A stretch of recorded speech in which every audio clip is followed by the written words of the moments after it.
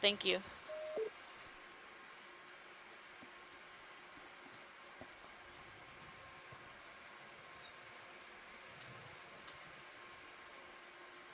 All right, it looks like bottom to me. I'm going to start coming down a little faster. Still have tether and fisheye, so should be fine. Copy.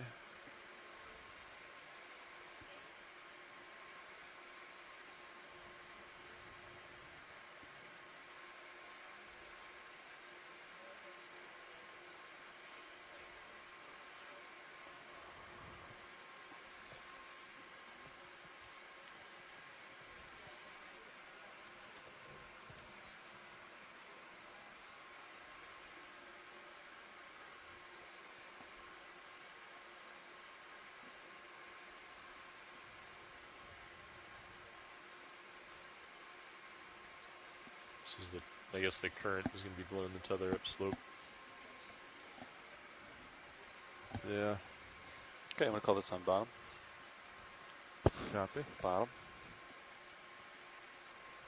1311.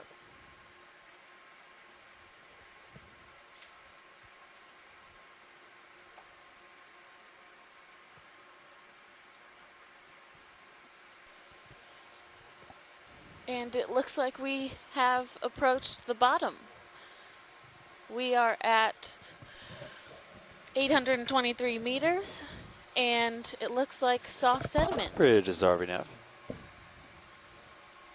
Yeah, we're safely on the bottom. Let's set bail out for... We have a few little fish north. swimming Due around north. here at the bottom. Our ROV team Copy, is thank you. going to get set up for us. Okay, here we go. USBL depth.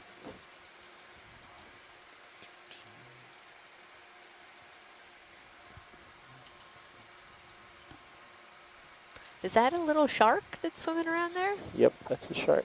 Oh, wow. Yeah. Oh, is it eating something? It's eating something, yeah. Looks like it has like a little fish or something.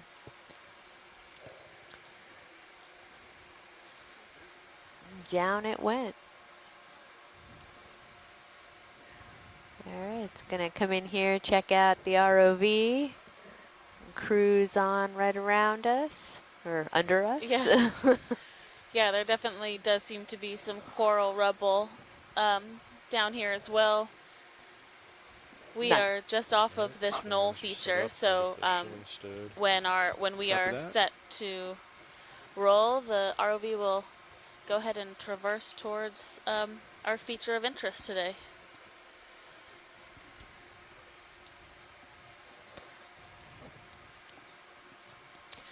So what you see here is our ROV engineers are just kind of getting everything set up. They're testing the arm. You kind of saw it go across the screen there, and just making sure all operations are ready to go. So we'll give them a couple minutes to get set up.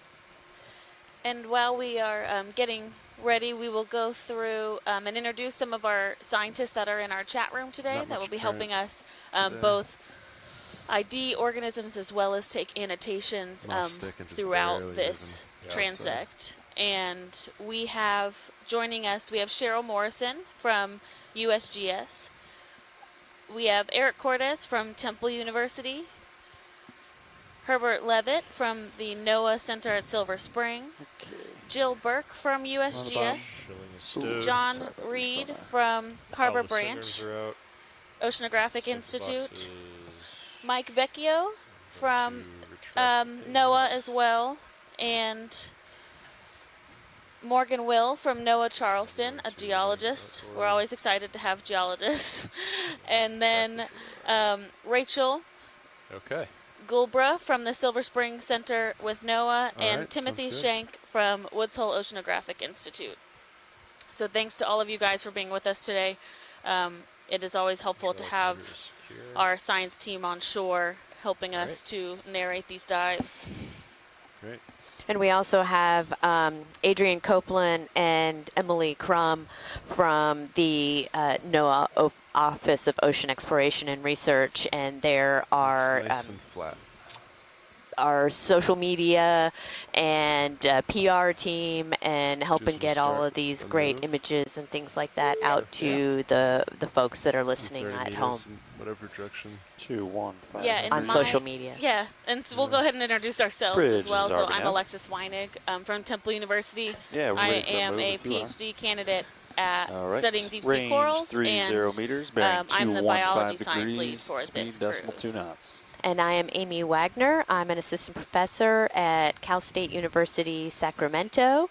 I am the geology science lead, and my Good copy, area Bridge. of specialization is in paleooceanography and paleoclimate. So I've used deep sea corals and other types of proxies Move is to in, understand past Got ocean that. conditions. CTD is doing a couple weird things. Well, actually, just want to let you know we're on bottom and we are ready to begin the dive. Thanks, pilot. So we are going to start heading Down a couple towards our meters. first Do one more of waypoint, these, shall we wait? which is at the base of this knoll feature that we just showed through the mapping data. And it does look like it is a bit more soft sediment than I think we've seen so far. Yeah, absolutely. There is, some fine coral rubble mixed in there, but not nearly what we've seen previously. Right, we've been seeing a pretty Camera's at full 35. coverage sheet of coral rubble at all of our sites so far. We were a bit more west for the last 3 dives, so we are further east on the Blake Plateau right now. And these mounds or knolls are a bit more isolated from each other than some Yeah. of the other areas we were in before. So this may be indicative just of there being less of that live population in the area. Exactly. And that's one of the reasons why we're out here, that these have the potential to be deep sea coral habitats, but we don't know. And we can do the mapping, but we really need to get out here and have eyes on site to understand what's out here. Right, and this type of data where we move from off of the feature onto the feature helps inform our habitat suitability models. So both the information we're gaining about where corals are not and sponges are not is just as useful for those models as when we find those types of communities. Absolutely.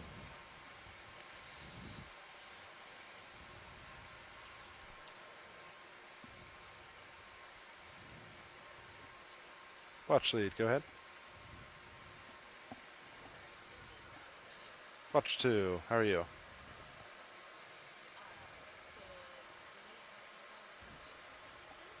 Yeah, we can do that right now. Hi everyone, this is the front row. We are all from the Global Foundation for Ocean Exploration. We're made up of engineers and videographers, and we are responsible for the ROVs and all the video products. Sitting pilot this morning is Sean Kennison, and to my right, This is Dan Rogers on co-pilot. And you have Levi Unima sitting nav over here. And in the far corner is Roland Bryan doing video. And in our back row, I'm Emily Narrow, and I'm in the video clipping chair. and again, we're all from the Global Foundation for Ocean Exploration, and ready for a great dive today.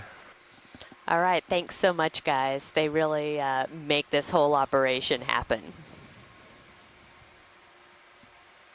So we have what looks like on the seafloor is actually sargassum, so a floating With the new Sirius seaweed lights, that you can really see the once it shadow of dies the just tether. sinks to the bottom of the ocean. And I think we talked Yep. yesterday kind of Yeah, the new offline to lights each are other 35 about degrees, I think. why Last we was a might 45. see an So increasing there's a intensity narrower of beam. sargassum on the seafloor as we move We can adjust. east. You can adjust the beam. Yeah, so Yes, as we like the move actual LEDs we can further adjust. away So it's outside of the spread Gulf out. Stream, we start to get Yeah, I didn't into know what that. we I call thought that was the, set. the Storage Sargasso lights at Sea. the bottom, yeah. And Those this is brackets, part of we can one of loosen the the main brackets ocean and gyres, spit the out. circulation that's on a pole, pattern so we of can the move it up and down. currents. Yeah. And So that has to be it's adjusted. carrying a lot of this it's allowing a lot of this not like sargassum a to set kind of screen. accumulate. And Right. so Oh, as no. we kind of get No, into no, the no. edge of that, That would be cool. we're seeing on the surface, we're seeing quite a bit more sargassum. And so this is actually a plant that is photosynthesizing and creating a lot of productivity at the surface, and then it sinks down. and provides a lot of nutrients for the things that are living on the bottom. So as we're going along and we see some of this coral rubble and little bits, but a lot of kind of coarse-defined sands, it may not look to the eye to be very abundant of life, and we don't have the ability to do any type of push cores into the sediments, but if at some point we do, there's a high likelihood that there's a bunch of kind of small microscopic life in these sediments, because with this amount of sargassum on the seafloor, there's plenty of nutrients coming into this region. Yeah, so that's one of the... Video, you want to snap this fish real quick? Yeah. Oh, yeah. What is... We have that vertical fish that's passing by, and then there's one that's on the seafloor. I'm sorry, I thought you were talking the vertical one. Oh, no. Sorry, I was going for this one. Yeah. Oh, he looks kind of grumpy. Yeah. Now. It's very pretty and shiny, though. Very iridescent. Slow down. Come back, video.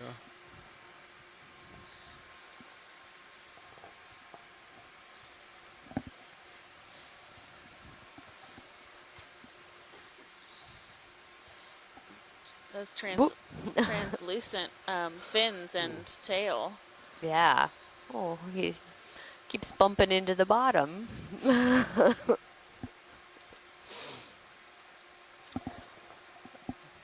Yeah. So we are about 165 miles offshore. So yesterday we were just over 100 miles, so we moved out quite a bit to the east. And there's a brittle star. Yep. At the end of my...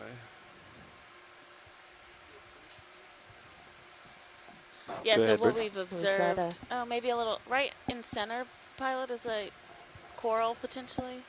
Yeah, a couple of them, one kind of by the that sounds good. dust cloud. Ship moves complete and center rotation A-frame, so yeah, that looks good. Sorry, Washley, did you...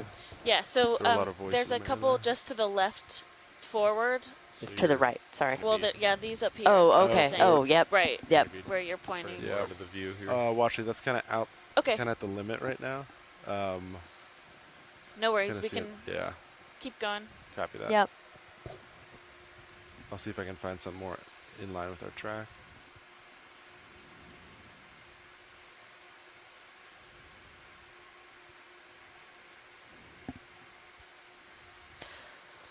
That ship stopped, making a slight Oh, yeah, heading it looks change, like there's pilots. quite a few of those. Copy.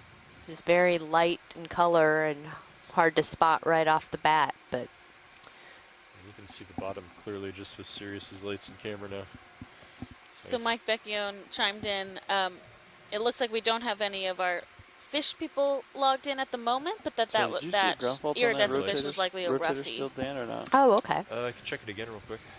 Oh yeah, there are I don't some know the outcome of that octocorals test. growing Yeah, amongst the Was it rubble. inconclusive or? so we're reading 83 right now. Yeah, watch Before- it. We were reading Anything 50 before, and here? it jumped to 360. If you want views on. This And I picture think down we're there. kind of Okay, I can try again. facing right towards So we're at that 83.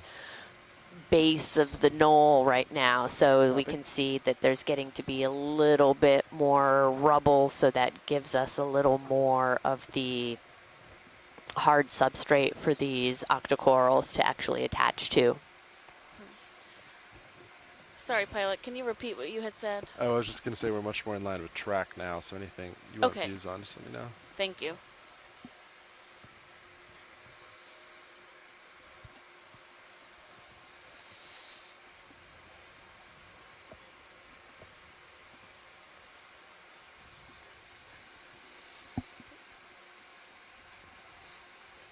And if you're watching online, if you look at our camera too, this is a great shot from our Another one of your fish. companion vehicle that helps our main ROV navigate around, the Sirius, and this is looking down at D2, the Deep Video, you Discoverer. want to snap it real quick? Yeah.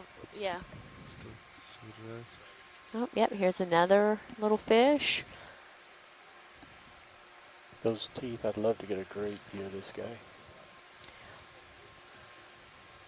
One of the great things about this program, well, for one, the ability for the telepresence, and while we have a couple of scientists on board, Alexis and myself, neither one of us are specialists in fish. And to his so we face. really rely on a lot of the shore-based scientists to help us with various identifications, either real time through the chat or Copy 310. online, Thank you, Rich. or later come in and review video and help with the identifications. So we get our video team to, get these tight shots of these fish to help with later identification. Yeah, we've had a couple of scientists, Cheryl Morrison and Mike Vecchio, chime in that they believe this is a viper fish. Yeah, I was going to say, when we get a shot of its head. Ooh, yeah, look has at that. these very menacing looking teeth. Ooh, Oh, yeah. there's a little coral behind him. Mm-hmm.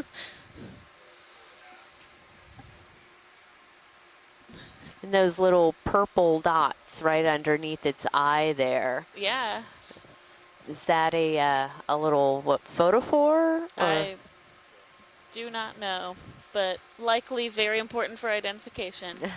We have a Oh, a nice coral there. coral in the background, a primnoid octocoral. Science, while we're here, do you want to zoom in the coral? I would like to, yes. Yeah, video. For it.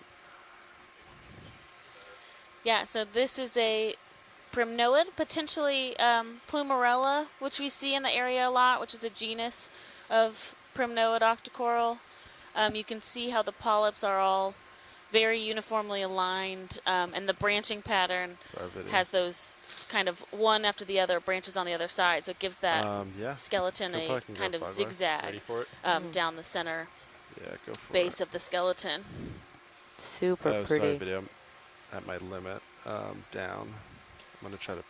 And we've had a couple primnoids in our sampling so far, and I think Oh, there's we a little all- tiny Oh yeah, baby fish. Or I Or think no, a little shrimp Turn on the, yeah, or swimming. amphipod. our other device. A small brittle star on the left. There was something. So you can see those 8 tentacles, which give the octocoral their characteristic name, that surround the mouth of the polyps. And these also have that kind of iridescent skeleton, so if you peel the tissue off of them, which we do for isotope and DNA analysis, the skeleton is a really beautiful gold color. Oh, wow. I did not know that. Yeah. Thanks, pilot. That's great. Cannot tilt down. I can back up. Oh, and a The only other snapper place I can route that camera is on your big monitor. Do you want me to do that momentarily or not? We have a couple of those small Think we're clear. plexarids, Mm-hmm. which they are quite difficult to spot, Oh, like you if we said come up with earlier, something Yeah. like because really they have that cool. very Just light, blend in. feathery color. Yeah. Copy. Spectacular.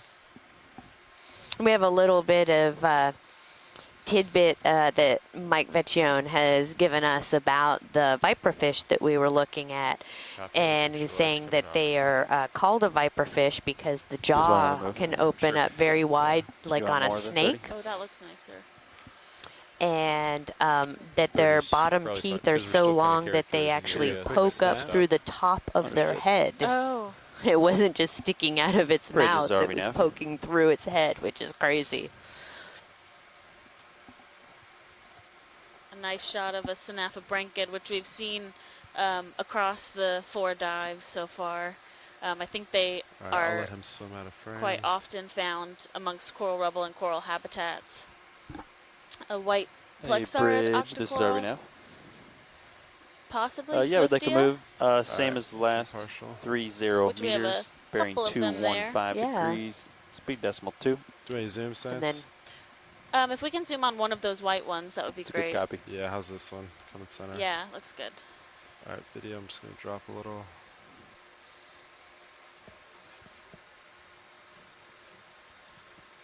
All right, video. You can start to come in.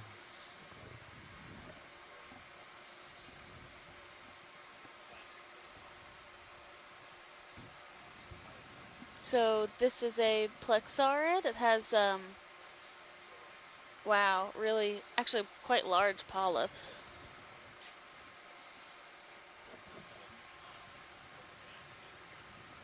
And and a brittle star behind it, of a type that I don't know if we've seen, or we at least haven't zoomed on yet. Yeah, that does look a little different than the ones that we've seen a lot of. And for reference, those lasers that you see Back on up screen more. Sorry, I'm sometimes at my are 10 centimeters, limit and there that video. helps us with figuring out the size of the organisms or even geologic features, Live video. because it can be difficult to realize how small some of these things are since our cameras are so powerful.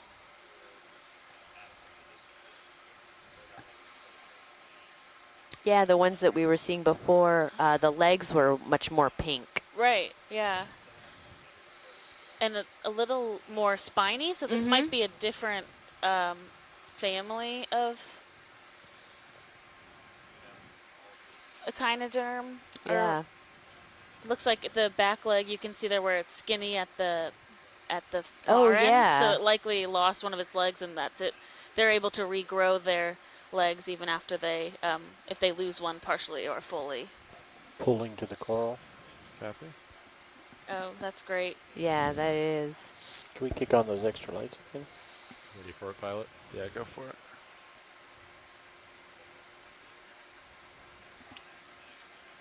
We're really fortunate to have Pulling for really full amazing screen. ROV pilots as well as video engineers. So Amy and I can sit back here and watch this awesome video and comment on it, but they're the ones doing the Beautiful work, view. Yeah. having to do Colors. with the lighting and all of the amazing both wide angle and zoomed in shots.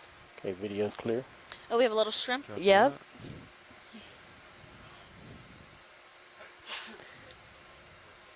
I'm going to turn off lights. Yeah. Team, when you are ready, Full wide. we can carry on. Yeah, copy that. Science. Moving on. Yeah, it's really hard for us to, you could sit down here at the bottom and just be looking at all of these things, close up. You zoom in and it's like, oh, there's a shrimp and there's another fish. And, but we really want to see more of this knoll and try to understand and characterize that habitat and what's there. So we have to remind ourselves to keep moving sometimes, Yeah. because we could just sit here and look at one spot probably for the entire day almost. Right.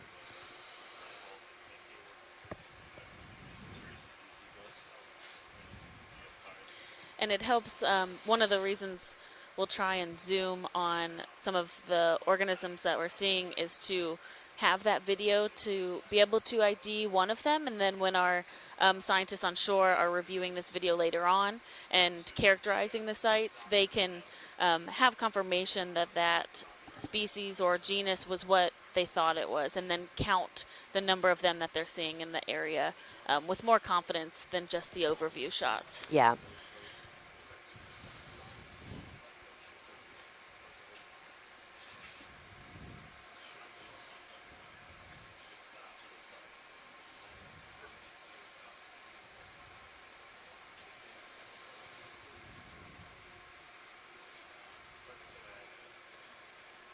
So if you're just joining us today, we are about 165 miles off of the coast of Florida right now on the Blake Plateau. We are aboard the NOAA ship Okeanos Explorer, working with the NOAA Office of Ocean Exploration and Research to continue conducting surveys of this southeast Atlantic coast of the U.S. and characterizing a lot of these different habitat types that we find out here. And my name is Alexis Weinig. I am from Temple University and the bio lead for this cruise. And I am Amy Wagner, the geology science lead for this cruise, and I'm at California State University, Sacramento.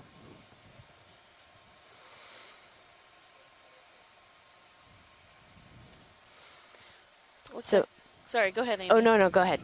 We might have our first sponge of the dive, which we don't need to take a snap on, but looks like a hexactinellid, one of those glass sponges, which we've been seeing across these dives.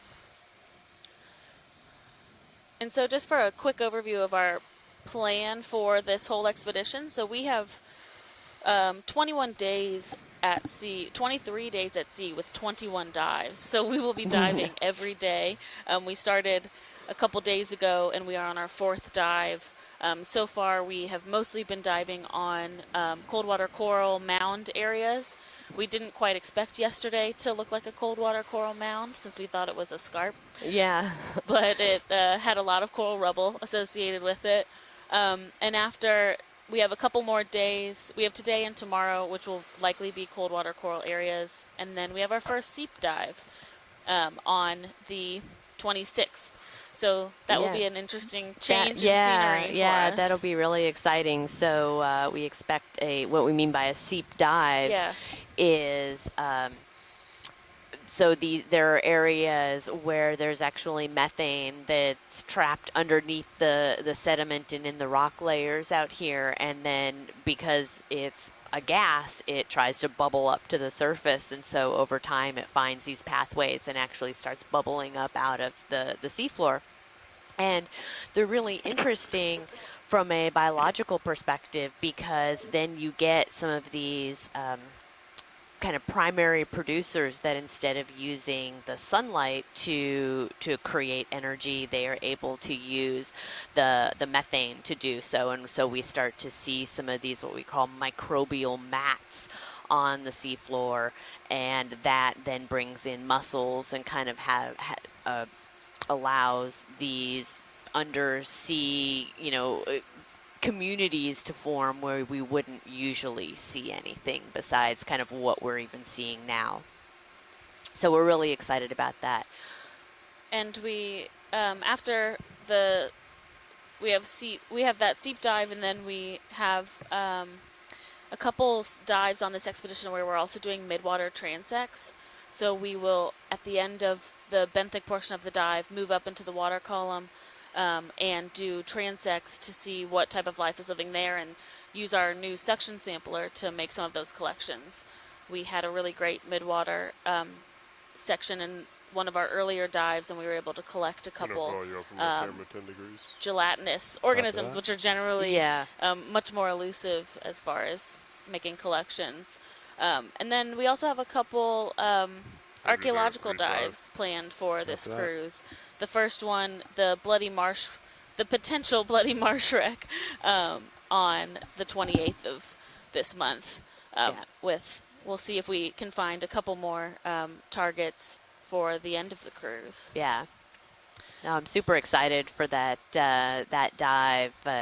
I do, scuba diving as probably a lot of us do, and have had a chance to dive on some other wrecks, but to really be able to get into this deeper water where you typically couldn't scuba dive to is going to be really exciting.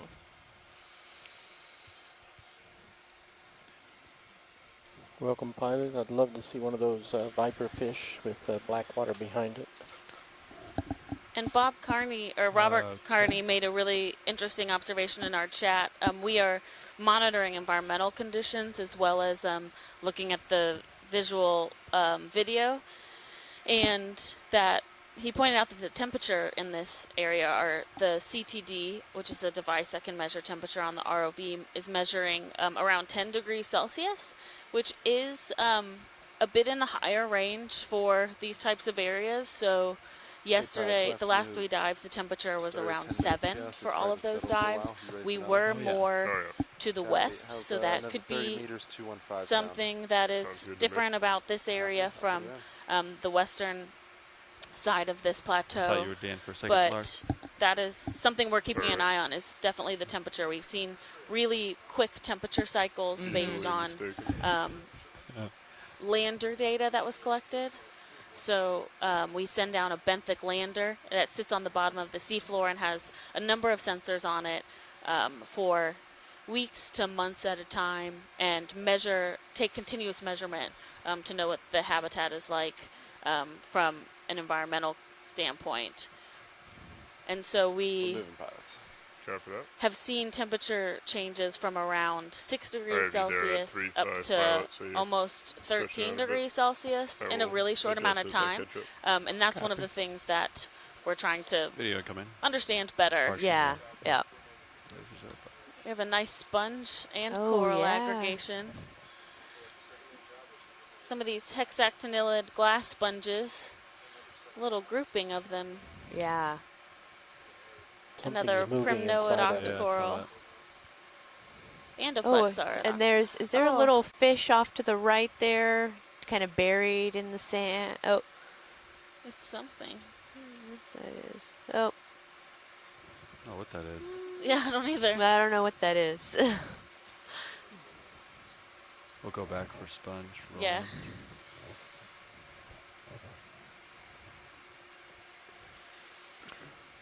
Yeah, oh, there's something in the sponge as well. Probably somewhat little amphipods or maybe a crab or something. So oh, I yeah, think it's a shrimp. So oh, yeah. these sponges often have shrimp that live inside. Oh yeah, look, his claws. He's like, let me out. These often have shrimp that live inside the sponge for what we think is the shrimp's whole life cycle. So they find their way in when they are very small larvae and then live inside the sponge.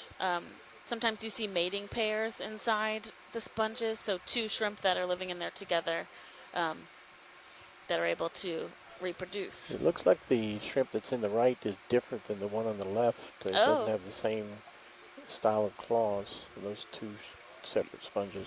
Yeah. So the one on the left looks to be smaller Yeah. and has a different style claw. And Jill Burke from USGS said that they've also found early life stages of parasitic isopods Video in clear? sponges when they've collected them. So Copy. there's likely a variety of Pilot's clear. organisms that use these I as don't know if little you can get homes. closer to that Yeah. thing on the right, but I think And it it's, is you know, living. it seems like a pretty good deal because they I can get closer. Yeah, are let's safe just sit from right down on predators. top Yeah. of it. Stand by. I approach. Same view every day, but And the isopods that are normally I have to help me when they're find it parasitic, back. they're found on fish. So it sounds like they start their yeah. they could start their life stage in the sponge and then Come back in. parasitize the fish. She was in here somewhere, I think.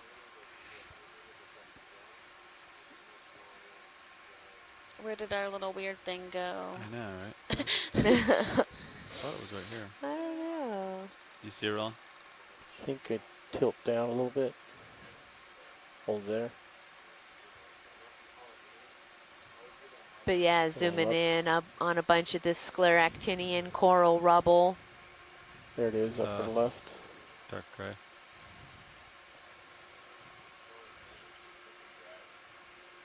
We're just going to take a peek at that small little curiosity he's getting us. Oh, I think it's a clay, like it's a Bivalve. bivalve. Oh, bivalve. Okay, Oh, it copy. is, isn't it? Yeah, which is actually makes me wonder how many of those Yeah. there are if it's that covered by the sediment. I think we might So see it looks like something it's similar a type upper of left of mollusk, this like a guy. clam Oh, or a let's go. mussel, probably a clam Mm-hmm.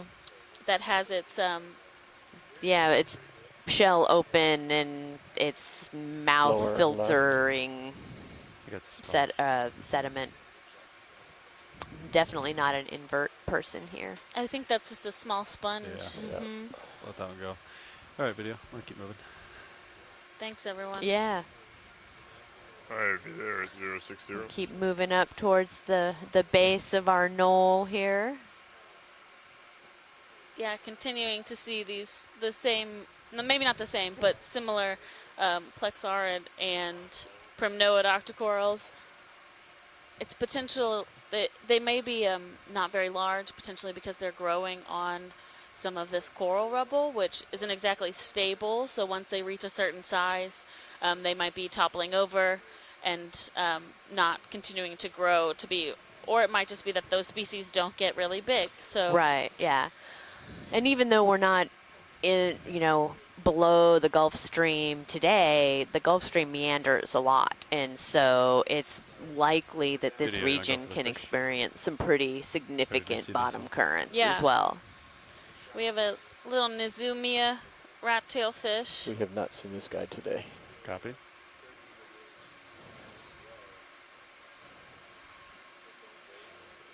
Come in a little further if you got it. Yeah.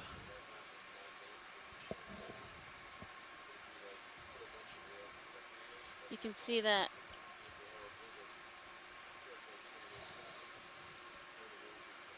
Wow. That's full zoom. Swimming crinoid right in front of me. See on the minute cams? So they have those little kind of whiskers that are on the bottom of their chin there, and do they use those to kind of help sense what's, because they're along the bottom there, so I think So they're about using to that to land try off your to left sense port food side. in the sediment? Yeah, potentially, or like they're just kind of feelers. So Yeah. like since there's not much light down here or any light down here, they Yeah. are Pulling forward. using those more as a My right sensory. toe's kicking up a little sediment with the Or current. All right. We'll keep moving on and up. I got some tether to play with there. Definitely, yeah, you're right below me right now. Yeah. I'm coming up as you come up to push forward. Looks like there's the slope. So we're So basically facing into the base of this knoll, and you can kind of see a little bit of that uphill trend. And as we are getting closer to it, we're starting to see some larger Following you off chunks the camera. of this coral rubble. It's getting a little bit more abundant. yeah, you see that slope as we're approaching. Mm-hmm. As we'll start going kind of uphill. There's a little yellow fluffy bit there, probably an octocoral. Mm-hmm. It's either an anemone or a Oh, I think that's a cup coral. Yeah.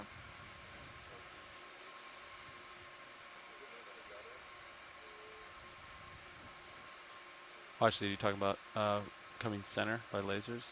Yes. Okay. I'll get you a quick view here. Thank you. Yeah.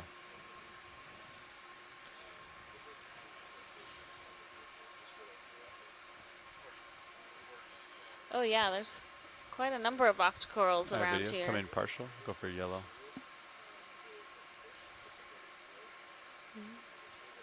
Yeah, so this is a different type of octocoral. It looks like, to me, it looks like an acanthogorgia, which can be sometimes difficult to tell between a acanthogorgia and a plexaurid. But those really long polyps and more of that like fluffiness is generally how I work to identify them. And we have what Got looks any like more a juvenile anthomastus to the left as well, that pink polyp, where it has Okay, about got it. two Oh, yeah. polyps. Max zoom. So Copy. We didn't see any of those yesterday, did we? I think that's probably too far out for the extra lights, huh? Yeah. Can we center up HD2 Copilot? Copy. Taking your mid pilot. Ready for full And screen? then that white coral that's to the left there. we have a small Slight cup tilt coral there. down there too.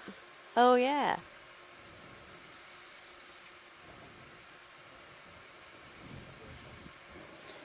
So that white coral, is that Go ahead and plexaurid? tilt Yes. down to Okay. the cup coral on the So bottom. kind of the way that you can The see red it one? moving in the white- water, white one. that's also helpful Oh. for identifying because their skeletal types are different, the Mhm. plexaurids and the primnoids.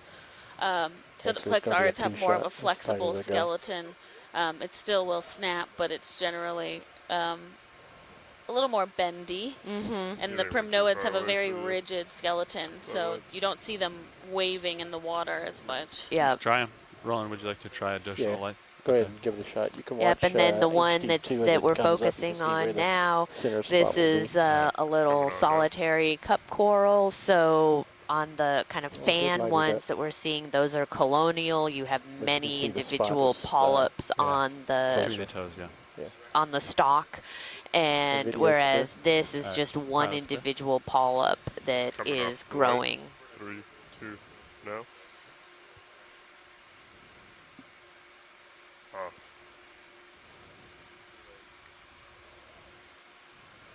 Okay. Continue up the hill here. Yes.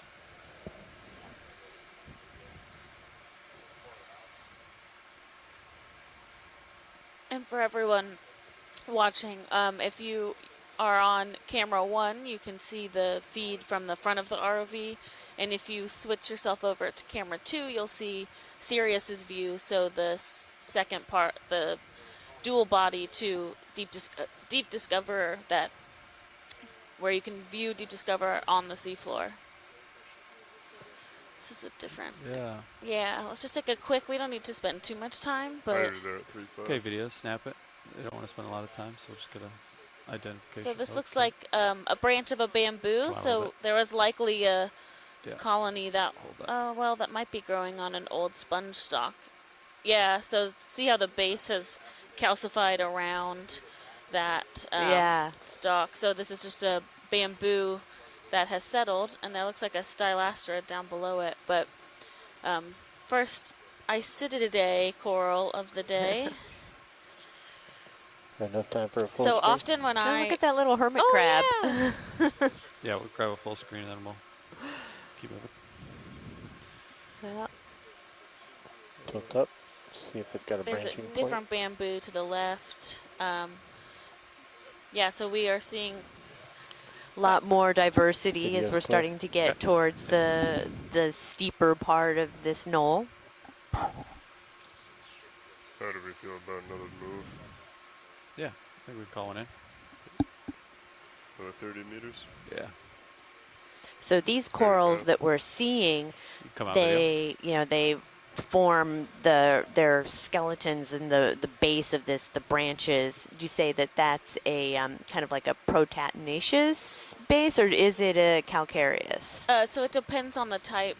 These ones that are octocorals, they are calcareous. Some of them have parts of the skeleton that are proteinaceous. Like the bamboo corals, right? The bamboo corals, that brown part is proteinaceous, and then the plexarids actually have a relatively Yeah. Ready proteinaceous for another move? skeleton with the sclerites, so the calcium carbonate Say so. little Yeah. bits that are you. inside the tissue embedded in that protein. Okay. So that's what gives them some of that flexibility. Cool. The calcium carbonate is really rigid, Mm-hmm. but the protein itself is actually relatively flexible. Yeah. Is that a We just put in a move. How long would it take? Yeah, so these types of corals, when they die, Okay. they may have a little bit of a stalk, but that doesn't really, it's pretty brittle and breaks down, and yeah, there's this a looks like, plastic bag. oh, maybe, yeah. Oh, there's a fish There behind is a there. fish behind it.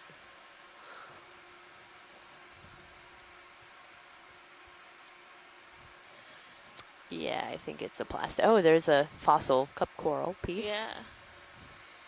All right, come wide. Let's see if. There's a crinoid up there. Oh, yeah, here we go, going up. There we go. Okay.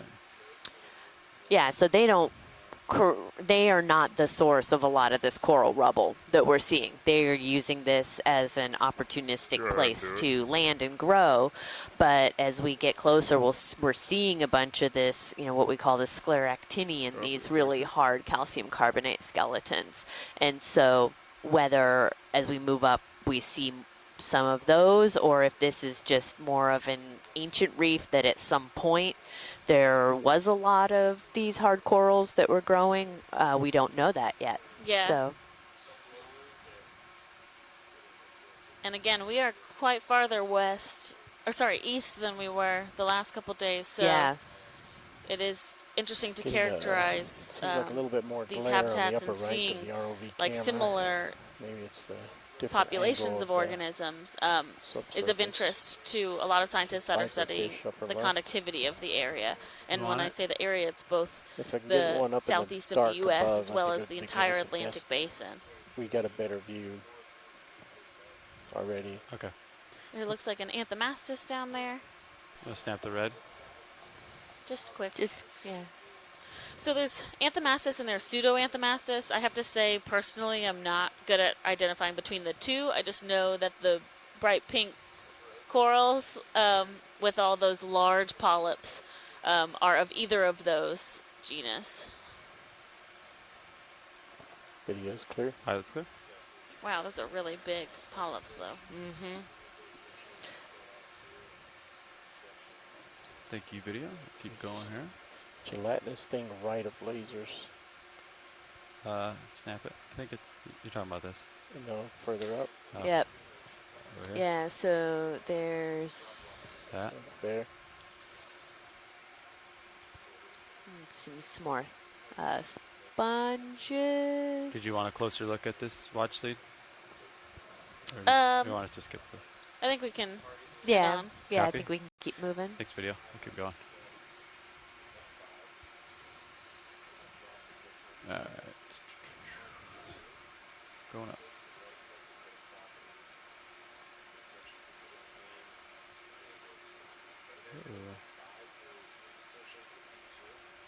Have we seen this red one already? I don't think so. Snap it? Yeah, The it looks sea like panels a on? black Black coral. coral. Oh, black coral, yeah. Yeah. But yeah, we haven't seen these today. So this looks like Not a very well lit. Bathypathes Yeah, I'm pretty is far the away. genus. The family is You have room in tether to move forward if you Antipathidae, want. Yeah. and these are black corals. So the skeleton We'll get closer underneath over the there. tissue is black, which gives them that name. Partial. Yeah.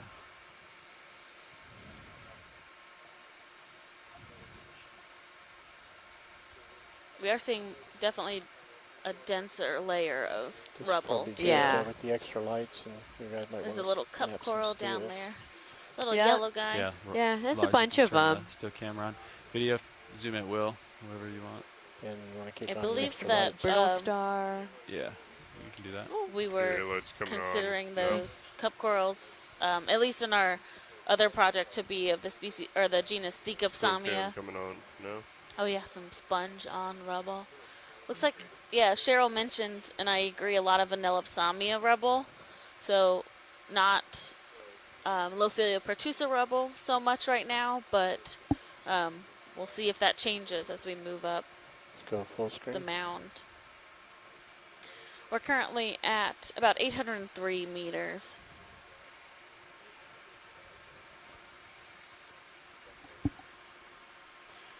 Still came off. Video's clear. All right. I'll get back into serious view. Come wide. Lights are clear. Lights coming off. 3, 2, no. All right. Is that full wide video? It is full wide. Just close. Copy. I do not have you in my view anymore. If you rotate down, I think I'll be Yeah, right. copy that. Yeah, I see your light pull.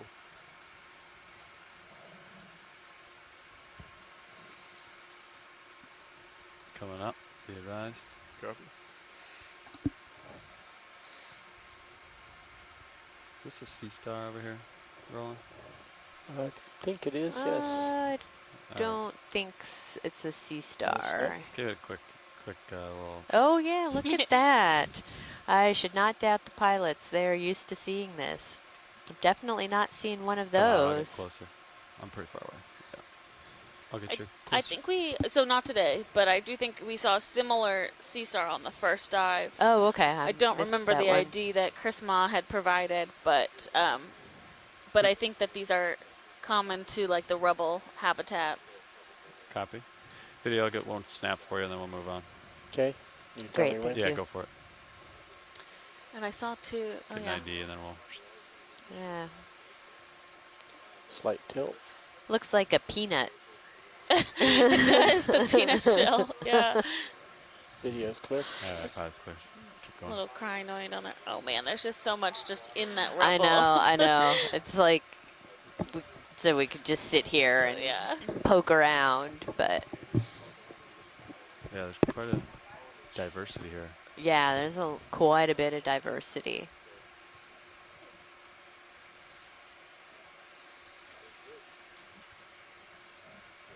Coming out. I have you directly below me, so as you come up. See an additional Oh wow, yeah. non-biological. I don't know, maybe. Let's take a quick. Yeah, I'm headed that way. Detritus. Yeah. Yeah, it definitely looks like human influence. Oh yeah. Okay. I'll just Yeah. relax, actually.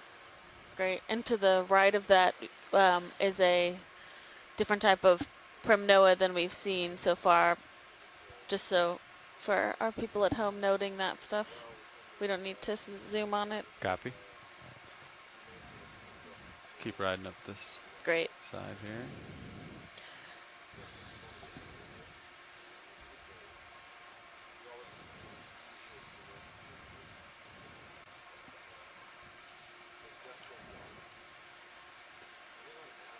Nav, this is watch lead 1.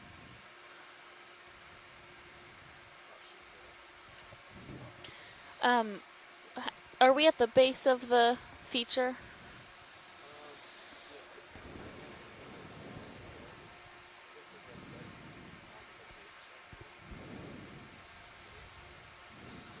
Take a peek off to starboard.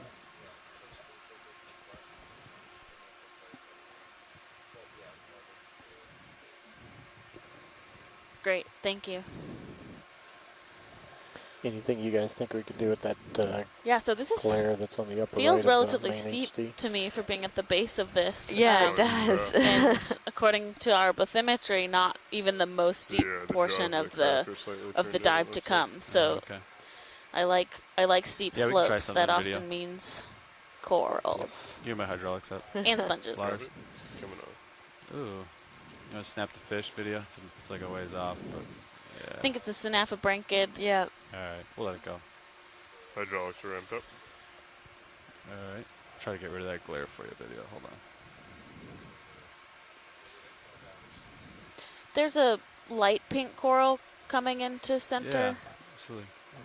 Just do a snap of that. Copy. Video, let's snap it. Is this which one you're talking about? Yes. All right. Okay, so this is a Paragorgia. This is our first one. Ooh. Favorite. So these are known as bubblegum corals Mm-hmm. because they look like bubblegum when the polyps Put are lasers on attracted. it and turn These the are lasers off. personally one of my favorite corals just because they're so pretty. Mm-hmm. And it has a Lasers large ophoroid on there, so brittle star of a Okay. different type than we have Partial. seen so far on this cruise. I get So closer to it if you'd like. that's a great Yeah. All right, observation. come out a little bit. Yeah, look at that. It's really just,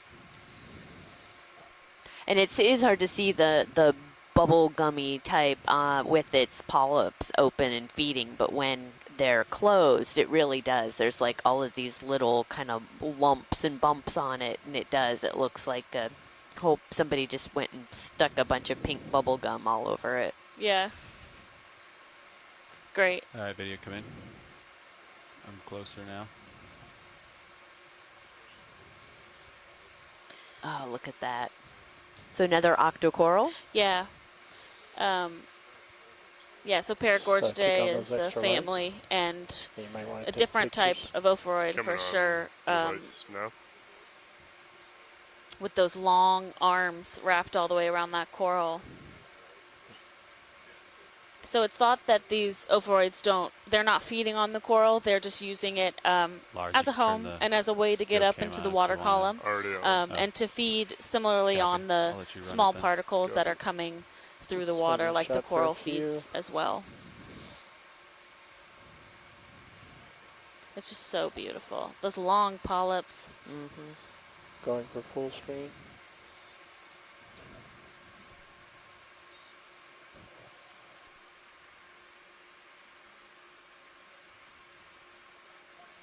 Bit of color in an otherwise gray world. Yeah.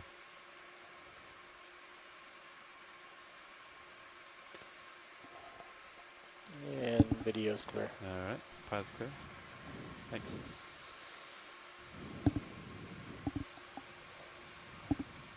Lights are coming off. No. Thanks, team. That was great. Yeah. Okay, keep moving up here.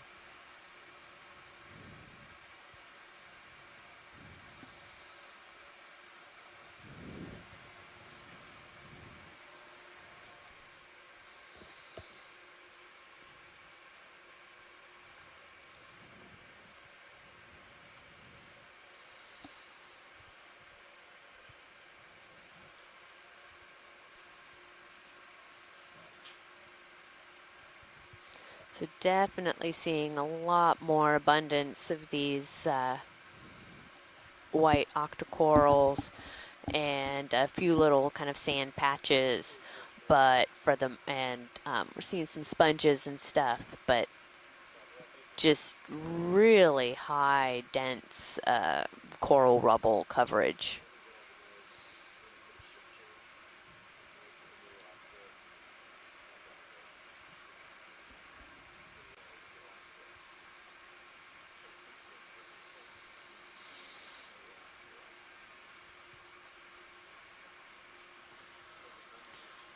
This is a crinoid. You can snap it video. I'll Oh, bring yeah. it center. I don't know if you're interested. Watch it. Oh, good eye, pilot.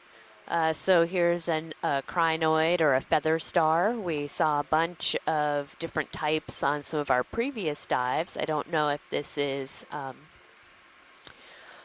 if we've seen this particular variety before, but this one has 10 arms. I think we did, because I think I remember it having the arms and then those really kind of long trailers at the end of those arms. All right, video. We'll let it go. We've seen it. Thank you, video.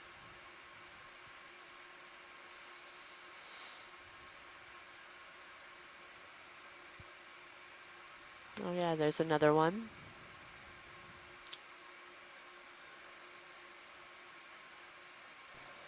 Hanging on to the edge of one of those corals. Yeah. It's a whip coral coming up. Oh, there's, Eyes haven't seen that. Yeah, there's a whip coral coming up. I'll stop and take a shot of it. Watch Great, thank you. Hey, pilots. You ready to put another move in? it. Yeah. Yeah, I believe so. Copy that. Still happy at 215. Looks good on my end. Good to me as well. Copy. Because of increased slope, do you want to bump it down to 20 meters? Or are you happy at 30? 20's Yeah, fine. video. Yeah, I'd That's say a good 20 as point. well. Some Copy that. Call. 20 there are coming some up. corals that have bioluminescent properties, and especially the bamboo corals, which looks like this is one of those. When you sometimes if you bring them up into the lab and you kind of disturb the polyp, so run your hand along the polyp, they will bioluminesce. And Okay, I video personally coming. don't Yeah. think any of us quite know the significance of that, but And then a little squat lobster Yeah. on it. Let's go upper left lobster. Upper left, copy. Oh, yeah. yeah. Oh, look at those claws. Yeah. Look how long they are compared to the body. Wow. He's got a polyp at the. He is a lot of fun to eggs. watch. He is. Oh, yeah. Small dots in polyp. Oh yeah, those eggs. Oh, yeah. They might be. Oh So wow. this might be a gravid octocoral. What is it called? Gravid. Oh, So okay. they have when they have eggs. Okay. Any more zoom video or not? X. Oh, Copy, man. look at that. Now, are they like Continue to the top. I think it's closer the hermatipic coral, the like the shallow tropical ones where they only spawn? They like all spawn at the same time of the year. Yeah. So one of the real challenges with deep sea, there's another of the same type of crab, and a lot of mucus coming off of those corals actually. Yeah, That they is- may not be happy that. Well, that's pretty surprising for seeing in situ to see them like that, and that might have to do with the eggs being in there. Honestly, Okay. that's speculation, but you rarely see corals with mucus trails in their in natural situ. environment. Yeah. But as far as the type of reproductive type full that the screen? corals are, that's one of the challenges with deep sea coral biology is that we don't know a lot about their reproductive strategies. Sandra Yeah. Brooke at FSU does do what she calls gonad chopping, which is she will segment the corals when we bring them to the surface to look at the type of gonads and eggs that they have. But some of them are brooders, some of them are spawners, and I don't know Video exactly is which clear. are which. Copy. Pilot's clear. Thanks. That's really cool. Yeah, that's a great observation. And it's Alright. nice that those polyps are so big that and clear that we can actually Yeah. see in there to see Yeah. the eggs.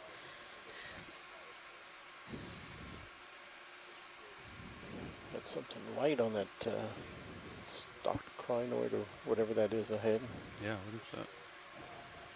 Oh, is this one of our first live scleractinians? The white, just kind of at the left edge Snap of it. the screen? Or is that still a We're like over there. Copy. Yeah, we'll take a another snap sea zoom. star? Sea star down there. Video snap white. They're interested in. Is this it? Yeah. Yeah, there looks like there are. Ooh, maybe not. Oh yeah, there's some live polyps. That looks like Lophelia pertusa. Okay. There's a couple. You can see the fleshy polyps on the left branch, Yep. which indicates that that one is alive. There's a large barnacle up there as well. Oh, yeah. Yeah, so that's our first colonial scleractinian for today at about 783 meters. Come out a little bit. Yeah. That's good. Thanks, guys. All right. Thanks.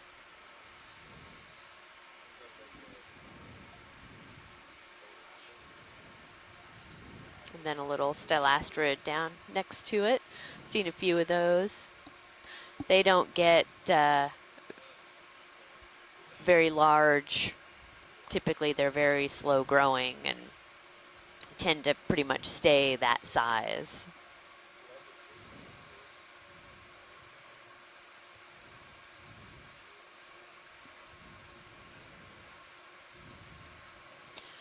So, pilot, how is current here? Do you feel like you're fighting, or is it relatively? I see the tether, the yellow tether on the Sirius view. Okay. And I feel a little bit from my starboard to my port. So that would be from the northwest to the southeast. Okay. That's what I feel at the moment. Can we do a zoom on that white coral? Yeah, right in front of me? Yeah. Sure. Stay by a video. Looks like it's kind of falling down. Yeah, Coming it does. partial. Mm-hmm. Yeah, it's over on its side. Oh yeah. So this is dead. A dead stellastrid, yeah. So Or it's is not. it- Yeah. So this is a corallium. Oh, okay, right. Sorry about that. But it looks like it might have Come out a little fallen bit, at some keep it in point, and then view. generally once they are not vertical anymore, they have a hard time continuing to feed, and they're often colonized by the other type of epibionts or organisms that live on the seafloor. So thanks, guys. That's good. All right.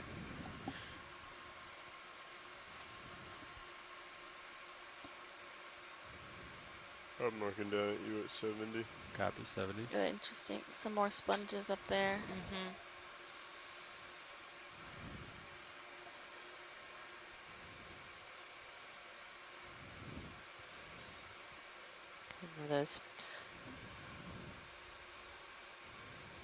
Those hexactinellid with the.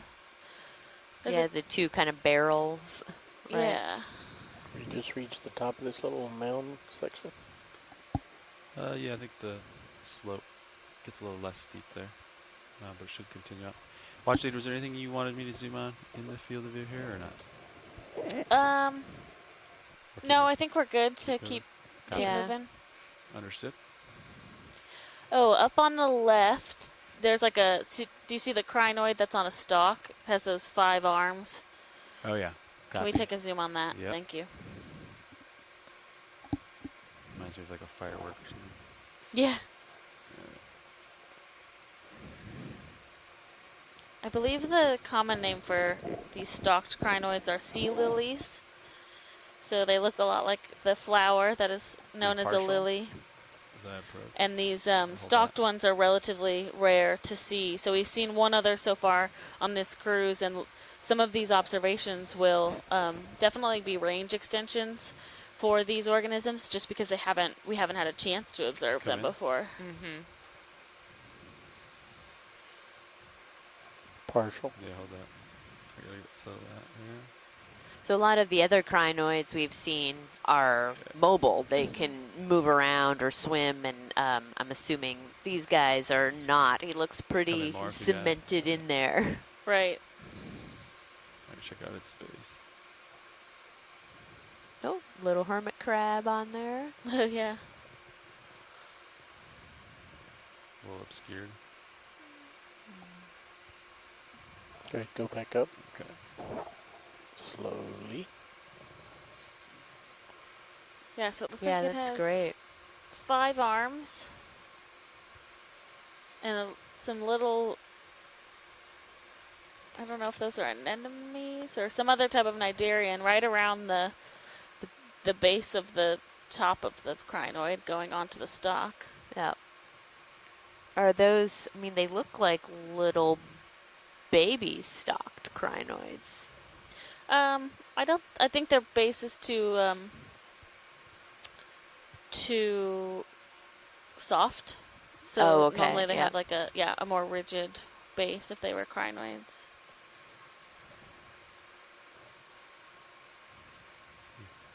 Video's clear. That's great. Whenever you guys are ready. Copy. Pilot's clear.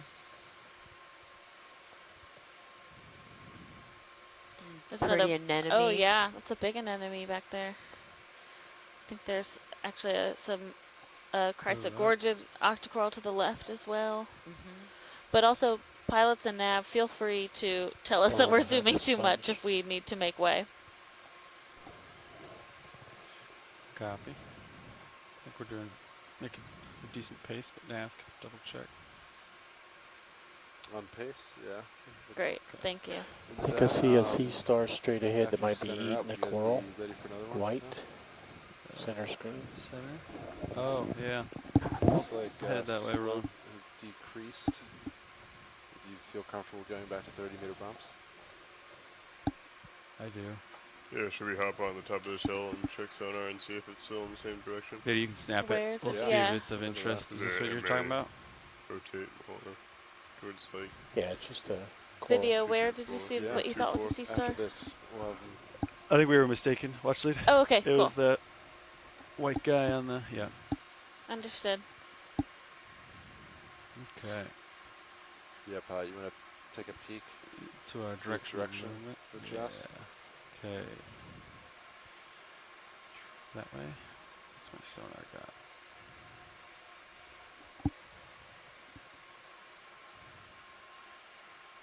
Yeah, a little to my port over here. Yes, that looks almost 200 for you. Sirius is seeing something maybe like 225 though. Do you want to follow the local high for a bump? Yeah, And then readjust? Yeah. yeah,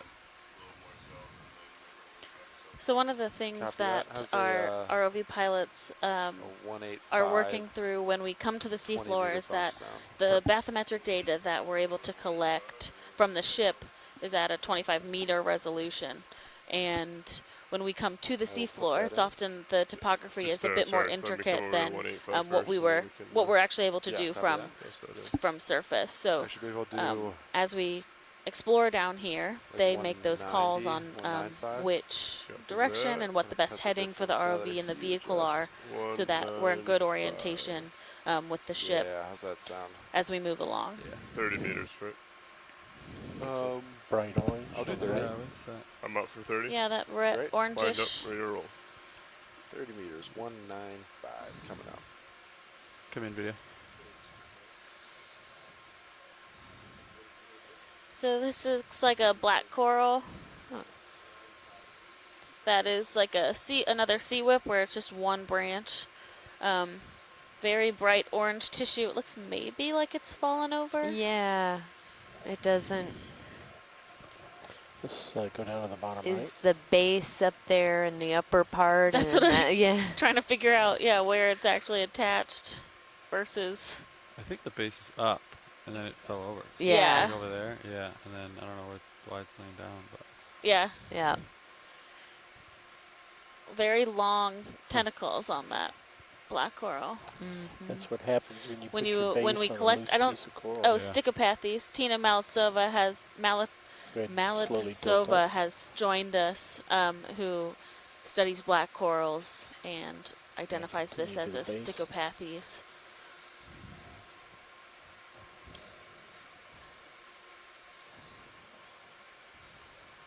Thanks. Video's clear. All right, pilot's clear. Be advised you're a little stretched out. Copy. Lasers Starting on to that. get close. You got a little bit of room, and I should catch up soon. But Good. Full wide.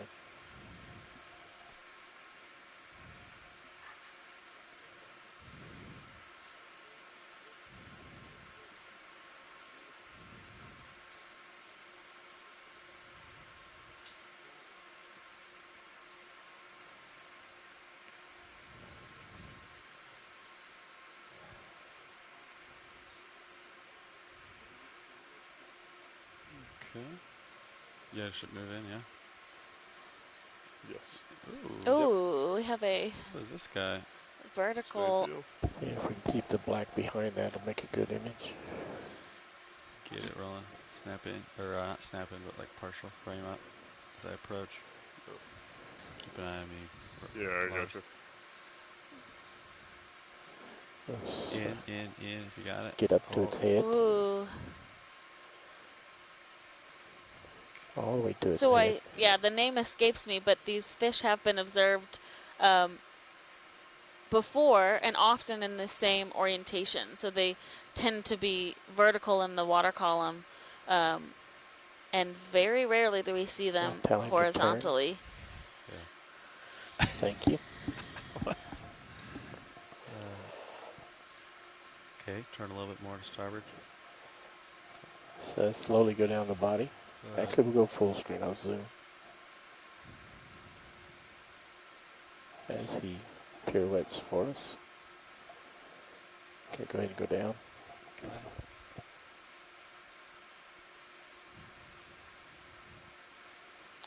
Go ahead and continue down to his tail tip.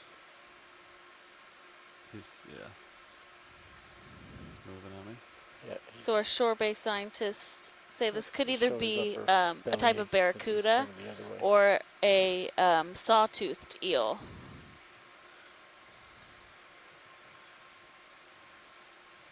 Get focus.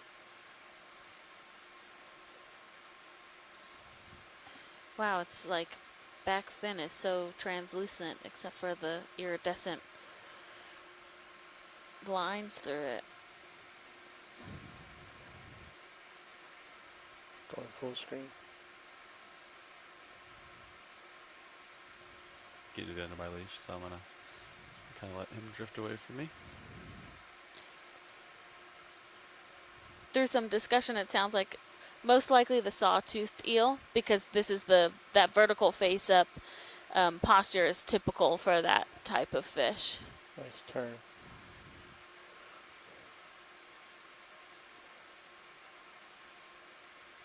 And there was another expedition recently in January off of the coast of Costa Rica that saw essentially a school of these Stick that under his gill. it was If you got just the time. all these Take it. silver lines up and down. It was a really amazing sight to see them kind of grouped together. It might not be the same species, but it definitely had a similar orientation in the water column.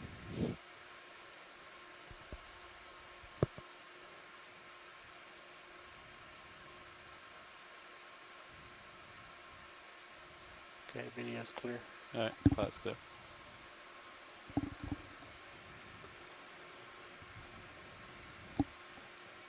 Okay. Great. Quite a few fish in the background there. Yeah, look at them all. Yeah.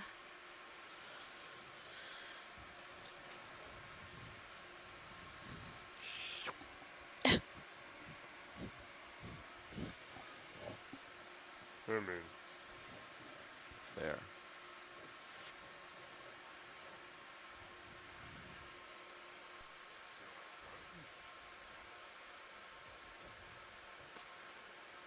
No. But I think you're starting to pick up some sonar further out, 50 meters out, kind of in the direction we're facing. Copy. Watch, did you see anything on the top of this mound that you wanted to zoom on? Else we might do some navigational sonar exploration. Let's do some exploration. Copy. Exploration. We do have a lot of those white plexaurid octocorals and different types of primnoids on top of this mound, there continues to be a layer of coral rubble. We haven't seen much live scleractinian,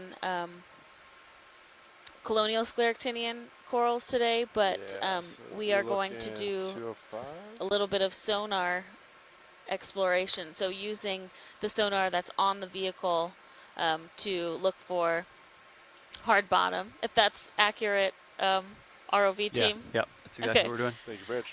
To kind of go in the direction that would be best for more of this type of mound See exploration. the fish video while we Oh yeah. wait for the ship to move. We have a direction.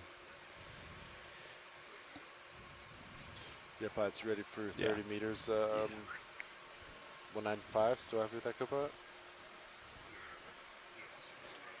Copy. Looks like more of those synaphobranchid eels. That one that's kind of sitting on the seafloor, are we able to zoom on that? Sorry, Watch, were you talking to me? Yeah, sorry. The one, yeah, that yeah. fish. Yeah, stand by. Because it looks a bit different in coloration than the ones we've been seeing and actually sitting down on the seafloor like Video that. coming in a little bit. Or maybe it's the same type. He's just resting, taking a break.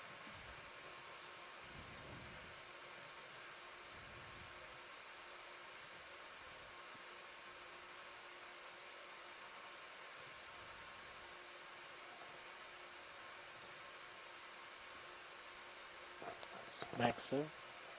Copy, Max. Zoom. Science is good when you are. Video's clear. All right, pilot's clear. We got the ship moving towards this uphill. Great. What I'm looking at right now, uphill. So we'll, while we have a minute, I might peek around, see if we see anything. Okay. You have tether. Plenty of tether. Copy.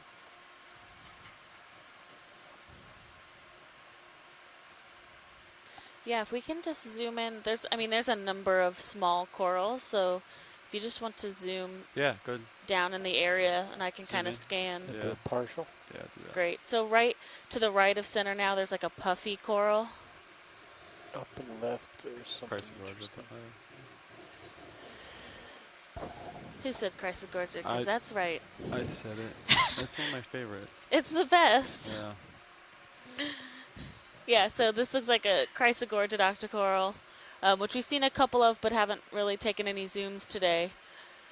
And there's, at the Come base out of it, a bit. is actually I a can get really close. small Paragorgia colony as I'll well. go for closer up video, or watch lead. I was pretty far away. Cool, thanks. Something maybe more detritus there on the Yeah, left. dark in Oh, color. yeah. Yeah. Come in video. Chrysogorgia.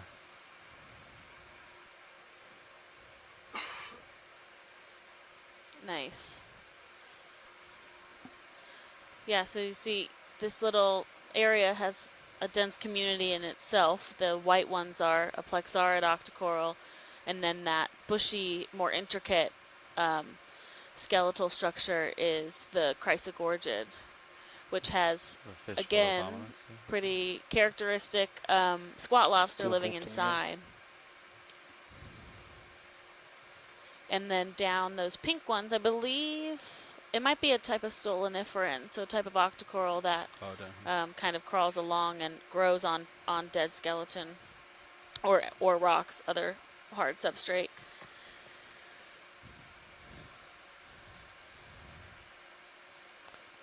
Go full screen.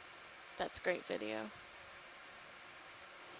We kick on the extra lights. Coming on with lights.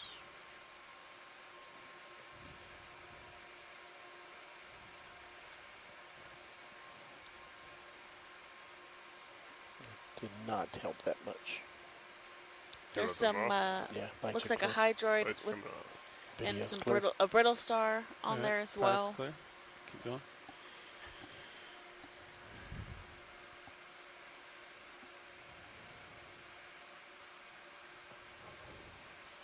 A number of different types of octocorals. It really is looks like a great spot for them to be in the current See and what the black object is. Just snap it. really It's kind thriving. of out of our dive Oh track. yeah. Looks like garbage. Yeah. Some more trash, likely a trash bag. We'll let it go video. I guess, Tether, I'm going to go with the direction of movement. Yeah, that's a good point. We do, we often see some garbage when we're down here on the seafloor, and we are, you know, over 780 meters, and we often see this influence of humans where our trash makes it into the ocean and down here all the way to the seafloor. Unfortunately, plastic takes a very long time to degrade, so that often is there for a very long time, influencing that habitat. And these plastics break down into really small pieces as well, which are known as microplastics. It's a green eye fish. Where? Straight below. And these microplastics have been found pretty much in any sediment on Come in partial. that have been sampled for that purpose. So makes us think about our own single plastic use and maybe reducing that to have less of an impact on these habitats. It's an interesting fish.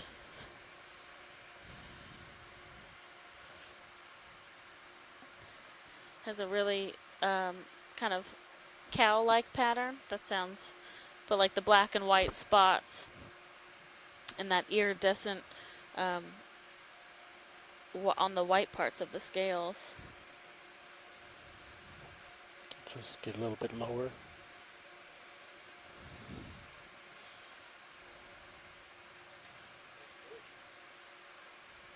He needs to chill out. Makes it difficult Yeah. for me. It's okay, little guy. Are you the fish whisperer up there? I don't believe I can hear you. Video's clear. Does he not have a headset on? Can he not Yeah. hear us? We have another one of those stalked crinoids. We don't need to take a zoom on it, but Copy. just noting. One of those pancake urchins we've been seeing throughout these habitats as well. We actually saw one of those feeding on a bunch of sargassum before, so that's an interesting observation to know that they'll actually eat that plant material. Video, I think. Isn't that one of those fish that only swims vertically in serious view? Yes, I think it is. Yeah, that was horizontal. I just saw one of those Complete. vertical, very thin fish flying horizontal in the serious view. Oh, so video and ROV pointed out they just saw one of those, what they Still think looks is pretty a good. sawtoothed eel, the fish we saw earlier, swimming vertically, Brian, how do actually you feel swimming another horizontal, which is quite 195? unusual for them. We 195? didn't get a close-up on it, but Copy. You guys ready that for 30 meters? is Yeah. Let's do a it. potential so. really interesting observation. All right, this is the hill we're going up. I'm going to look to starboard to see if you see anything interesting here. Great. So it looks like we actually have the abundance is quite reduced from where we just were, which could just be a difference in. Sorry, which heading did we change to? We're going about 200. Okay. Yeah, so just the change of heading from the ROV, likely a different orientation in the current, which influences where those corals will settle. Did we move downslope a bit, and now we're going to head back upslope? Yeah, there's kind of like a little flat spot, a little dip. downhill. Yeah, a little dip, and now we're going back up here. Yeah, so we were kind of in like a little trough in between two of these mounds, and we're going to continue to head back, or upslope, not back, but upslope in the direction we have been going. Got a big aggregation of rubble, which... Yeah, what is all that? So it looks like it's just coral rubble that hasn't broken up into smaller bits yet. So this looks like probably an Elpsamia Fish inside. Yeah. rubble. Can be hard to tell. Oh yeah, there's a fish hiding in there. It's taking a nap. but these Maybe big he had you chunks with will fall off of the larger coral mound and fall down the slope, or start to break up into these smaller rubble bits that we've been seeing throughout the dive.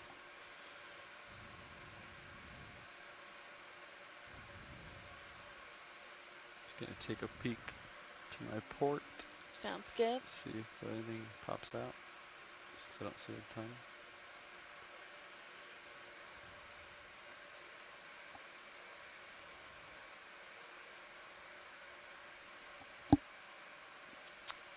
That is that one on the left, the larger colony.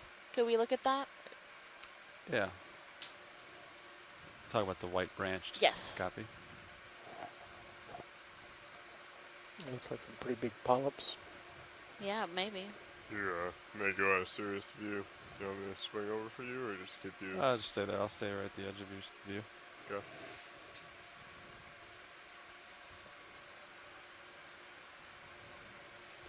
So a lot of the times when we're out here and we're IDing these corals, I'll Not super go close video, but you can zoom in.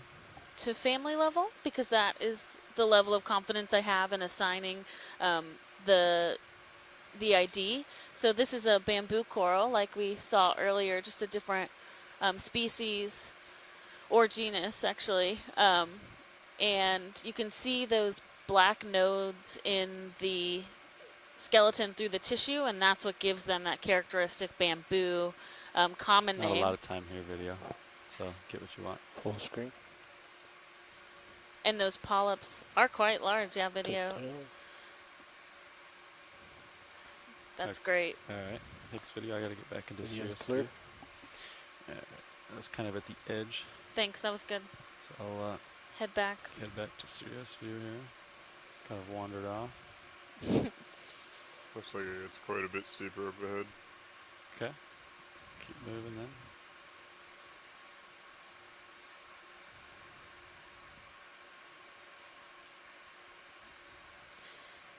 So if you're just You might wanna joining pull us up a little today, bit. we Sure. are off Those of the coast, about 165 miles off of the coast of Florida, exploring a I'm coming up. more Copy eastern that. side of the I'll Blake keep around Plateau than we've 15. been able to explore to date, or over this cruise. And we're on a kind of mound or knoll feature That's that on was our target, identified according to last Sirius, is year very close during to the Sirius. 1806 Okeanos expedition, and they wanted to do a dive here because of how interesting these features are, but they Just were wait for unable pause to, move, so they or- just did a lot more mapping, Yeah, which for I think sure. you can.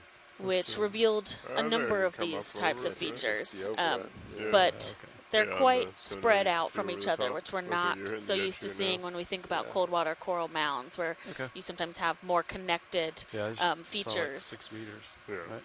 So here we are That's after on you. one of these know, knolls, Oh, okay. going kind of Yeah. allowing ourselves to go up and I down think I thought that was as Sirius. much as possible to The really right survey section. these That's little what happened. Right hills. section showing the shelf is pretty interesting. Yeah, I can see over the edge a So little bit here. as we're kind of looking up at the top I of was looking that, at Sirius. Yep, you can you're off to my see lower there's a left. bit more of the white live scleractinian coral. So Alright. Yeah, it looks like we might adjust. as we move up these mounds, that is more of what we expect. We Direction expect to of this again. find more Copy. live Pretty colonies as we approach the top of the slope. Yeah, And we what can probably produces all try that to rubble more down to the below left. is as those corals die or break After off, this. they kind of travel down and populate So the what's, seafloor with all of that What's rubble the top of this skeleton. go to? Quite a transition of the Yeah, that's, incline there, isn't it? Yeah. When you're ready, we could zoom on one of those larger white colonies. Copy. We'll do some Yeah, after you, check out this hill and then we'll Cool. we're for almost, navigation. Yeah, we're ship's pretty much done, so Copy that. Okay, so that's Can like we, a can hang can we out a little bit. momentarily See. rotate Sirius left just to see how this is? You can sort of see the round mound. so there's like a mound here. And that would be a pill. Another urchin. Yeah. What are Well, these I'm gonna things come here? to I port a little don't bit know. I'm seeing a bunch of them. for video. Oh yeah, we'll have to zoom Come in on that partial when video. they have a Yeah, after we. yeah. We'll do it floating here. A little bit Partial. Oh, I don't know. come in more if you got it. Oh, I are think you're those talking about another these. crinoid? What is that? No. Crinoid. No. Yes. Different type of crinoid, lots more legs. Oh, Wow, but it's like got, okay, so the cirri are facing us, so like the crinoid feet, Feet. Yep. and then the crinoid looks like it's got Little cup its coral. front end into the mound, which is really Mm-hmm. a strange orientation for those to have. I don't There's know what Come on, that. a little bit one. video. So what they're gonna have multiples of 5 feet, right? Is The that the crinoids? crinoids? I don't think that's a. They have to. No, yeah, Okay. because I think I've seen some that have like 8. Oh, okay. It's just If you the stop, you could I think the- turn your head in to look at me you for a can minute. determine genus hours. by the number of arms that they have. Okay. Sorry, pilot. If we can take a zoom on one of the corals when you have a chance, the Yeah. white clumps. Copy. All right, video. Come in on this one. I'll center it up. I'll try to do it floating here. There's quite a few things to crush in my toes, so I'm going to be careful. A lot of Another things I wanna crinoid call. on top of Yeah. there. So this looks like a live colony of Lophilia pertusa, which is the really dominant scleractinian coral in the area. And we are at 766 meters. Yeah, I'm struggling with current. There's a bamboo coral skeleton in there. It didn't look like there was any live tissue on it. Yeah. All right, you can come wide video. We're going to check out this hill and then maybe we'll find It's out. another one of those center screen. 2 of the crinoids. Yeah, a bunch of those multiple arm crinoids. Yeah, they down seem to there. like this top of the hill kind of Yeah. real estate.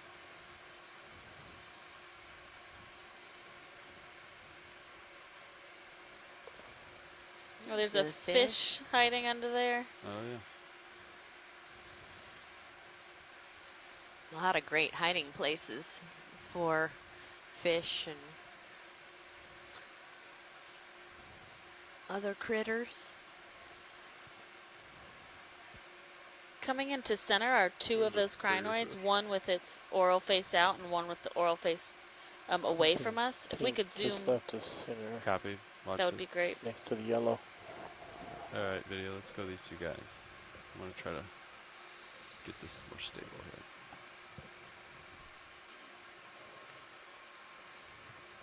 Yeah, these are definitely different than what we've seen so far.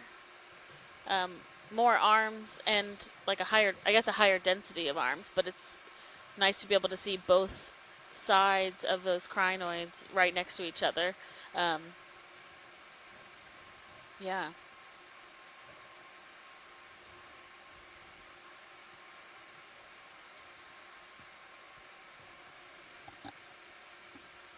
I'll just try to hold this for a second. Sorry, I'm kind of blowing in the current a little bit. Yeah. Trying to keep a steady shot for you. Understood. Video's clear. Science is clear. Copy. All right, come out partial. Let's see if there's any of those corals that they wanted, the white corals in the same field here. Not really, huh? Couple of cup corals on the left. Yeah. We have a couple yellow cup corals, likely Thecopsamia. Come in. I think you're talking about this little Oh, you guy. can see the soft sediment under the Yeah. coral rubble too. Oh, and we have, looks like some zoanthids, or maybe a stoloniferan type. Yeah, actually probably more of a stoloniferan growing on that coral rubble. So these are corals that don't produce their own skeleton, but they will essentially just grow along a hard substrate, kind of in like a ribbon pattern. Mm-hmm. A cute little cup coral. I know. All right, pilot's clear. When video's clear. Okay, was there anything else you wanted me to zoom in on this hill before we leave it and head for the global feature? Let's head on. Okay. Yep. All right. Thanks, Yep. pilot. All right. All right, Sean, which way do I gotta go? So if you want to get to the top and scan, it looks like something in the west is coming up, which is the direction we will eventually want to head. Copy. Right here? Yeah. See if something westbound. Looks like it might take you, might be a little depression again though. Yeah. All right, so we're as you coming drive around past me, I'll this follow. eastern side of this knoll, and we've got another one of those pancake urchins, another spiny urchin down at the Yeah, so I'd bottom. We follow can just that, kind which of is putting keep you moving over pretty much due here. west for D2. Copy. So yeah, as you guys move that way and Sirius centers, we can adjust the next strip move. So as Alexis was mentioning, the white coral that's alive, this Lophelia, that is kind of the dominant species that we're seeing right now of the scleractinians. Probably a lot of this rubble is the older coral skeletal material from these guys or from that Ensapomalia that we were talking about earlier. And you may wonder why there's so much of this rubble, but we're not seeing what appears to be a lot of live coral. And these can actually grow pretty rapidly. Shrimp. Oh, is there a little shrimp? Yeah. Yep, good eye, pilots. Came down pretty quick. All right, come wide. Keep going up. All right. Here we go. And these actually grow relatively quickly. They can grow a centimeter or so per year. And so if we're looking at one that's about 10 centimeters in height, that's approximately 10 years old. And a lot of the pieces of rubble that we're seeing are on that order. So it's hard to tell exactly how long, a lot of these have been dead and how long this has been accumulating. But over time, you get the accumulation, and then you start to have some sediment that gets trapped in it, and which then allows these mounds or these knolls to kind of grow. And so you have to have some type of hard substrate for them to grow. And so a way to tell how long these have been. There's another shrimp down there. We can keep moving. Copy. A way to tell how old these mounds are is by doing what we call this coring, where we actually have to, You could range my sonar in, Sean. push a core into the center of this and try and understand these kind of layers of sediment and coral. Ranged in 30 meters, pilot. Sirius is still the same at 50. Copy. All right. So yeah, looks like you have another semi-steep slope just ahead. 5 copies. Yep, so we had a little bit of a downhill there, and then it looks like in front of us is a relatively 20 meters? steep slope right ahead of us. And we can figure out if it adjusts. I agree. Copy that. I will put it in.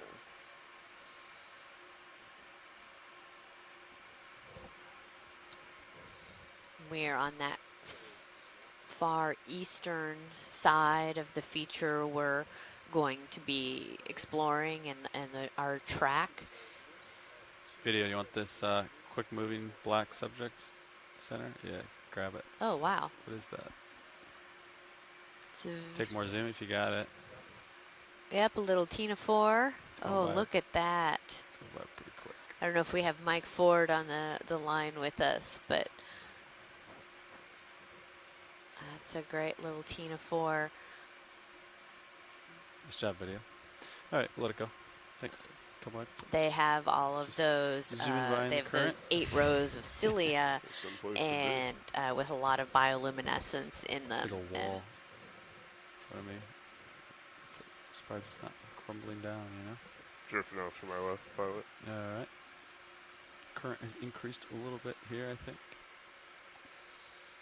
So our pilots are letting us know that the current is increased a little bit, and opposite to what we had when we were farther west.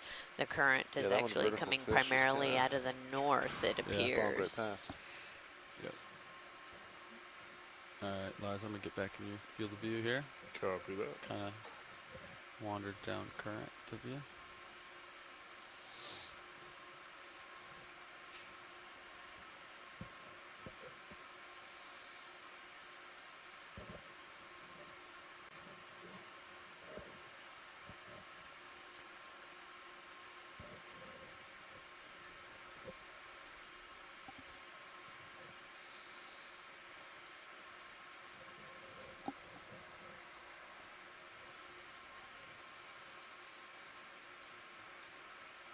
I wonder if the peak could be acting as a bluff body, which is causing the, because it's going south with the velocity increase as it passes by the sides.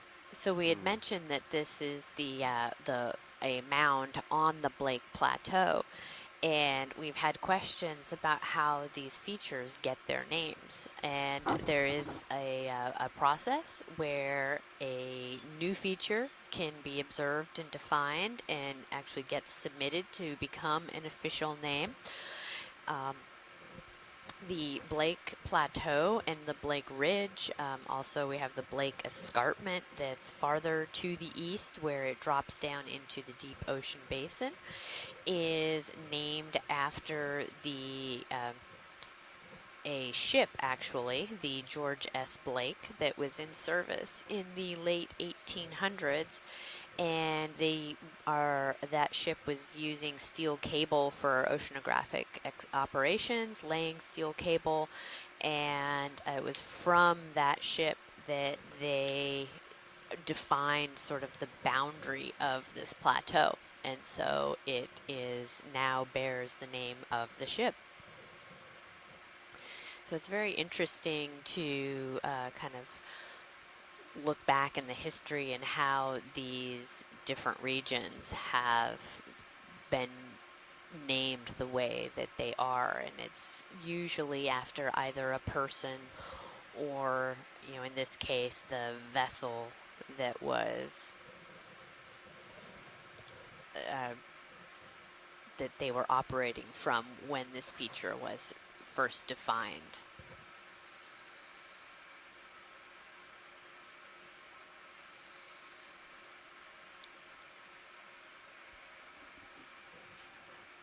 So here's if we could kind of zoom in on that kind of pinkish white hard coral that's there in front of us. Yeah, coming partial.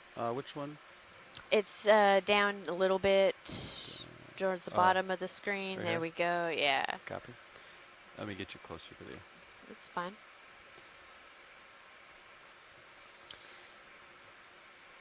So it looks like we have a couple different types of hard scleractinian coral, and then the soft bushy coral is another octocoral.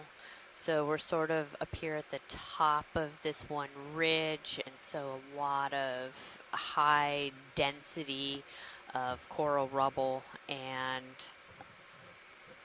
live coral. Come in partial.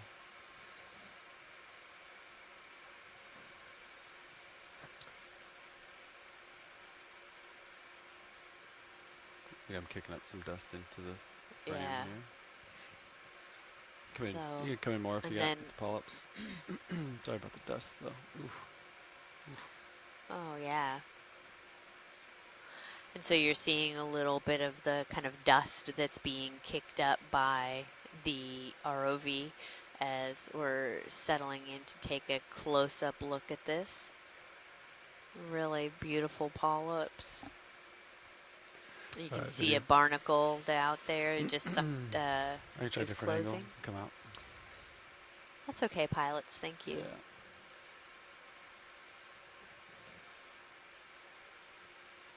That clear. Battling a lot of different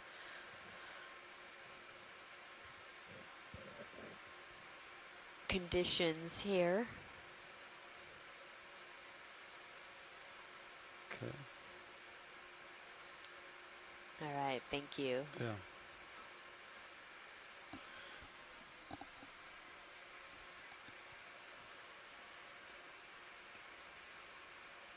I'll look at my sonar. I You think can it's kind of go, yeah, pan out to, oh, look at that. That is quite an impressive mound. Wow. So we're seeing a bunch. if you're stopped, you can turn this. Look at me, Lars.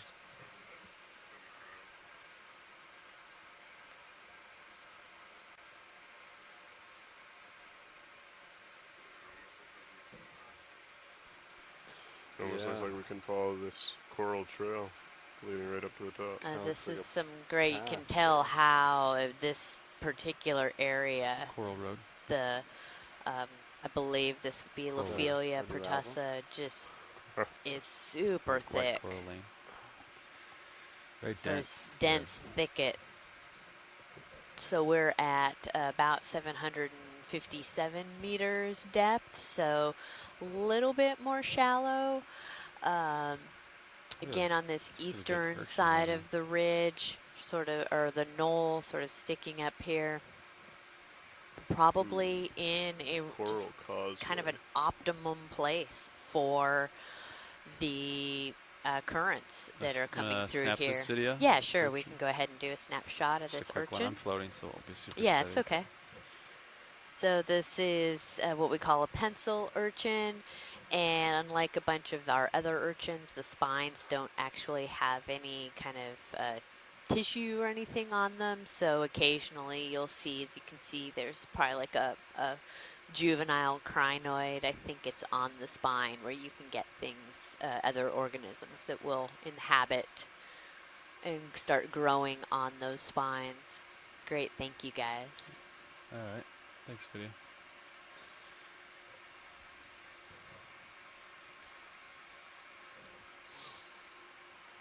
So we have a question here about the height of the knoll and whether the height is some type of limiting factor on the growth of these. And I think, personally, I would say that it's not necessarily as much the height. Copy. It's the location of the currents and the sustained. You kind of need a little bit of that Goldilocks. If we can get a quick snap of this sort of bubbly sponge that's here. Come in partial video. Hold that. We saw one of these yesterday. Really, really nice sponge, a glass sponge. Okay, come in. I'll try to get you up there. The little crab or some couple little crabs on here. Looks like a single polyp of a couple different coral. Look at that beautiful structure.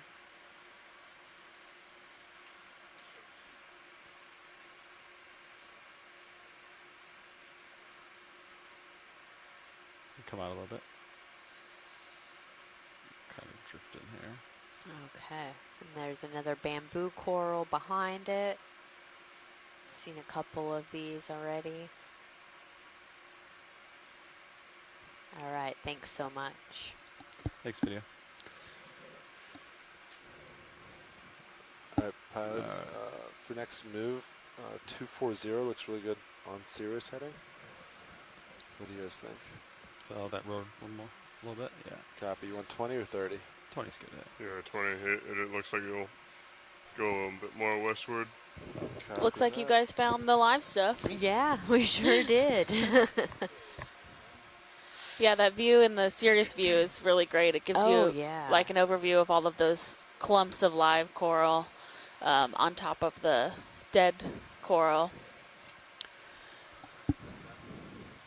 And one thing I think we can talk about a little bit is how the live coral is actually white in this type of environment. So these deep sea corals don't have the symbiotic algae known as zooxanthellae that you find in shallow water corals that give them their color. So the tissue of these corals is actually like a clear opaque color and the skeleton is white. But when you observe white corals, these are actually live and healthy versus all the brown stuff, which has been colonized is quite the view by from other Sirius. epibionts and is starting to Looks like kind of PT is accumulate just that on a little path. manganese crust as well. Yeah, yeah, that's a good point. Is, you know, we've had questions about, well, you hear about coral bleaching Right. in the tropics, and well, all of this is white, and so is it bleached? And as Alexis just said, no, it's a lot of this looks really happy and healthy and doing extremely well, and just indicative Video, of Jonah. Shot of a this. kind of real consistent quick current while you- environment, a Go in. supply of nutrients, and that's these corals, those polyps that are extending out and stuff, that's how they're feeding. They're able to get small particles and nutrients and organic material out of the water, Zoom and that's zoom what out they just a little depend on bit. for their Hold growth, that. as opposed to our tropical coral that has those symbiotic algae that help them grow, and that's what gives them that color in their pigment. Yeah. Okay, we'll let it go off frame. Just coasting with the current. All right. Keep going on this trail. Wow, this is so dense. It is. This is a nice area. And more of, yeah, so this is, again, we're pretty far east for what has previously been documented for this type of habitat at this type of latitude. And, oh, you can see the mound across as well, which is really cool because that is really not cool. normally, these are not normally that close to each other. Like, seeing these mounds in the distance like that is a very new thing for me. I'm used to kind of being able to survey up one of these mounds and you see it, but you don't get to see kind of the surrounding area. Yeah, so I love that. That's super cool. Yeah, it is.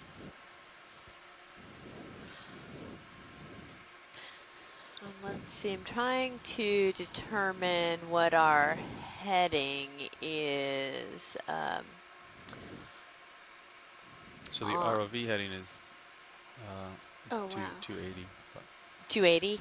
yeah. Okay. Right, currently the ROV is, yeah. All right, yeah, so our ROV heading is 280, so we're almost going due west up this knoll. And so I was trying to get an idea of, you know, we have the current, I believe, is mostly coming from the north here. And so if we start to look at this and which side of it seems to be Most populated with live most coral. populated with live coral. And so that would indicate kind of the predominant direction of the current in this region. Yeah, and these, I mean, this Oh is my really gosh, interesting this because is- we, previously to the Okeanos coming out here and mapping more of this flat part of the Blake Plateau, this was all kind of originally just thought to be soft sediment. Yeah. And that is part of what the Blake Plateau is and what's been mapped. But these mound features that were just mapped last year really do shed light on how prolific these cold water coral communities are growing out here farther east on the Blake Plateau. Yeah. This is fabulous. This is so much more than I expected to see out here. Oh, we have a squat lobster to the left. Can we take a zoom? Yeah. Thank you. Or sorry, video. Wait, whenever you're ready. Another pencil urchin. Yeah, and another Come in. soft coral there. Yeah. Oh, that's Madrepora, actually. Okay. Oh, is this Madrepora? No, sorry, oh, the pink so, coral the at pink the bottom. was Madrepora. But okay. this is a. If you want more zoom, take it. Look real how quick still there. it's sitting there. It's Yeah. It's getting ready to, Hold you know. I believe this is Immunidipicta, which is a type of squat lobster that we often see on these cold water coral mounds. And every once in a while, when we do kind of large collections of Lophelia for taking back to the lab and keeping alive, we get a squat lobster with the coral. So sometimes we have these in our tanks back in the lab live as well, and they'll stay alive for quite a while. We feed them like frozen shrimp, and they seem to be happy. So he's just hanging out. Okay, that's good video. Probably. Or pilot's clear when video is clear, I guess. And just down to the left, there's a pink coral. Oh, okay. Yeah, I see. That is some madrepora that is growing amongst the Lophelia. Did you need a closer view, watch lead, or No, we're okay. okay. Copy? All right, just gonna take off here.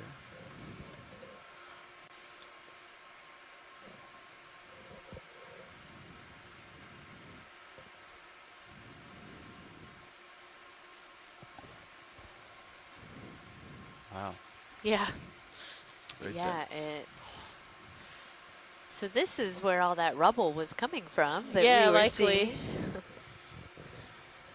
And we're still at about 10 degrees Celsius, which is the temperature of the water earlier in the dive. So it's definitely not out of the range that you find Lophelia, but actually probably right dab in the middle. We generally find these corals between 5 degrees and 13 degrees Celsius. So they seem to be thriving, honestly, in this area. Yeah, this is, I mean, I'm not speechless, obviously, because I keep talking, but this is, for me, really, really exciting, All right, pilots, for next considering. move, does it look like it kind of curves over? Does 240 still look good for one more move? I'd say make it 245. 245, copy that. Yeah. Do another 20 or 30? I'd say 20 to get up here. It looks like there's a ridge line coming up soon. This is so dense. Copy It is. that. It is, yeah. Putting it I mean, I don't have very much ROV diving experience, but I've never seen anything like this. This is honestly one of the largest, like, aggregate of thickets of Lophelia that I've seen of this size. Because Yeah. the colonies themselves are relatively dense, and then you have so many of them all next to each other. Yeah. Whereas some of the other parts of the southeast U.S. that we see these types of habitats, you have these groupings of live Lophelia, but not to the extent that we're seeing right now. Yeah. So those white and yellow, are those some of the sponges that have the little yellow with the zoanthids that are on them? I do believe so, yeah. So those hexactinellid sponges, Snap the crab. and they have yellow Squat lobster. zoanthids that are growing on them. Oh, another little squat lobster there. Yep. There's something. Watch Oh yeah, what's on the? leads. Go ahead. I just want to let you know we are just at about waypoint 2.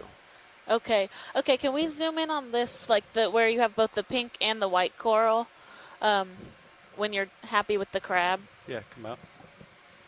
All right, watch lead. Which one? Yeah, Cheryl Morrison is chiming in on the chat, like, The wow, roof of the mini. almost 100% live coral. And Cheryl's been working in this area since some of the earlier work in the early 2000s. So Video, do you know which one? she can definitely, we need? attest Yeah, to it was how literally exactly where we were. amazing this Oh. is. So the pink is right under the Come crab. back in then. Watch lead. Is this what you're talking about? Yes, that's what Alright. I'm talking about. Good. So what I'm looking at right now, there's a bit of madrepora growing amongst all of this Lophelia, and what I'm looking for specifically is if I see the skeletons fusing together, because we've seen that a couple times before, which is pretty unusual because they're different species. But what you can see is that there's a couple points where the white and the pink overlap, and what is potentially happening is that those skeletons and the tissue is fusing together, and the tissue from one of them starts growing on the other skeleton. Now, the true significance of what that means, I'm not exactly sure, but That's it's Max. really interesting to Yeah. see. Floating away, Yeah. unfortunately. Can come out a little bit. Well, I mean, and it's competition for space Right, in some right. respects, right? Because this is so thick that as they're bumping into each other, the corals are probably actually kind of Try to get you. fighting for real Thank you, estate. pilot. Yeah. I'm gonna try to get you closer. Watch lead. Thanks. Maybe a slightly different angle. And we have really great sponge diversity here Come in. as well, which we'll note on in just a minute. Mhm. Okay. hold that for a second. Okay, And we come in. probably will at some point be trying to collect and sample one of the sponges, but we also need to be able to do that in an area where we can kind of safely set the ROV down, and we don't want to do that right in the middle of this really thick coral thicket. Yeah, absolutely. Oh, Yeah, wow. so right in the top left corner next to the crab's, the squat lobster's leg, you can see Look right there. some of the pink tissue that, it's almost like the two types of skeletons have fused. So right here, see where you have a bit of madrepora growing off of that Lophelia, but both of those are still live. So that to me is quite unusual, and like you said, it's competition for space. These are both trying, and obviously this is an area where there's high productivity and a lot of You can come out video. nutrients in the water that's Can we get a promoting bit growth. longer, or do we gotta go? We can go a little longer. There he is. Hi, little lobster. I just want to get some of the coral because we have all the wides, but I need some close-ups of the coral. Copy. And there's a small squat lobster down at the bottom of the screen too, like one of those light pink ones. Oh, he's feed it. Look. Oh, so do they eat the coral? Or do So- they just eat the stuff off the coral? Yeah. So they generally just eat. I think they pick off of what's on the coral. They don't generally eat the coral themselves. But you can really see his mouth parts going. That's a great shot video. That is. So the coral, this is actually probably very good for the coral to have these in them then, right? Because they're eating some of the stuff that would otherwise potentially be kind of limiting where the coral tissue can grow. Yeah, definitely. So it's this, mutual symbiotic relationship between the two. Yeah. That's very true. There we go. Look, it's gonna. I am Yep, directly overhead of you. it's funneling stuff through its claws into Looking its down at mouth. 900. Look at that. That move almost done. So we call them squat yeah, lobsters, but they're actually a type of crab, correct? Yeah. So the squat video, I lobster, should go. squat lobster you, name pilots. comes from the fact that their tail is tucked up under their abdomen. So they have essentially when we have them on the surface and you pull that tail out, they do look like a small lobster, but they tuck that tail for protection. And sometimes when we sample them, we don't know at the time, but when you pull that tail back, there's eggs inside. Oh, okay. So that's where they hold those eggs. And This is just remarkable. I know we keep saying it, but I'm just completely in awe looking at this.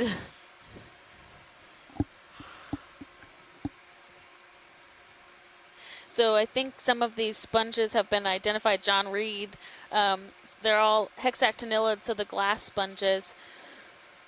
The spherical ones that we're seeing, I think, are this Vizella, and those more intricate ones that have the lobing are the Afrocalistes.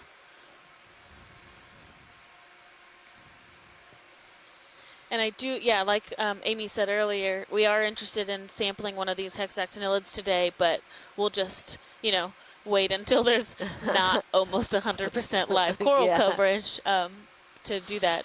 But it's great to see that these two types of communities living together, the sponges living amongst all this coral, and that community really thriving on both ends of the spectrum.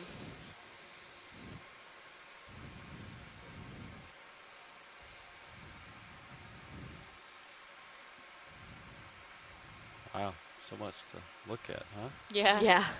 Oh, and jelly. Yeah, it looks like the Coral Causeway continues off to the west a little bit What are more. these kind of We wanna get more of a brownish western move next sponges time. here?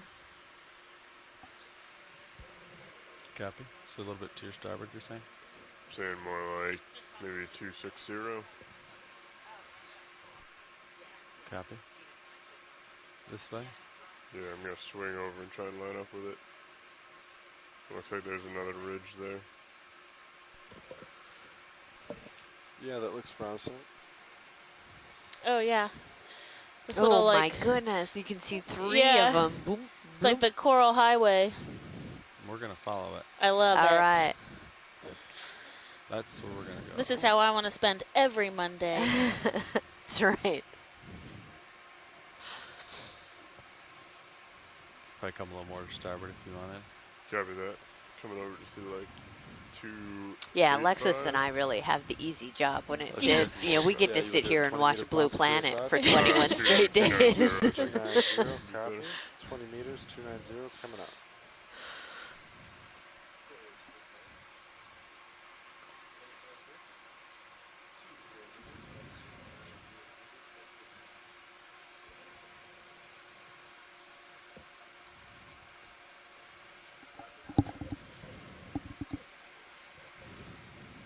That sponge looks cool. You can snap it video. Oh yeah. Yeah. It's like a little. It's like a very round. That's like a very large round. One of these. I'm gonna work on this name. Afrocallistes. There we go. That looks right to me. All right.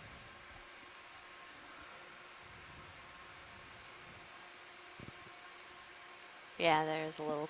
So many cool things here. There are so many cool things. Okay. And so these more kind of barrel-shaped sponges, are those the Vizela that we think, or? I think so. Oh yeah, look at the serious view, Yeah. just looking down at all of that white. And that gives a good perspective too. It looks like to the right of the vehicle, you know, it's more of that rubble. And to Yeah. the left, you see more of those live white colonies. Yeah. Yep. Down in the below, it's less. Right. Yep. And then up on the ridge. That's where they like to be. Yep.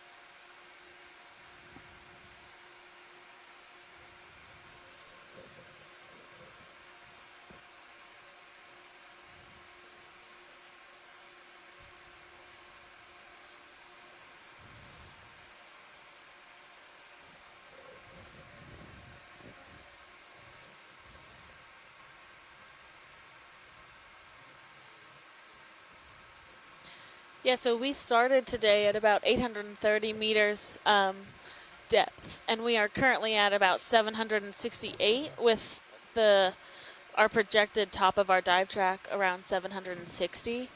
So we are getting more to the kind of the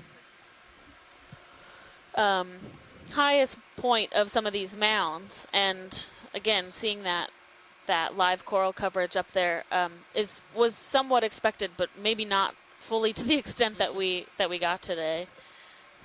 There's a pink something to the right, in the right corner. Oh. I think it's a hagfish. If we can just take a zoom, Yeah, you can go in video.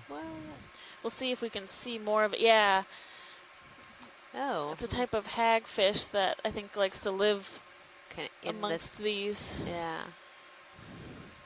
And some of those cup corals, you can see them closely on there. Those yellow little solitary corals. Yep. Is that an anemone that's Yeah, the I think longer so. Drift off tentacles from the sticking out? Yeah. subject pilot. Copy. You want me to come over? No, you can stay there. We're moving. So. All those brittle stars down there. So Yeah. again, we see all of the, All right, you know, video. really charismatic go. live white coral, but when you get down close into that rubble as well, you see all that diversity. Mm-hmm. And so the sponges that are kind of the more tube-like, are those the Sean, you think Panacea? That's real. Is that? I think it's You're Iphition. asking if I think it's real? Iphition is Yeah, the that- genus. Genus, of it. yeah. reflection or Some- something. Yeah, it's moving, but Oh, and Cheryl Morrison let us know that hagfish is maybe get to the top of this and we'll do Rubichinus another lophelidae, which I guess is Copy. an indication of them being found in Lophelia communities. this whole area And that is Andrea just staggered with Quattrini from little Harvey Mudd College was part of the team that did Yeah, that you were species out of description. Yeah. My view. Thanks, pilot. Cheryl. Do you want me to spin the Yeah, you can turn to starboard. coming starboard with it? Looks like the ship's just about stopped. Oh too. yeah, we're kind of Copy. coming up.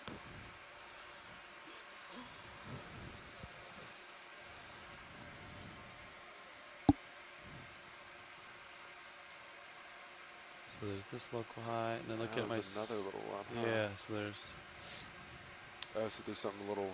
yeah, like over there. Little port. I can see Oh, like the yeah. third start of it. So maybe hop to that and then Yeah. go. Hop, hop, hop. So we've kind of come up So you can turn to starboard a little more, Lars. Maybe line up with that.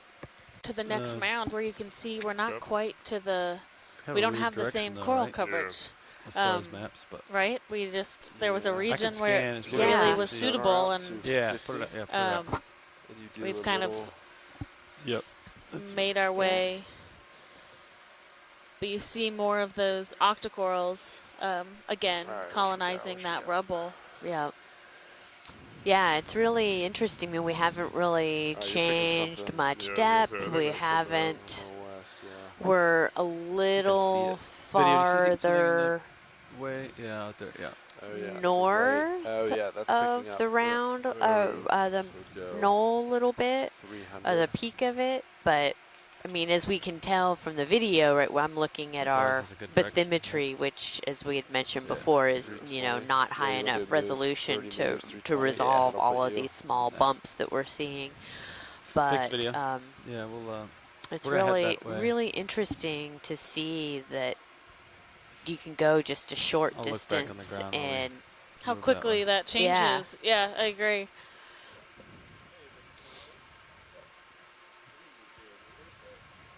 It's like connect the dots, except jump the bumps, you know? Have you heard of the presidential traverse up in New England with No. the mountains? No. It's kind of the same idea where you're hopping peak to peak to peak. Watch leaders, anything you wanted to zoom here while we move the ship? Sure, there is that sponge right in the center of the screen. We just zoomed on one similar to it. Sorry, a little more up. Yep. The nodule. Yeah, Yeah. the one Yeah. with the What little. was the name of that one? I believe it is Something Afrocalistes.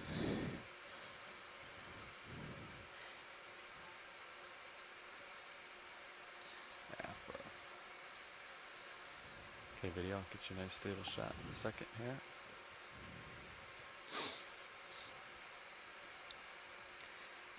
Okay, coming in, partial. And pilot, this is of interest for sampling a sponge like this. If this isn't a suitable spot, that's totally fine, but just to put it on your radar. I think this would be a good spot if you stop the ship, Sean. Could snag this. Let's get lasers on it and see how big it is. They're always smaller than you think. Yeah. You could get the arm out next to it and you're like, oh, it's only 5 centimeters. Zoom out a little bit. So that's like 10 centimeters tall. Is that sufficient size? Yeah, it is. Okay. I'm assuming just go to the bottom and cut it off. Yes. Okay. You can zoom out video, and then I'll get closer and we can get a better shot of it as well. Thank you, pilot. Yeah.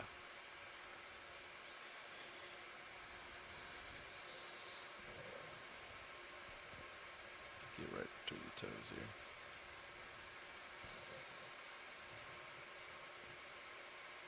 So we are setting up, our pilots are setting up to take a sample of this sponge. It has been requested, there's a study going on to refine the genetics and the morphology of this species, which is really widespread. So we're going to do our best to provide this sample for that study, as well as Hydraulics are anyone up, else that would like to work with this sample, since all of our samples go to the Smithsonian and are since all of these samples go to the Smithsonian and are available for a scientist to request to work with. Yeah, that's a great part of this program, is that, you know, we have people that are watching, that are interacting and contributing coming out. and requesting these type of samples be taken, because, well, they know of somebody that's working on this study, but you know, they are available for anybody to request to do research on. Copy that, port in. Right, and this John Reed let us know that this Afrocalistes beatrix is has been worked on at the Harbor Branch Oceanographic Institute because it has potential anti-cancer compounds, which is not something we've talked about a lot, but kind of the field of research looking into these biotic compounds that could be found in the deep sea for even medicinal purposes. Yeah. You want me to pull mini Zeus up for you? Yeah. Yes, that'd be great.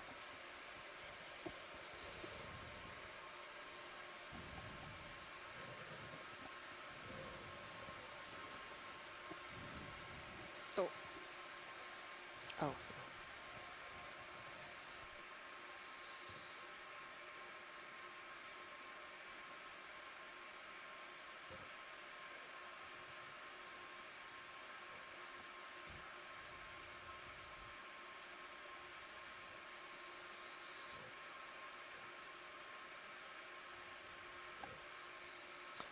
Okay, you can zoom in partial on Zeus, please, and mini Zeus. And you could center up mini Zeus a little bit. Okay. Pretty close to it here. Yeah, from the base as best Yeah. as you know. Try to get like pretty low on it.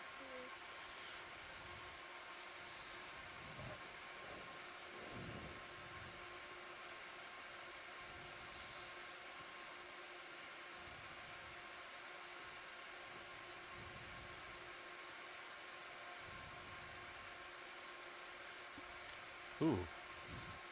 That was significantly more squishy than I thought it would be. Watch lead. So Yes. looks like I cut it in half, and it's still sitting on the ground there. Do you want me to try to stow what little I have for DNA, or would you like me to try to cradle the actual shape of it?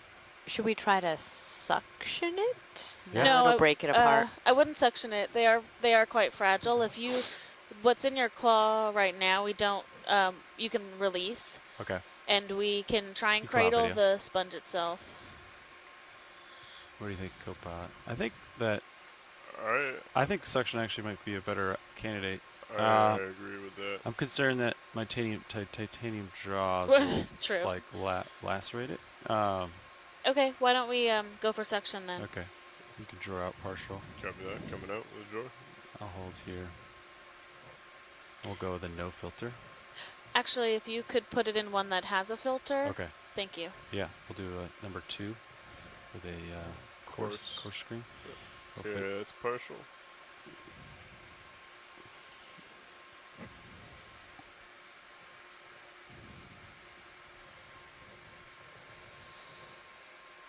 Bring mini Zeus down to acquire suction sample. Copy.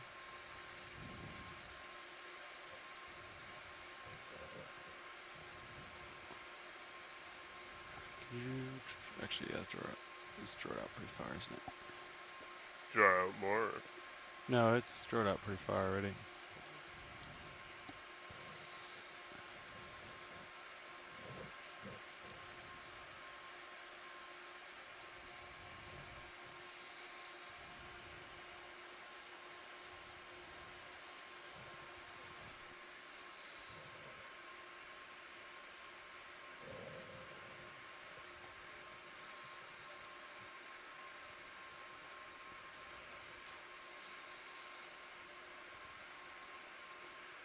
Okay, pilot, I have you going into jar 2. It is a coarse filter. Could acquire target with mini Zeus. Coming to target.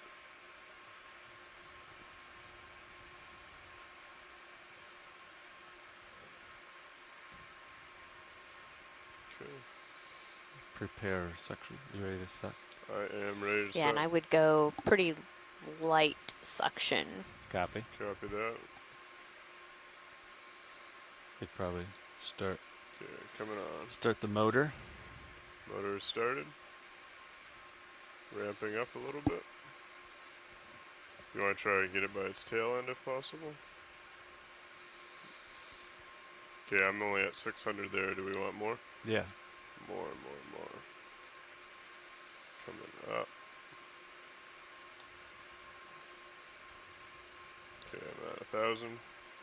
Going up. So Pilots, if it doesn't go, could you just we could try Put the it over there, suction and and then- expulsion. Yep. Yeah. How much suction do you have right now? So right now I'm at 1400. Okay. You just put it in a bio box, put it over, and then Hold just that. Yeah. stop the All right. motor. It'll just float in. Okay, holding at 15. Oh, the hose might not let you do that, though. I'm not sure.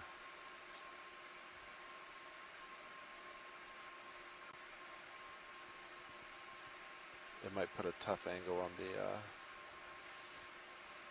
can Yeah. zoom out on mini Zeus Hold if it you out. haven't already. Okay. Port bio should be open. You want me to come down with mini? Or come out with the drawer?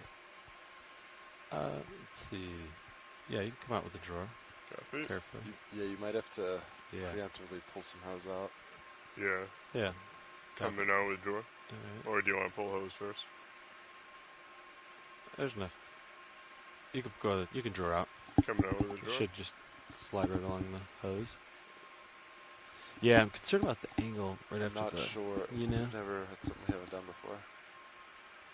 That's good. That's good. Stopping there? Yeah, that might not.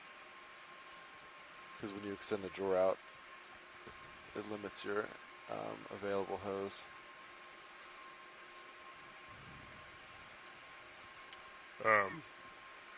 At this point, I think Could pull out more, right? What if we? It was pretty gelatinous. What if we increase suction and I wiggle it and it might squeeze on the way in and deform? So it's actually not really gelatinous. It's actually kind of rigid. So if it squeezes, it's actually going to crush the sponge. Okay. If you guys think that you can use the suction to get it into the bio box, I think that's your best bet. Okay. so. You could try to pull a little hose out. And then bring it over. And just keep an eye on the bracket here to make sure it doesn't apply a lot of force. If it does, I would suggest not to continue. Yeah. But right now it looks fine. Okay.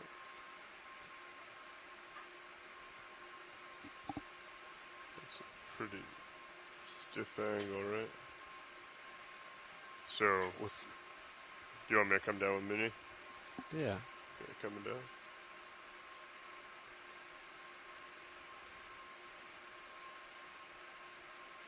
Okay.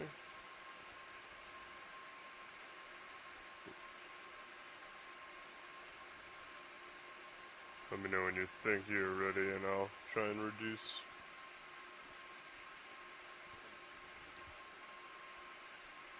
Okay, go. Okay, coming down. And I'll apply a slight. might just turning it off might just do it. Yeah, just like that. Nice. Perfect. Alright. All right. Suction is Great off. work, guys. I'm going to go ahead. When you are lined back up, yeah. I can bring the drawer back. So, yeah, you're going to want to stick it on, right? Let it go. And then we'll bring in the drawer. So that was the... Because you need to stow it while it's extended.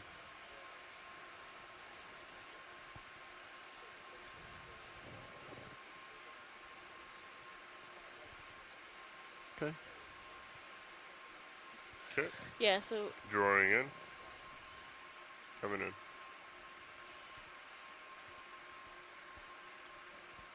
Nice job, pilot. Thanks. Nice work. Alright. I Sample is secure. Judging by how easily it like crushed in my jaw, I thought it was gonna like deform a little bit and just go in, but it held its structure very well. great job, guys. And new practice with the suction sampler. Okay. We'll keep moving. Copy that. I'm going to go ahead and ramp down your hydraulics. Alright. I'm clear of the arm. Alright.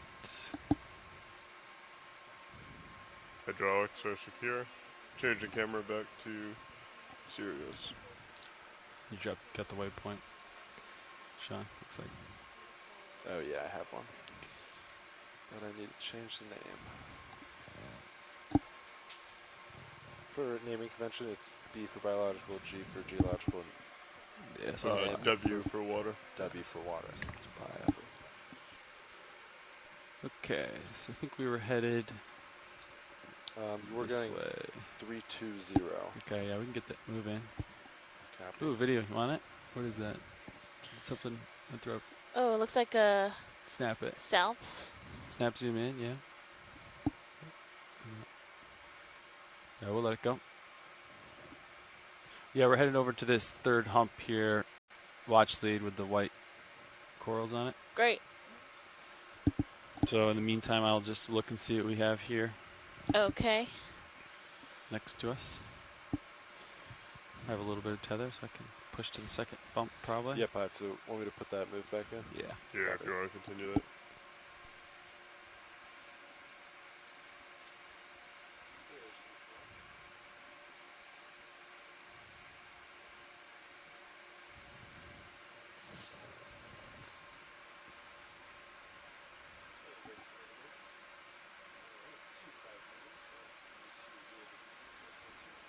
So possible Chrysogorgia. Yeah. Want to snap it video? Go ahead.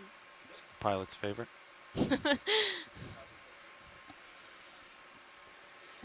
Pilot, have you seen many of them in like after they've been collected? Yeah. I like the more vibrant colored ones personally, but Yeah. they kind of remind me of like fireworks. There's a different version of this one. It's like Yeah. the way it branches. Oh, you can come in video? They remind me of like baby's Come breath. in video? Yeah. Yeah. Wow, this one's very dense. Yeah, that it does. It really looks I'll like get baby's closer to breath. it.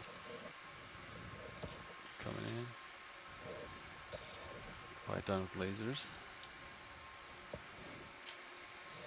Yeah, this is a very dense one. Yeah. Okay. And it has interesting branching. You don't normally see like side branches for chrysogorges. There's definitely a couple squat Got more lobsters zoom, you can take it if you living want amongst. it at will. Wow, look at those polyps. Try to get like the top of it maybe or something. Now, this is a black coral? No, this is No. a octocoral as well. Octocoral, okay. Wow, look at the individual little polyps. Yeah, they're like I mean, so these are like, blue. for reference for people, these are like millimeters. That individual polyp is Yeah, very they're small. teeny tiny. Yeah, I'm very close to it and we are max zoom, I think. Great. So it's about, oh, there's max zoom. These also have that kind of iridescent skeleton, which give them that nice. Oh, okay, that's what Shine. had looked dark underneath it. Yeah, yeah.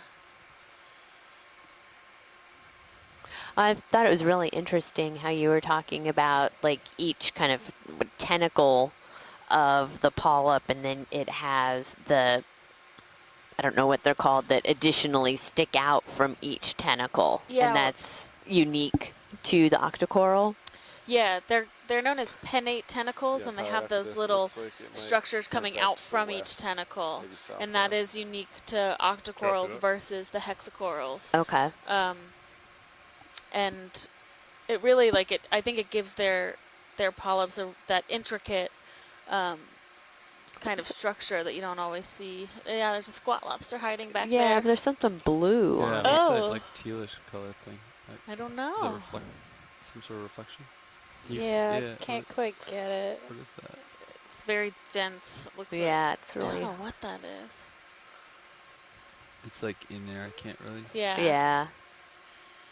Well, maybe it has some eggs or something. I Yeah. mean, why the eggs would be blue, I don't know, but that's actually what it looks like in this. It looks like you can see the kind of beady structure of it. I think it's eggs. Wow. It's very small. Yeah, it's very small. Alright, directly over you right now, Pilot. Copy that, co-pilot. All right, video. Is there any other shots you wanted with this subject before we get moving? Video's good, thank you. All right.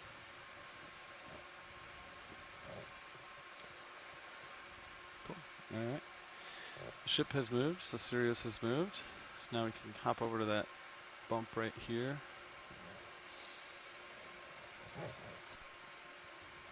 This guy.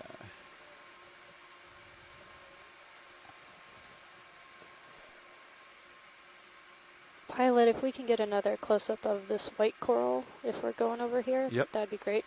Copy. Thank you.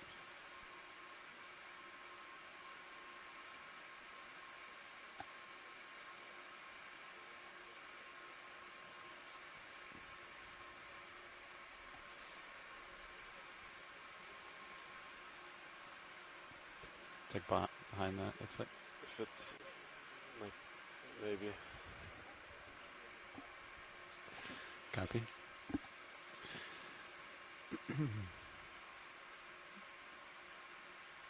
Try to get you some contrast video. Try to see if I can get a black background for you here. Thank you, Pilot. Yeah. Well, actually, we're just going to get some close-ups of this white coral for video products. Come in. That sounds good. Thank you. Is this the same one that's very common on this dive? Yeah, Okay. this is like, Just to confirm. yeah. This is the right species. It has The a lot Lophelia. of little, oh, there's some hermit crabs on there. Quite a couple of them, actually. You can zoom at will, video, whatever you Oh want. yeah, over Thank to you, the Pilot. left. Oh yeah, the shell just completely blended in with the coral there at first, but Yeah, and so this one has most of its polyps retracted, so you see the skeletal structure, the calyx around where the polyp would come out of, and those septa are those little individual, like little I'll just hold this shot segmentations video on if each you want polyp. me to move around, let me know. after you get the footage of this, can you just move the camera down just a tad? Yeah. Absolutely. Yeah, we can do that. Yeah, right there. So if you can stop there for a second. Is this a cup coral that's attached to the Lophelia right there, or is that a separate polyp of the Lophelia? So I think that is a polyp of the Lophelia. Okay. So that's kind of how they grow. There's like a budding where Alright, that we'll polyp have has your light budded bar. off, Okay. and then that part Go will further continue to back, grow, I'll and then see it kind of if- becomes more embedded The in the ship is overall done. skeleton. Right, okay. Like It's the just other polyps. Stop for a couple minutes. had a different coloration. Right. Okay. And it might actually, there might be something inside that polyp, or that polyp might be dead, which gives it kind of Okay. a darker color. But All right, video's happy. Thank you, we Pilot. wouldn't Yeah. know Yeah. until we cracked it All right. open. Pilot's clear. Is there anything else you wanted to close view up, watch lead, or? No, I think we're good. All right. Come full wide video, and we'll do some exploring here. I think, let's see, I'm kind of at the top of a little local. What do we got next? Yeah, so you're looking. Yeah, 'cause we're what at rotate 752 Yeah. meters. Do we want to come back to 270? Head west, or is that too much? I think it kind of maybe not does. sure. So there's a I lot think it's more of serious. these highs than we were So, expecting If you want to compared to the bathymetry. Right, it's much more hilly than Mhm. You're than over had come out. here. So there's this hump, and then we turn left after this one, I think. Yeah. So like, I'm gonna get into serious view now, and Yeah, then I gotcha. think the Rotate. next. Ooh, actually, let's go. Ooh, let's look grab at this jelly. look at this jelly. Which I don't know how much time we're gonna have with it, but A little Medusa type. Oh yeah. yeah, Let's see if we can get some good video of that. come in.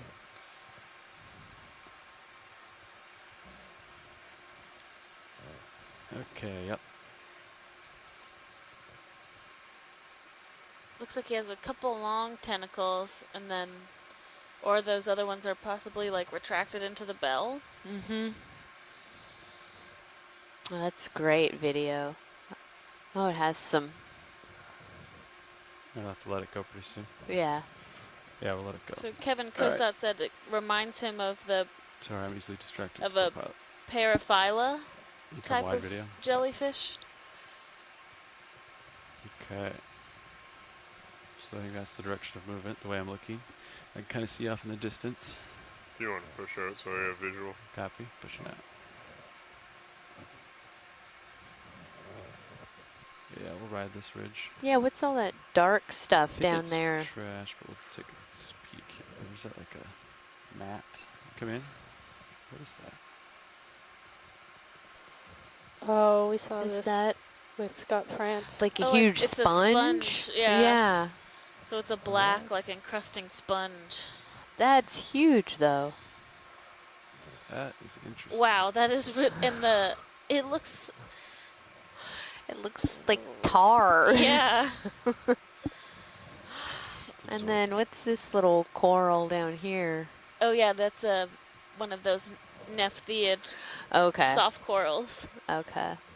And a couple cup coral. Wow, look at the structure of that. I've I'll never. get close video. That is crazy. Cheryl's saying that she thinks they saw, or Megan's saying we think we saw one of these last year. It's a black sponge from Eric and Derictus. That is wild. I'll get some lasers on it for a second here, just so we have size. Before they saw it out here last year, Cheryl's letting us know that it was only known from the eastern Atlantic and the Azores. So this is a really great observation here. You want to go on in this peak right here? That like tight spot. Looks like we should say it Dersitis. Dersitis, thank you. There's an octocoral growing Mm-hmm. in there. Wow. This is very interesting. I've never seen this. Yeah. It is. The morphology is much different than we see with other sponges. You could zoom in on the Sirius view if you wanted an interesting view. Oh yeah, look Could at rotate that. Up just a hair, Lars. And then, yeah, get in there. Can we put the lasers on it Yeah. and once you guys pan back out just to get an estimate of the size? My goodness. Lasers are on, so once we zoom out, we will see them. Great, thank you.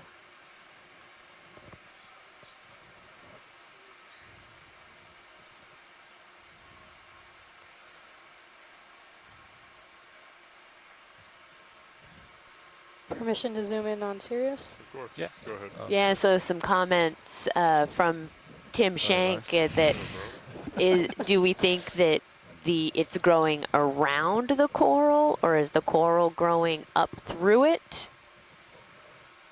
Yeah, that's a good. We'll take a look when we. Yeah, you can Yeah. zoom finish out with video. these. Let's see the size of this thing. I think they want to see So it looks like it is possibly growing around the corals. Mm-hmm. Okay, yeah, so there we have 10 centimeters, so it's a good meter and a half across Oh, and great. one way and couple meters the other way. Right. Maybe we can check out this one. See Curious how they're long that has interacting. been. You come in, How long that has been growing. see the interaction here. So interesting. Yeah, because it looks like underneath some of those peaks would be Coral. the coral trying Yeah. Oh yeah, like they're poking out. to. Uh-huh. It's like a tarp or something. It is. Tim Shank says like a Marvel comic spider web. That's right. It looks, It does. definitely looks like an evil spider web. A little tube worm over there. I wonder why it's black. Good question, pilot. Me too. I wonder the same thing. Oh, definitely just blend in, right? In all the darkness. Never even see it. Yeah. Let's see what else we find on here.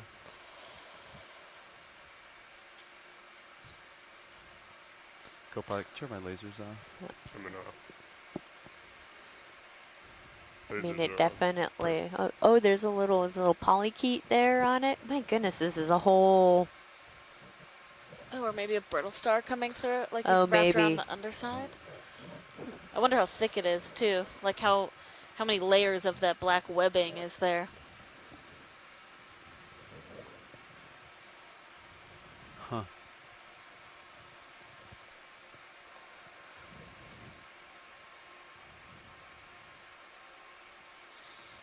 And it looks like some of that. So most of the corals were growing. It's growing around them, but that Mhm. white octocoral has settled on the Has- top of Yeah. that. Yep.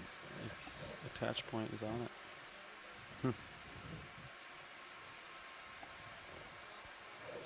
Okay, video. Is there any other shots you needed for this subject?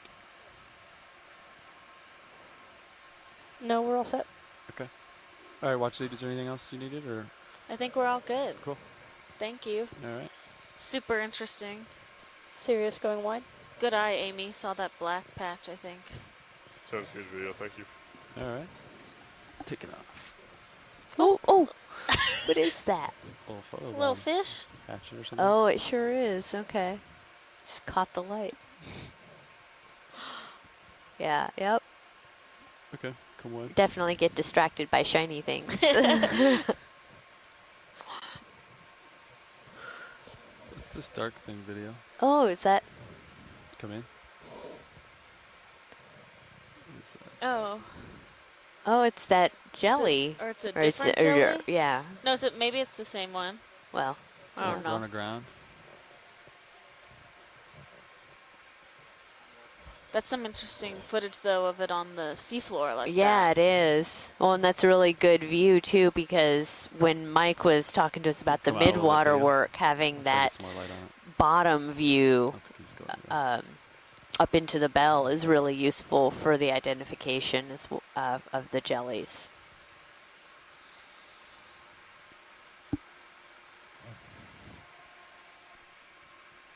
Come in a little more. Zoom in more.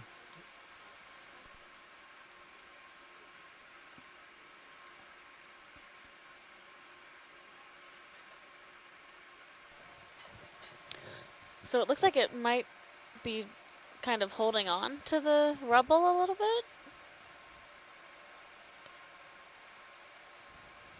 Or it's like stuck on it. Yeah, Right. yeah. Video come out a little bit. I can get close to it if it's stuck here.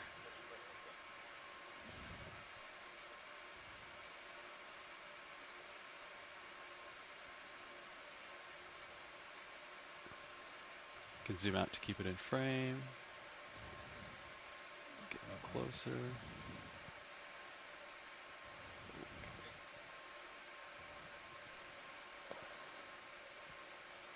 Okay. It does look like it might be Come in another one of a these little paraphylla, but a Yeah, different, hold. it has a very strong maroon color throughout the whole organism. Oh, great video. Yeah, that tentacle there on the left. Yeah. Looks like it's stuck. It was just kind of like slinking along.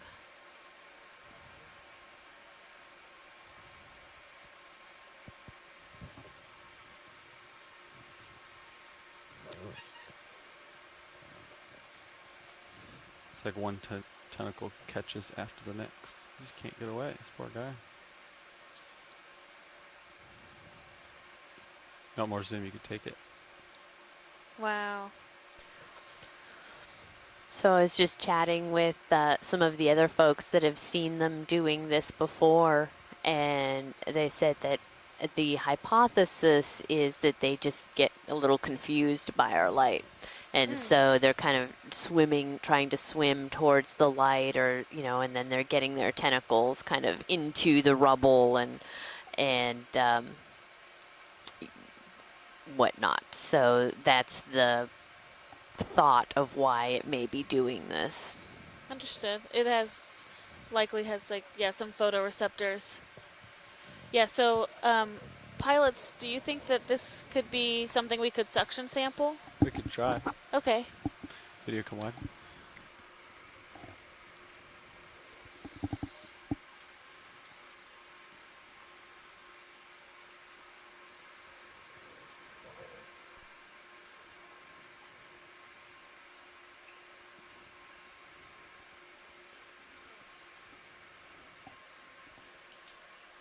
Got hydraulics up. Yeah, hydraulics are up, ready to roll.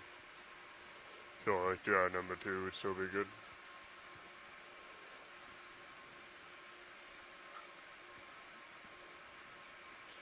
Let me know when you're stable, I can bring the drawer out. Alright.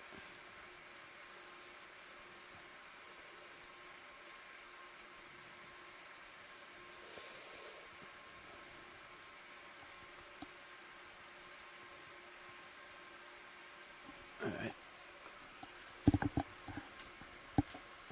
Bringing back Minnie. Yeah, if you could take care of my Get your out partial. Got it. Drawer's coming out, Bashel.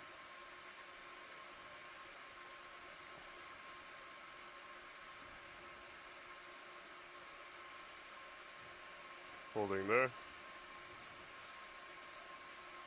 Do you need more? No, hold that. Copy.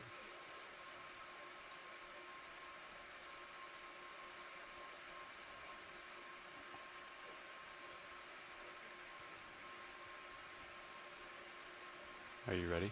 Oh yeah. Mini Zeus up. Coming up a minute. Holding there. Start the motor. Starting motor at 500. Ramping up slow. Coming up. It's in. I am slowing down. Keep an eye on the dry. I'm very low, 300. Gonna pick it up a little bit. It's in. Alright. And suction's off. Nicely done, Can pilots. index the rosette. Rosette coming. Okay. Sample is in. Canister number 2. Great. Thanks, guys. Okay. And bringing in drawer.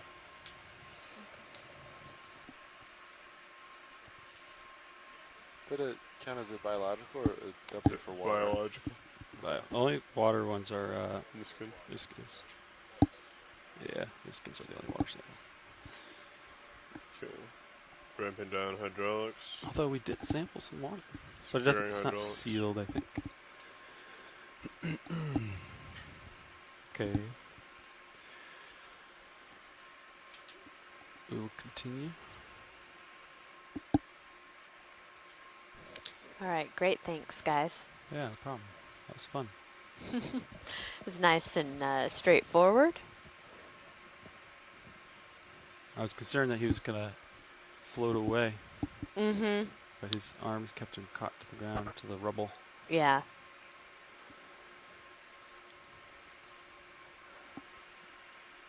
You could take your monitor back if you wanted it. Copy that. Ooh, video, do you want this jelly in the water column?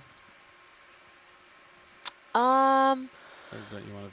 No, we'll go ahead. We just kind of picked that one up because it was. No, I mean a video of this Oh, one. yeah, video. Yeah, not sorry. confused with the sample. Yeah. Yeah. Yeah, we saw a few of these the other day. It's on my cheat sheet somewhere, but I don't know where my cheat sheet If I is. turn left, I can get a darker background here. Yeah. Video. I think these are one of them that we suctioned the other day, actually. So, They look, it's just remarkable that, you know, we look at this and they look big on our video screen, and then we collected it and it's maybe the size of a dime or a nickel. Just really teeny tiny. Great footage. all right, we'll let it go video. All right, Thank you, pilot. Yeah. Thank you. Okay.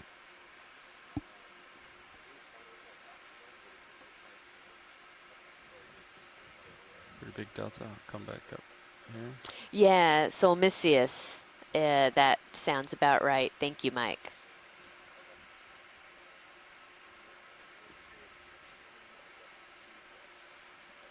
So kind of in one of these little bit lower valleys between some of the mounds. A little bit of live coral. Some of the soft octocorals are seeing a few more crinoids. A big anemone there. Why don't we go ahead and zoom in on that anemone? Absolutely. Video will get Please. closer to it. Thank you. Get some good light on it for you. Haven't seen too many of these.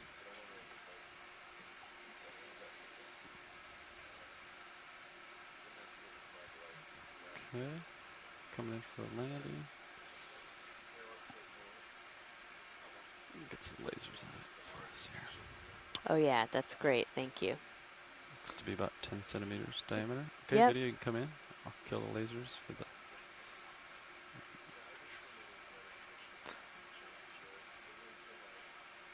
Pretty bright. Yeah, it is. I love anemones. They're one of my favorites.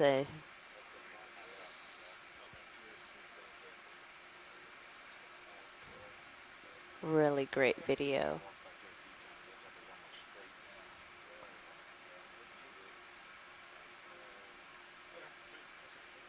Amazing.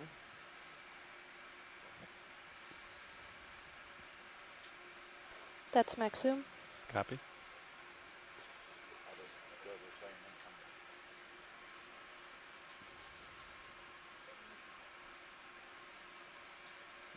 I'll try to hold this for a minute for your video.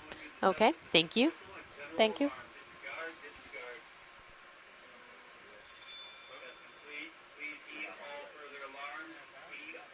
Maybe get like a full specimen. Maybe zoom out a little bit. Yeah, like that. Hold that. Yeah. Oh, great. Thank you, guys. Yeah. Video's clear. Pilot's clear. You can do a pilot change up here. All right.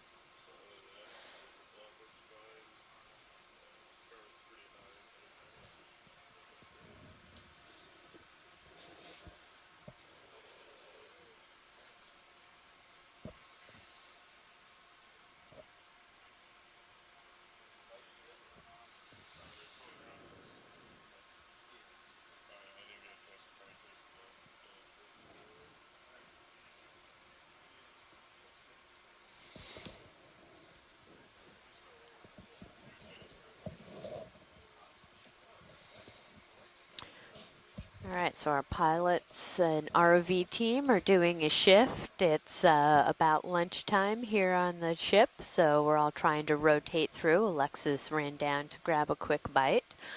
And after they get reset up, we're going to go ahead and just continue to work our way up the side of this mound, or the knoll, and see what additional coral coverage we have. We've seen a lot of Lophelia. If you're just joining us, sitting down to enjoy some lunch, or if you're on the West Coast enjoying your coffee, this is Amy Wagner joining you from the NOAA ship Okeanos Explorer. And we are out on the Blake Plateau, about 165 miles from the Florida coast. And we have been exploring this little knoll that was mapped on the 1806 expedition last year. And it was similar to a targeted knoll that we wanted to check out. We are outside of the Gulf Stream, and it was hypothesized that this region would be suitable for deep sea coral and sponge habitat, and it has not disappointed. We've seen a lot of this kind of coral rubble and sponges, and here we have another cutthroat eel, it looks like. Nav, go pilot. And up on top of some of these smaller ridges that we've seen, we've had just amazing coral coverage. So Sean said they were just kind of working their way west, kind of bouncing around on interesting features. So I guess we still haven't gone up to the peak here. That's waypoint 3. Okay. But they've kind of been following this ridge. He didn't mention if there was any. Oh yeah, okay. So it looks like all the waypoints just kind of follow along there. So should we summit, or are we following Yeah, along at this contour? I don't know if you guys have a preference, or if I should check with Watch Lead to see if they want to absolutely reach the top, or just kind of continue as we are. Yeah, why don't you check in? Okay. Watch Lead, this is Nav. Go ahead now, Nav. This is Watch 2. Hey, I just wanted to check in since we just did the turnover. Looks like we are kind of northeast of waypoint 3, and kind of looks like it's a summit, at least on the map. Is there any interest on going up that, or would you like to just kind of continue as we have been, kind of following this contour and ridges? Yeah, we would like to try to maybe get up a little bit higher on the ridge, but we've sort of been following this line just because we've had so much of this live coral coverage, so we just sort of were following that. So if we can maybe start to work our way up there, but if we see that this ridge continues with a lot of live coral coverage, we'll just, stay along here. Okay, sounds good. But there's definitely interest to reach the summit at some point. Yeah, Okay. if it continues to be interesting, I don't want to turn away from seeing a lot of live coral. But yeah, I mean, at this point, I think it's good to start going up a little bit. Okay, sounds good. Thanks, Watchley. Thank you, Neff. Pencil arch. Go ahead, Bridge. Cool. Let's get a snap here video. Okay, let me check with pilots, but I think that'll be fine. You guys okay with 5-degree starboard turn? Okay, Bridge. Sounds good. Thank you. Let's get a snap here video.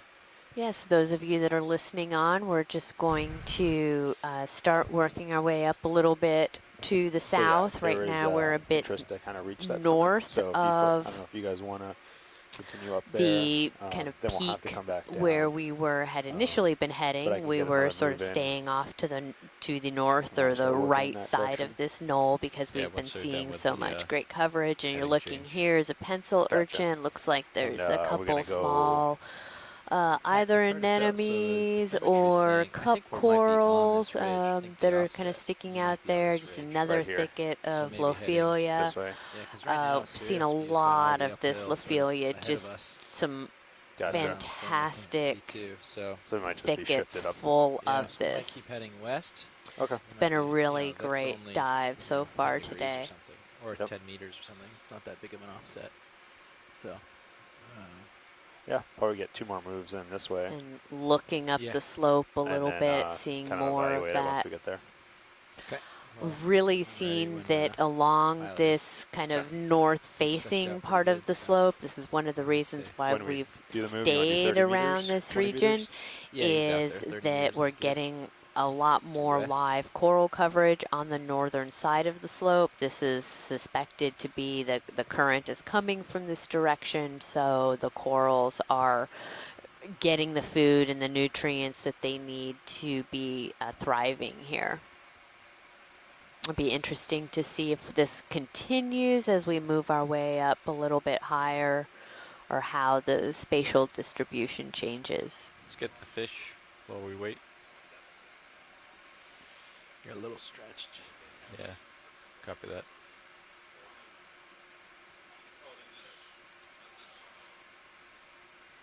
Here's another little rat tail.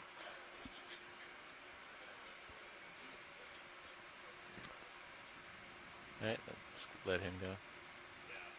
And you'll see that when we see these fish, we try to have video. Oh, what's that reddish bit that's just above the fish?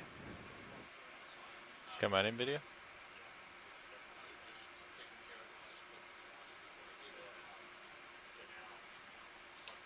Oh, very nice.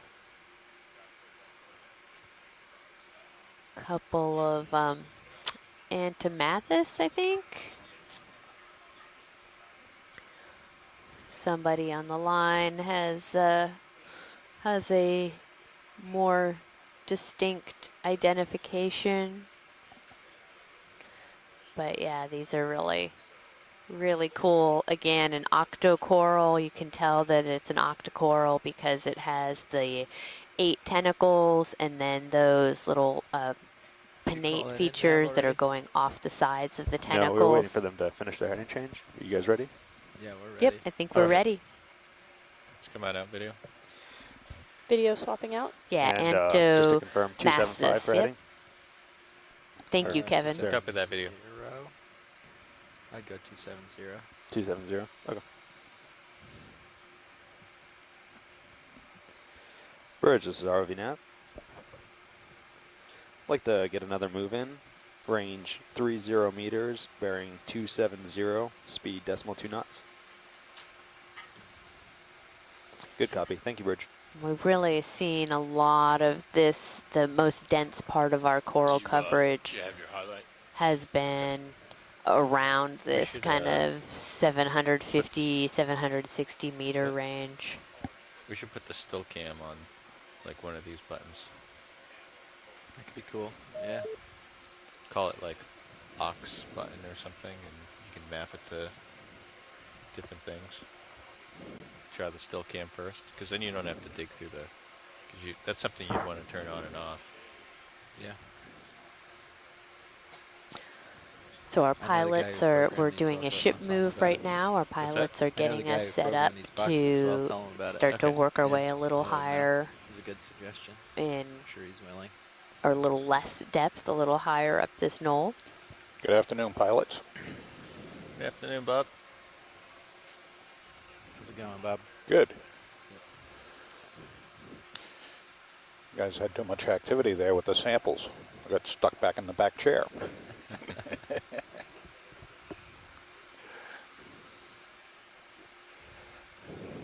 So we're still waiting on the. Called it in, yeah. Just waiting we for called it us to catch it up. Hey, let's So another of those let's get this jelly here while we wait. soul Come in, misses, jellies. That we've seen a few of these floating by. They look like a little alien spaceship to me.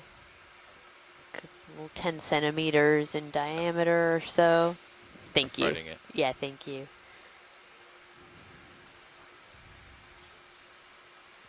It's one of the things that I love about the deep sea and the critters that are living down here is that some of them look so alien or sci-fi, and you know, we come up with all of these crazy creatures that are in movies, and a number of them are actually based on real organisms that are living in the bottom of the ocean.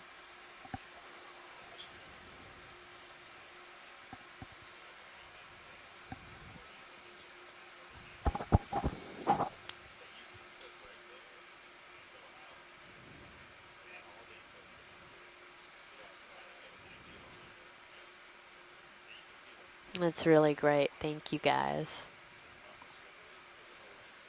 Yeah, so you can see if you look at camera 2, and, which is the overhead from Sirius looking down on the Nice flying D2, and as it's coming into view now, just another one of these great thickets of live Lophelia, all of this bright white.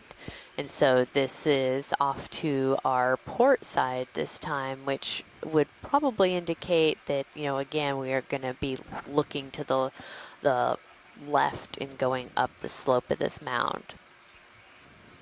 So if we can just kind of follow this along, that would be great. Yeah, copy that. Actually, there seems to be like two little ridges here. Uh-huh. So this is the one more to port, and we can be jumping between these two a Yeah. little bit as we come along. Okay, that would be great. Thank you.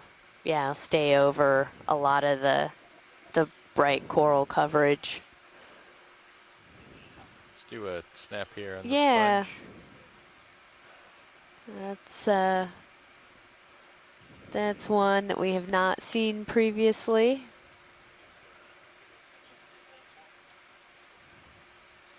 Got you on the far left. Very interesting, fuzzy looking.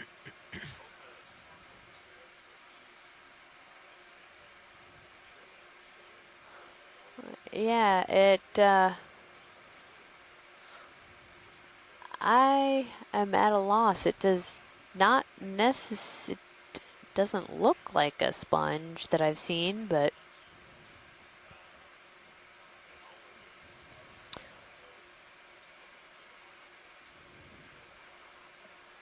likely it is. There's the siphon, the hole where it's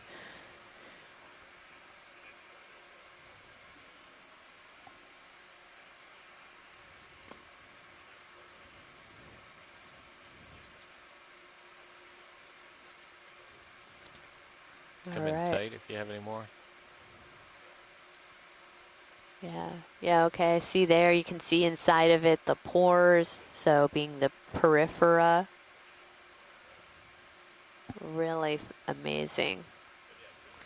And so those little spicules, the little spines, those are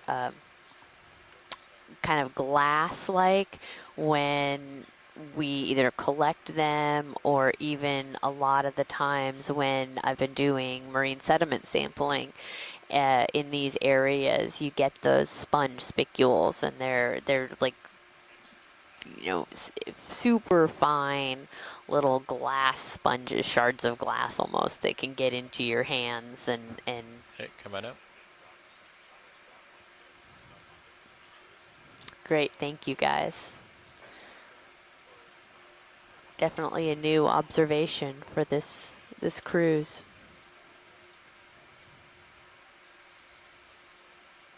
Pushing ahead. Yep. Yeah, so coming up kind of along this ridge again, the nether dense coral thicket. Way beyond our expectations Just gonna here. look over here, Jeff.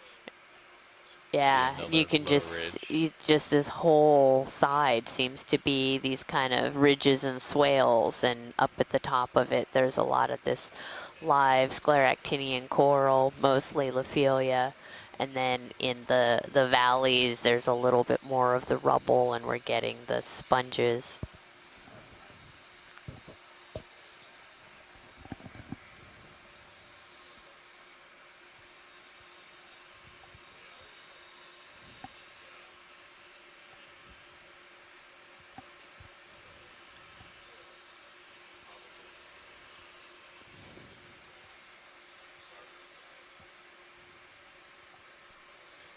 Then as you're seeing here, it's kind of the back side of It's like they're these. holding. And then looking in the overhead view, there's a lot more of that Probably settle white in soon. live coral that? on the other Ship's side. holding. I'll settle in soon. Copy that. So to me, this would indicate that this is a very long-term, persistent, just sort of the right speed current that's coming from the north towards the south, providing a lot of nutrients. We're at about, I don't know, 10.5 degrees Celsius, water temperature, salinity of 35 or so. Good copy. Thank you, Or Rich. 35.3. So just really right smack dab in the kind of optimal range of conditions for these coral. And this has been a really great dive for us as well, compared to what we expected. There's a little shrimp swimming through the water column. What we expected compared to what we've seen in our mapping, our bathymetry. It looked like a pretty smooth, gentle rise to the top of the knoll, and what we've seen are a lot of these, you know, So the kind ridge of sort of goes short off dips and that bumps, direction. and as we've been going up and down Try to and up line up and that way down, for the and next just move. seeing this persistent thick coverage of the Lophelia fields. This kind of information you can only get from actually being Yeah, down co-pilot. and looking at this, Go ahead. physically Yeah, I think looking we're ready at for it. another 30. We'll do 260 this time. Copy that. I have a lot of people ask me about the resolution and how much we Bridge, this is know ROV now. about the seafloor, and you know why it's I'd like to get another necessary move in. to Range continue to 30 do these meters, types of bearing expeditions. And I 260, think this is speed the decimal 2 prime knots. example of why that is so important, because we just can't see the resolution of what's on the seafloor Good copy. Thank you, from Bridge. mapping at the surface. We are able to map the surface of the moon, the surface of Mars, with satellites, but our seafloor is under all of this water, and we can't do it with satellites.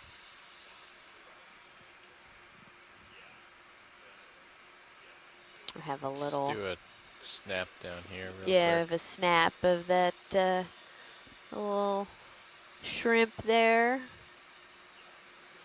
Couple of them hanging out.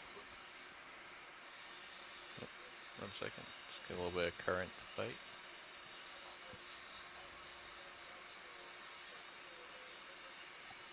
Some crinoids.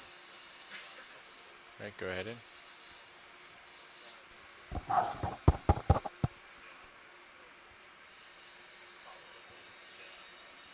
right. Some great footage there. Yeah, I think there's a lot of water flowing by. There is, yeah. You can see the. Wonder if we're like near a thermocline.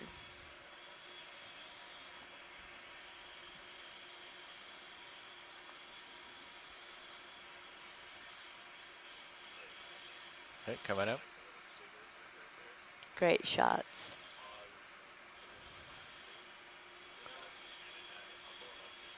And then as we're zooming out, we can continue moving, but when we have a little bit of that higher, we can see all those little yellow circular dots on the bottom. And those are those individual cup corals as opposed to these big coral colonies. And we've seen a lot of those throughout this region. Let's get this in the water column real quick.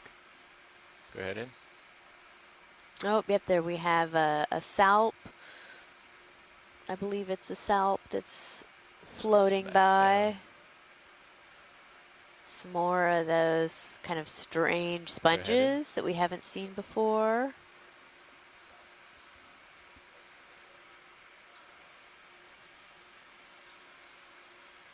That's great.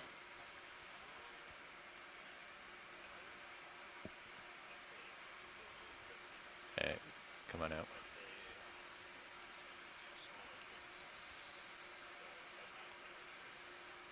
Our water column folks will be excited to get all of this mid-water type footage of these jellies and ctenophores that we've seen and the one that we collected.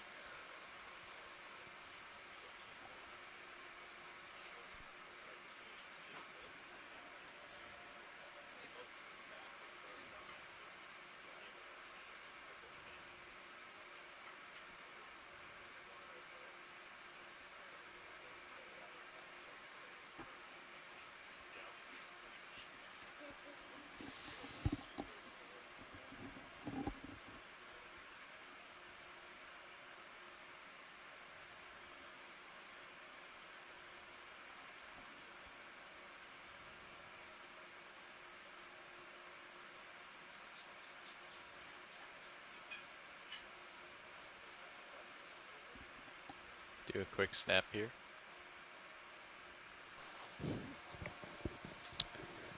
Looks like we have a couple different types of crinoids that are sitting on top of this Lophelia colony. We saw these kind of tannish colored ones earlier with their oral side, so the side we're looking at right now faced into the coral, which was an interesting orientation, which I haven't really seen before. So I don't know if that's just a type of behavior that they exhibit sometimes, or if it's for a specific reason. We have that tannish one as well as the yellow crinoid that we've seen in a couple of these areas. Has its arms very raised up into the current, it looks like.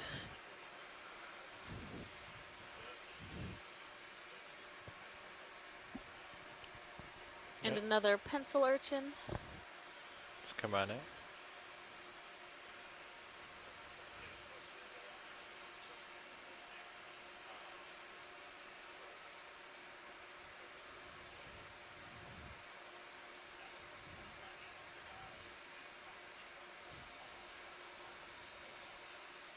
Yeah, pushing ahead. It's kind of downslope ahead of me. See if it kind of ventures off. I can follow you up. Yeah, this might be the. I don't see really anything in my sonar. Okay. This might be a local high. Yeah, as our ROV team is saying, it looks like we're approaching kind of the local high of this mound area. It's pretty close to the waypoint 3 target, too. Yep. Nav, you want to mark this local high? T2. Will do. Thanks. And our local high is about 754 meters.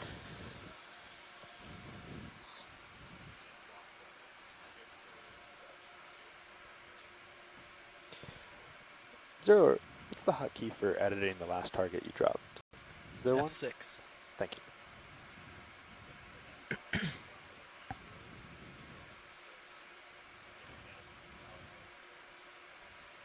Good copy. Thank you, Bridge.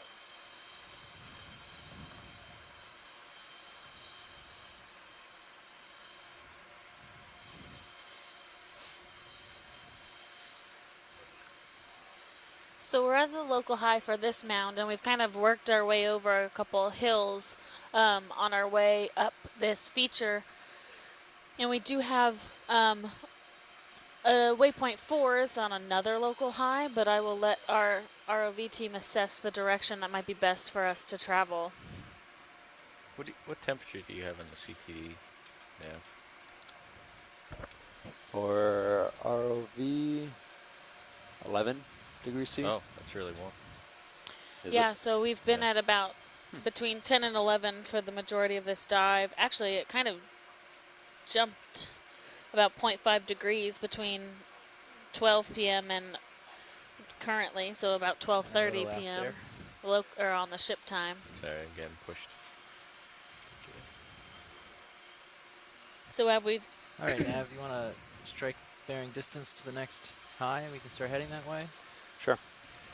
Let us know which way we're going. Just grab from waypoint 3 or me, whichever one, or Yeah. between those, and out to waypoint 4 and see what that generally is.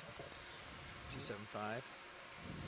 Yeah, so it looks like it'll dip down, and then I don't know if you guys want to go along the ridge there and then come back up, or just cut straight across. I think I say just go across. What do you Straight think, across. Jeff? I would say straight across. How far is it? Sorry, 60 meters, 50 meters? So 155 meters, Okay. 275 bearing. All right. How big of steps do you want to do? I mean, we can do pretty big steps. It's not. Yeah. We should try to sort of shoot for the middle relatively quickly, and then Do like 50 or 60 meters. do like a 50-meter move, and then Yeah. 275, 50 meters. See if we can find the next uphill. 50, Quickly, 50. Okay. And we could just do 270. Make it easy. Do Yep. west. I'll come around 270. Bridge. This is ROV nav. Could get another move in. Range 50 meters, bearing 270 degrees, speed decimal 2 knots.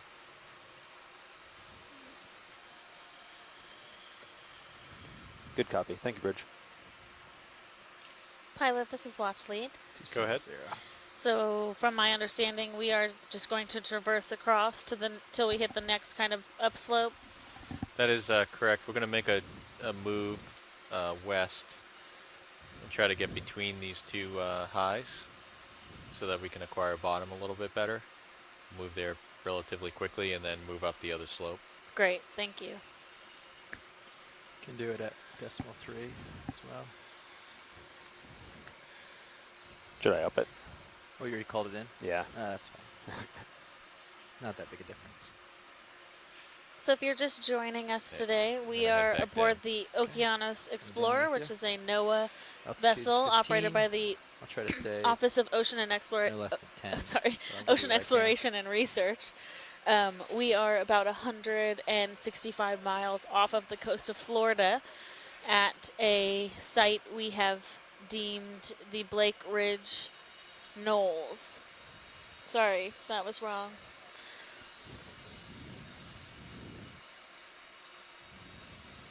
Blake Plateau Knolls. We are working about between 830 meters and 750 meters today, traversing up the side of one of these knolls. We just reached the local high of the first knoll, and we're working our way across to be able to work our way up the second Altitude knoll. 10. And these features were mapped 18. during last year's Copy. cruise in 1806. And they had wanted to do a dive in this area last year, but were not able to make that operation happen. So we're out here today. Oh, there's a jellyfish. So we're here today doing this, and what has been Get a really little tug. interesting is that we had some Come back indication based on the bathymetry that these would be cold water coral mounds, and they are in fact pretty dense cold water coral mounds. At the base of the mound we have a lot of coral rubble and a lot of octocorals that have been colonizing that space, and then as we moved up the mound, the live scleractinian or Lophilia pertusa coral coverage really increased until we were at the top of the mound with really high density of live coral. And so this has been pretty exciting considering the Blake Plateau had not previously been mapped, or the majority of the Blake Plateau had not been mapped until the Okeanos started working out here in about 2014. And a lot of this area was thought to be flat sediment, and it turns out that we have a lot more cold water coral diversity than might have been originally expected. Yeah, let's come on in video. Let's do like a partial while we wait. Yeah, we have these, oh, it's like a sponge and a coral. We have a lot of these white plexaurid octocorals that could potentially be of the genus Swiftia. We have collected one on a previous dive, and we'll keep our eye out to potentially collect another later on in this dive, since they are quite characteristic of the area. Looks like you've started to move. Yeah, I've gained about 3 meters altitude, so I moved ahead a little ways. Copy. Coming in on you. Watch lead, this is Nav. Go ahead, Nav. Hey, I haven't seen any markers for any distance measurements. Have you guys, you still want updates on course over ground, like how far we traveled? Yes, please. Okay. I can give you the next one from our the last local high. I'll let you know once we've covered another 100 meters from there. Great, thank you. Sure thing. Let's come in tight here, Bob.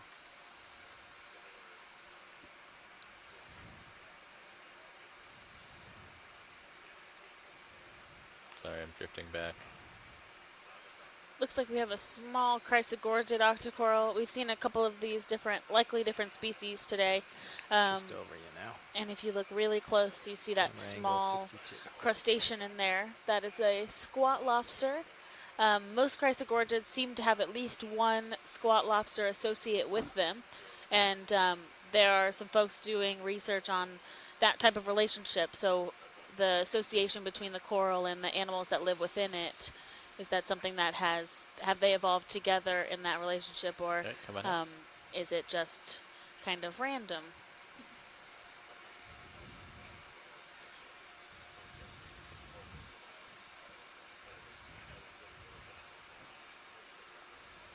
Probably halfway through that.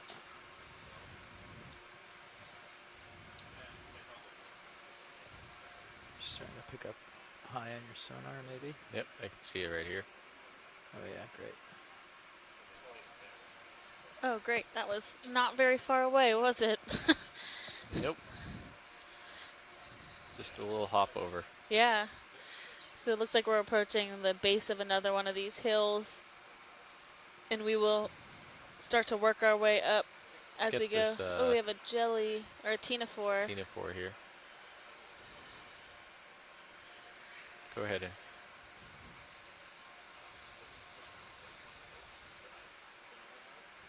Oh, wow.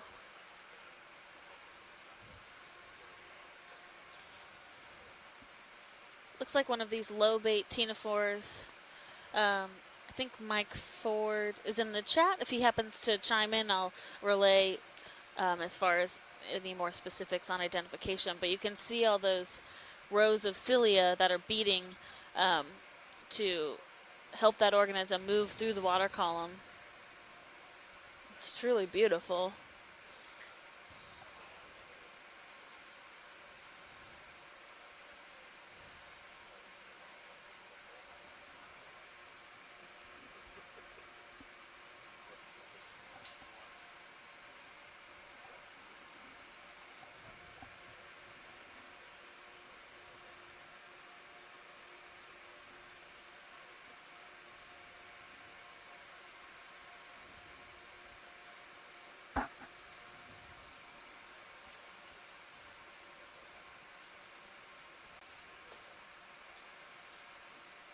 They have that very translucent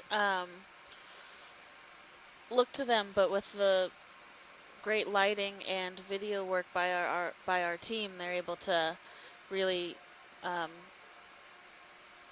enable best visualization of these organisms that we don't often get to see.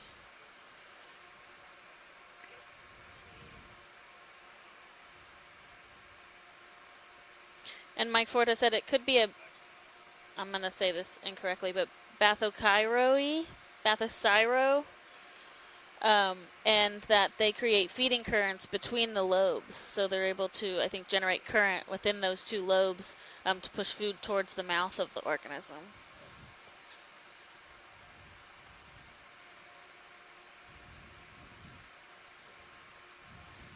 Looking good. That's all the leash I can give Come on you. out.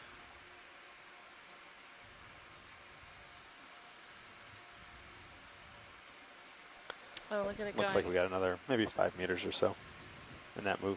Copy that. Very Good, nice video, required. team.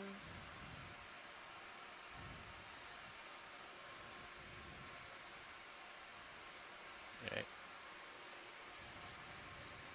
So you're still facing the direction of motion? Yes, I'm still at 270. I've come down quite a bit. I can come up again as you require if I need.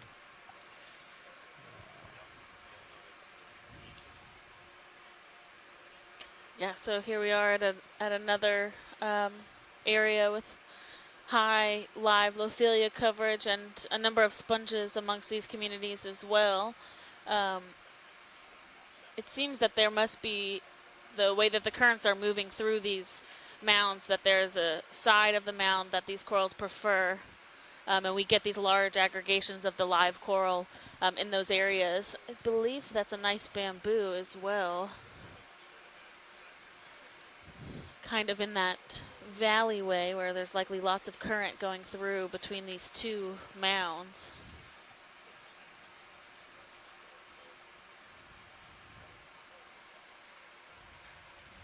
Alright, let's try to take a zoom here. You can see Good the copy. Thank you, branches Bridge.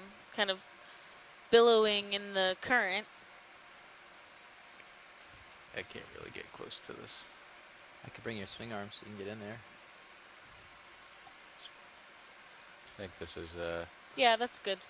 good for ID. This is one of the larger bamboos we've seen today. We saw a couple really large exceptional colonies yesterday. Not necessarily around so much live scleractinian coverage, but this one is also quite extraordinary.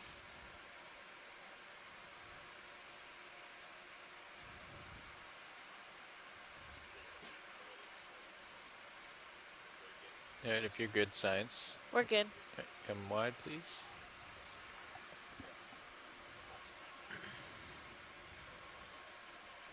There's a fish over there. And if you're watching at home and you want to see more of an overview of where we are, if you look at video 2, you'll see the Sirius view, which is the vehicle above D2. And you can see these two kind of ridges or mounds of coral where we're above this one to the left with all of this dense live coral. And to the right, there's a little bit of a trough, and then you have another little local high, I guess not local high, but little mound formation just over to the right.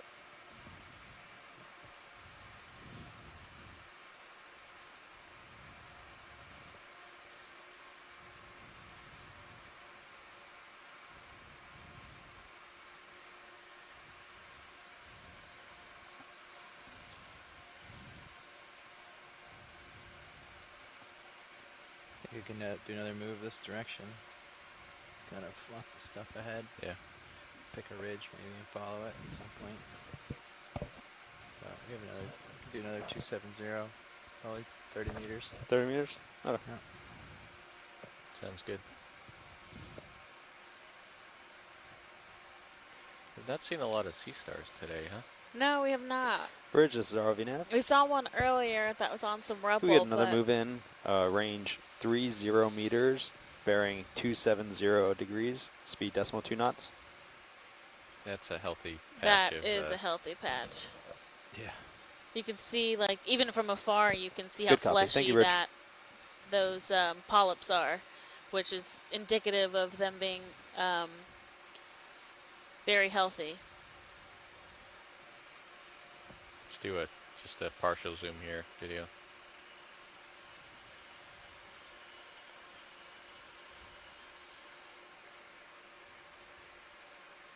Wow, yeah.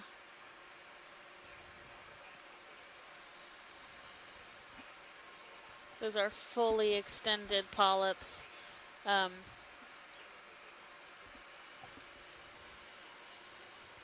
As opposed to if you look just past, you can see some where the polyps have retracted in, and it doesn't mean that those are unhealthy, it just means that they're exhibiting a different behavior at the time. But it is nice to see these colonies with their polyps fully extended like this. It really does show just how suitable this area is for these types of corals. There's some barnacles growing on there as well. Yeah, let's come on out.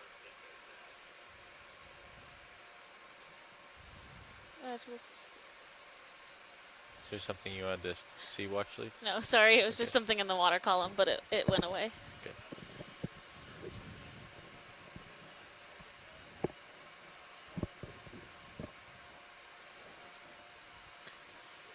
And a note from Mike Ford on the ctenophore we were looking at earlier, that was that we got that really great video footage of. It's likely an undescribed species that they saw before when they were in the Pacific with the EX.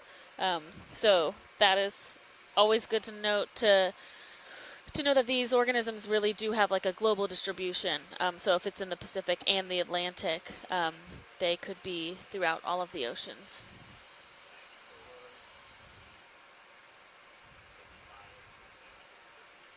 Let's do a quick zoom here.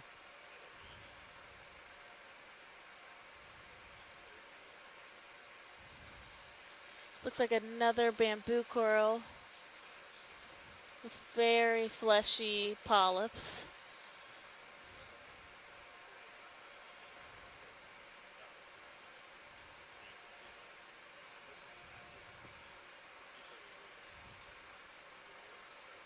Most of those polyps seem to be oriented on one side of the skeleton, which is likely a characteristic for help narrowing down to genus. It is a bamboo coral, Isididae, but I'm not sure which genus. Come in tight if you have any more. And earlier today we did see a bamboo that looked like it was gravid, so it looked like it had eggs within the polyps. And these types of corals where they have kind of a translucent tissue really do help us. I mean, it's really informative just to have the video because you can see that type of life stage that they're in.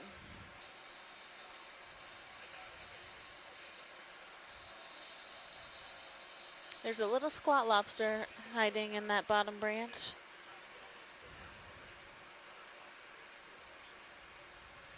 All right, let's come on out.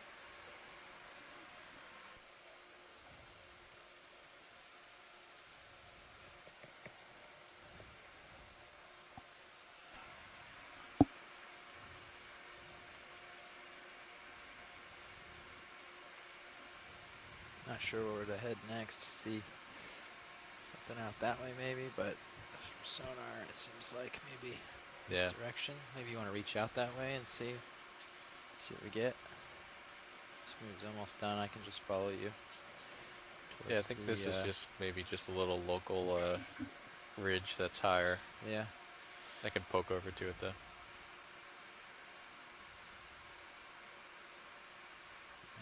Yeah. Yep. Oh, we have a fish, possibly a chimera. Just hanging out on the top of this coral mound. Hey, come on in.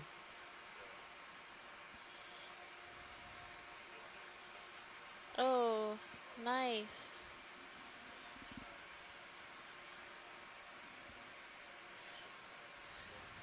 That is great to see.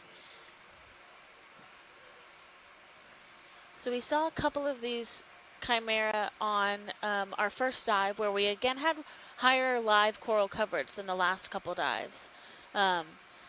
So that's interesting to see these same fish species amongst these coral communities, and to think about the relationship that the overall community might have with the surrounding fish.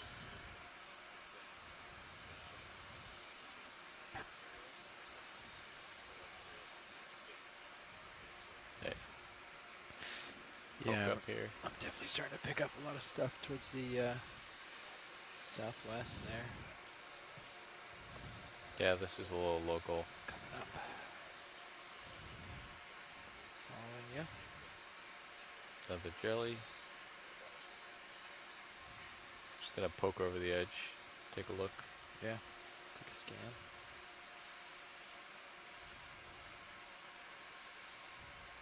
I'm gonna follow you around.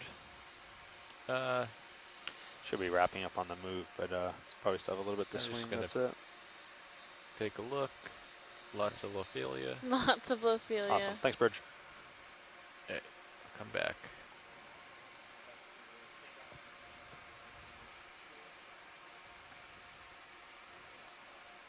And our first couple dives, including this one, have really been heavily dominated by these cold water coral communities, and part of that is the plan for the whole cruise as we move up the coast is this area is high likelihood of cold water coral communities, and as we continue north, we will be visiting a couple cold seep sites as well as canyon sites where we'll likely see a different type of community associated with those habitats. Yeah, I think we just continue on here. All right, so we'll do like, how far out from me are you? You're like 15 or 20 meters away from me, and that's like another 10 or so. So we'll do another 30 meters, 270, so we can acquire that. Okay. Same as last. Yep.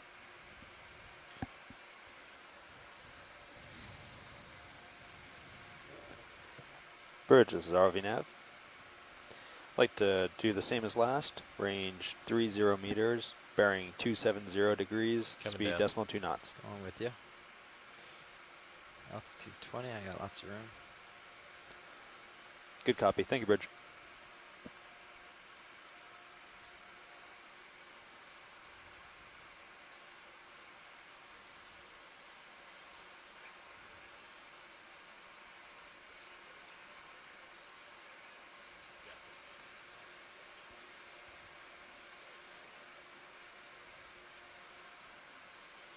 Oh, Well. hello.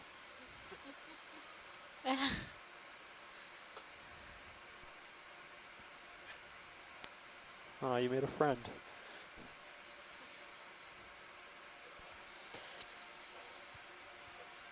Oops. Bumping into the D2 there. There's another fish out there too. There's a Oh couple of them. yeah. Mm-hmm.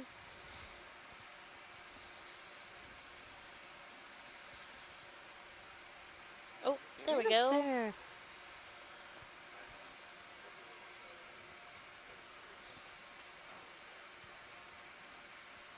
See some kind of snapper or some It does sort? look like that, yeah.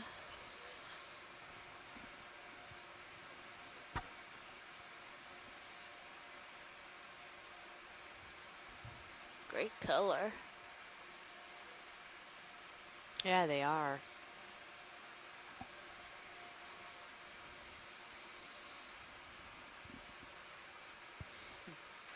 They're definitely curious. Yeah, they are.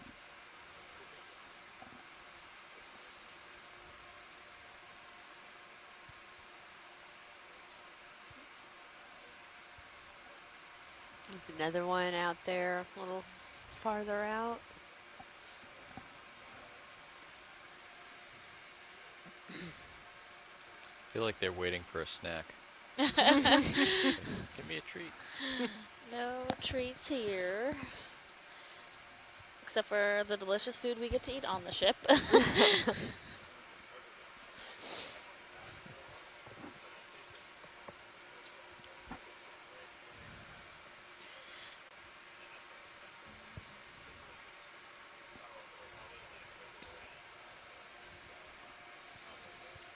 All right, so what are we in a little Still bit of moving. a valley Get right a now between a little couple closer of to you. our high points? Come down a Yeah, little it does more. seem to Some be a lot ridge. more hilly than our 25-meter bathymetry allowed us to observe from the Yeah. surface. So as we're going through Quiet, along our nicer. dive track, it's a bit more of an up and down than I think we had originally anticipated.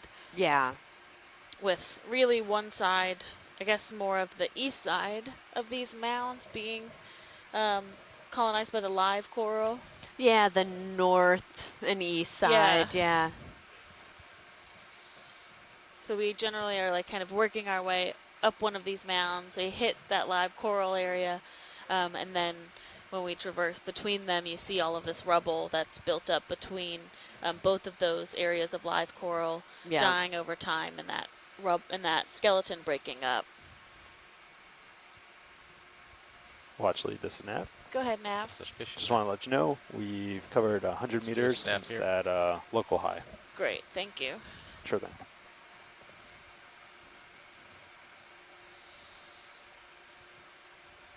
Yeah, it's a little bit different one, I Oh, think. yeah. So I Has think this the- is a scorpion fish. Oh, okay, right.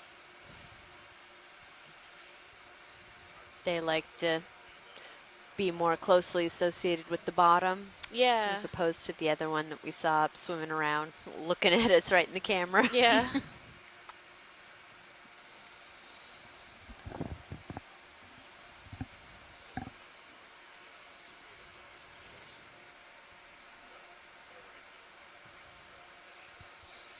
So is that all Lophelia in the back, or the kind of more narrow stalks, is that something else? Yeah, so right behind to the right of the fish Straight looks down like at Madrepora Okay. skeleton.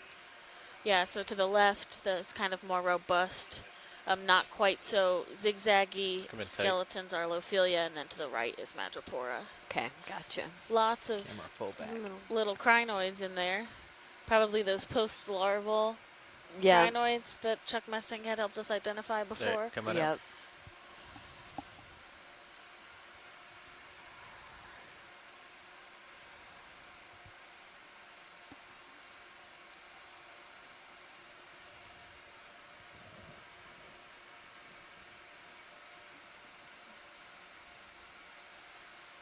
Wow, continuing to move up slope.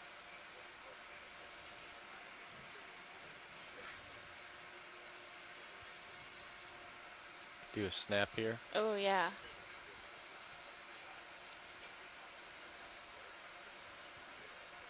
Oh, is that another one of those bubblegum coral, or? I don't know yet. It definitely has the same type of brittle stars on it. Mm-hmm. You good, Jeff? Yeah, Sure it it's does not look very like tall. We do have this sort of thing a moving. It keeps par- backing away sorry, as I come up, Paragorgia, Okay. which It's is not too bubblegum steep. coral.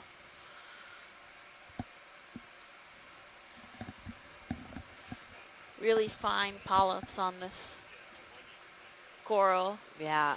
and those really large ophoroids, which to me really interesting to see these ophoroids Probably settling only in, too, on so you this can- type of coral while we're down here, Yeah. because it makes you kind of wonder where. Is there another one of those jellies? Yeah, I think so. Kind of stuck under the Mhm. coral. Okay, come on out, please. Looks like we have. There's at least 3 of Good the. copy. Thank you, Oh, Bridge. yeah, there's a couple of those right above it as well. I hadn't noticed that.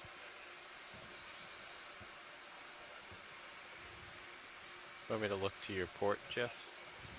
Yeah, you'll come around to it probably. Okay. I think we're pretty much done moving, so feeling good. It's And we about had 15 or so meters Benjamin Frabel log in and let us know that, and perfect timing, here it is back in our view here, not a snapper, so thank you for that. He here. said that this is an No rock. Alphonsinus I think barracks. Is how you barracks. say that Yeah, genus there we name. go. Yeah, so thank you for that. We have a Yeah, a good little community of them right above Yeah. this reef. Yeah, I think we're settled. I can come around and look at you and follow you as you do the crest. Okay. Alfonsino. Alfonsino. Thank you for that. Is that another chimera hanging out there? Or no, okay. It's just the same guy. Yeah, I'm facing 315 now. Just do a snap on that real quick. Got lots of room to go that Yeah, way. it's the if you same want. guy. All right, come on out.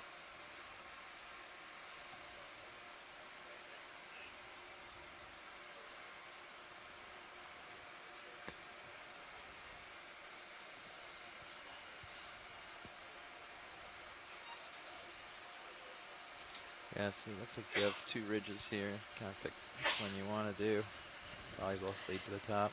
So, It's interesting 'cause I don't Benjamin, see can the you other- tell us a little bit about that Alfonsino that we skirting along saw? one The edge, huh? really beautiful, bright, vibrant red color. Actually, don't see it either. I just have it. I just have it. Look at this. How far out is that? 20 meters, maybe? 20 meters? Yeah. Like, I should be seeing that. Yeah. That's weird. Huh. Nothing.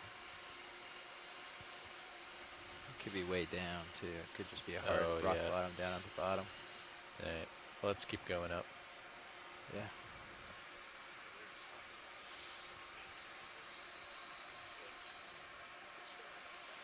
I think that 300 that you were on is, or maybe like, Yeah, a little 90.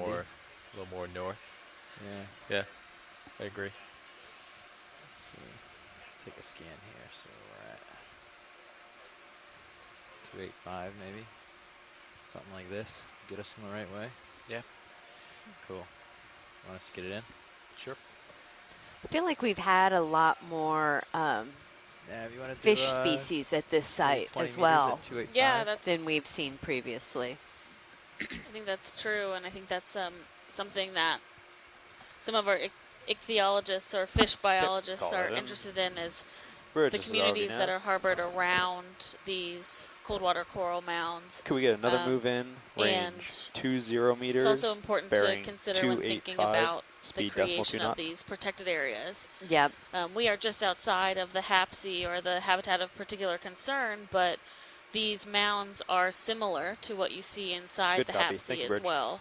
And so when we talk about the significance of those and what they're preserving, it's not only the benthic community that's living on the seafloor, but it's all of the nectonic community, or the community Right, that's yeah. living within the water column, that's influenced by the productivity on the seafloor. Yep, exactly.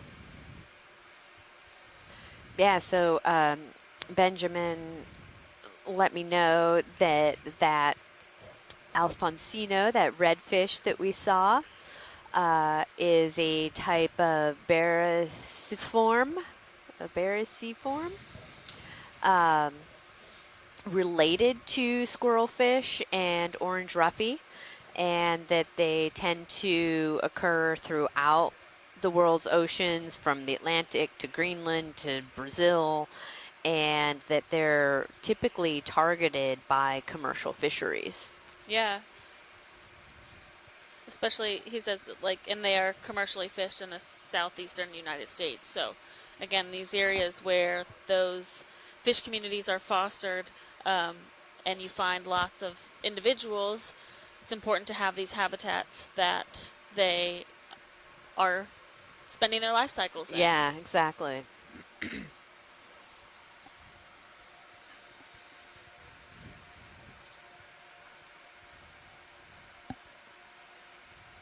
So thank you for that.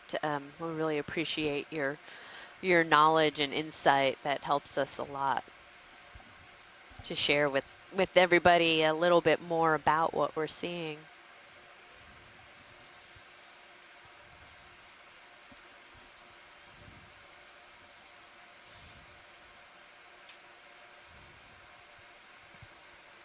So we have there another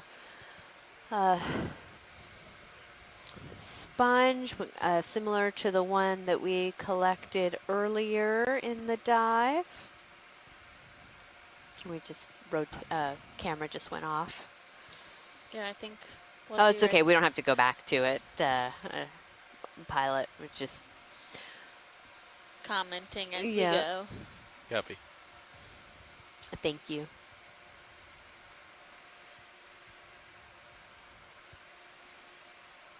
Yeah, so we've made 2 collections so far today. One of those sponges that we just saw, which I believe was identified for us as Afrocollides beatrix. And then we also were able to suction sample a Seems like the a sonar jellyfish is off of the benthos, mirrored. a Petrophylla. It's possible. Yeah, because that's me, right? Yeah. That's you, and you're over there. Seeing a little bit more live Maybe coral it's- again on the top here. Isn't there like an upside down and a... Yeah, there is.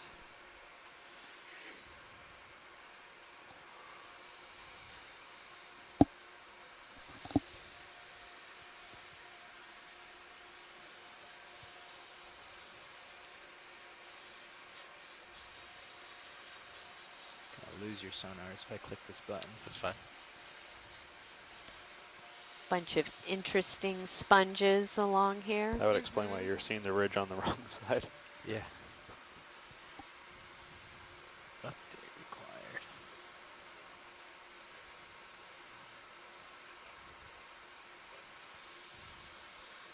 Good copy. Thank you, Bridge.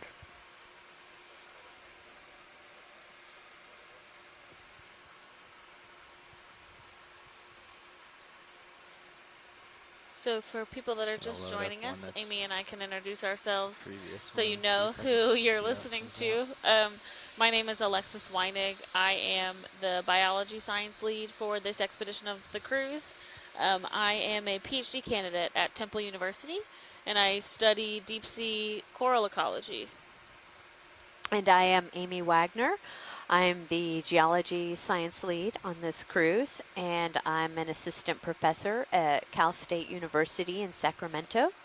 And I study paleoceanography and paleoclimate and have used deep sea corals to try to understand past ocean conditions. And we are joining you from the NOAA ship, the Okeanos Explorer, about 165 miles from the Florida coast on the Blake Plateau, where we have been, let's see, the ROV was deployed about 3 or 4 hours ago, I guess about 4 hours ago, and we've been working our way along one of these knolls that was mapped on Expedition 1806 last year from the NOAA Office of Ocean Exploration and Research. And we have had a really interesting dive. Came down kind of onto the flat area and very sandy bottom, but as we worked our way up towards this knoll, it really just kind of going into some of this coral rubble that we're seeing here. Where did you find the settings for that again? But then very rapidly moving into some dense thickets of lot of live coral of the Scleractinian, Lophelia, pertussa, Today's date, that D2 and Sirius we've setup. seen on some of the kind of high ridges along this knoll. What do you want me to? Just today's date. D2 Yeah, and we get these Sirius. nice little Good copy, octocoral. thank you, Bridge. 24th. I don't know if we could call them forests, octocoral gardens. When we have this more rubble-dominated area And then, where it D2 seems like these Sirius small setup? white June plexarids 24, and 2019. primnoid octocorals And then like just to D2 and Sirius settle is and fine. spend their lives. Yeah. Perfect. And this is maybe in areas that are a little more sheltered from the current. Not entirely sure. They tend to be on some of the lower spots, and then our bigger Scleractinian corals are along the sort of northwestern part of the highs, where they're really in the current and getting a lot of food and nutrients. Yeah. It's interesting. We can see a bit of our dive track that we've completed so far here on the ship, and there have been so many interesting parts of this dive and different ways we could go, that the track for D2 today is kind of all over the top of this ridge, or this mound. And what is partially contributes to that is the fact that we don't have a fine scale way of knowing exactly what these mounds will look like from a formation standpoint when we head down to the seafloor. So we work off of a 25-meter bathymetric map, and so, or it has a resolution of 25 meters. So when we come down, turned out that this was much more hilly than we might have potentially anticipated. Direction, right? Yeah. You're on a ridge here. Yeah, just follow the ridge. So just continue up. Do a 280. Yeah, it really wasn't anything we were expecting. 20, 30 meters? Which has been a lot of fun. It's been keeping us on our toes. Yeah.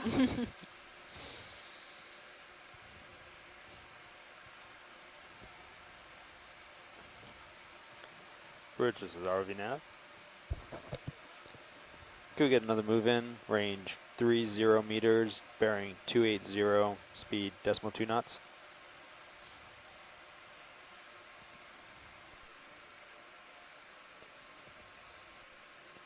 Good copy. Thank you, Bridge. Yeah, let's do a partial here, Bob.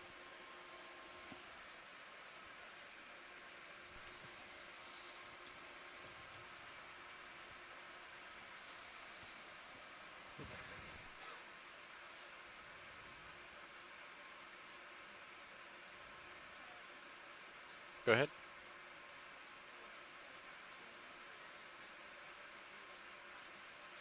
Sure. Yeah. Let's come wide here, video. Thank you. So piloting D2, this is Joshua Carlson. At co-pilot is Jeffrey Lanning. At nav is Tony Arnold. Over on video, Bob Knott. And on clipping, Art Howard. We're all engineers and videographers for the Global Foundation for Ocean Exploration, or GFOE. All right, thank you guys. And yeah, so they're responsible for all things ROV. Yeah, ROV and video. And video, bringing you these wonderful images, high quality.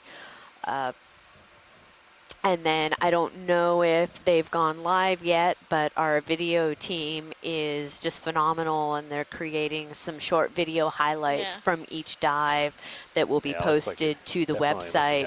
And we got a preview of some of them last night, and they're so great. It's so much fun to see them and what they can do and turn around so quickly. Yeah, I think this is one of the really outstanding parts of the Okeanos Explorer program, is that we're able to have such a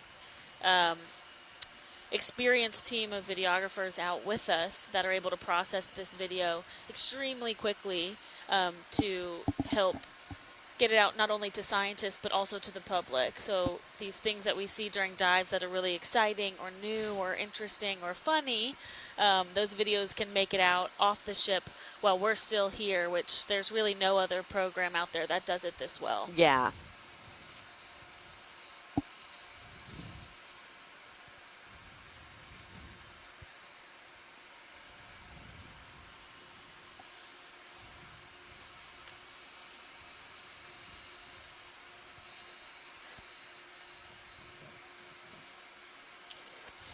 So one of our goals during this entire expedition is to kind of characterize the diversity and the extent of these deep sea coral and sponge communities. And as we see here, we're kind of setting in. We're going to come in onto this small little Chrysogorgia octocoral with a squat lobster in there. Oh, yeah, man, they are so good at hiding, aren't they? They really are. They almost, I mean, their coloration, too. It's almost the color of the flesh of the coral. Yeah, exactly. Oh, and is that a really translucent brittle star at the top? Maybe, yeah, but there's also like something, I feel like, between us and the coral. Oh, yeah. What? Oh, you know, so the temperature is now 11.8. Oh, so wow. likely there is a change in temperature is what's causing Yep. that really interesting kind of waviness in the feed. Yep. Yeah, so because we were at about 10.5 just 15 minutes ago. Yeah, it's been going up for the last between 12:54 local and 12:59 local. It went up by 0.5 degrees Celsius. So as we've moved along this ridge, there's a Come in temperature again. gradient. Okay. Ooh, Oh, a different type of brittle star. and a little crab or shrimp or something right up there. That one is taking over the entire bit of that coral there. Yeah. And I don't know. Yeah, it definitely there's the like plating on the arms is much different than the what we've seen. segments or Right. yeah. If you have any more, come on in. But yeah, look at that thermal mixing cloud basically. Yeah. Probably the little bit of disturbance that we're causing from D2 is causing a little bit of that mixing and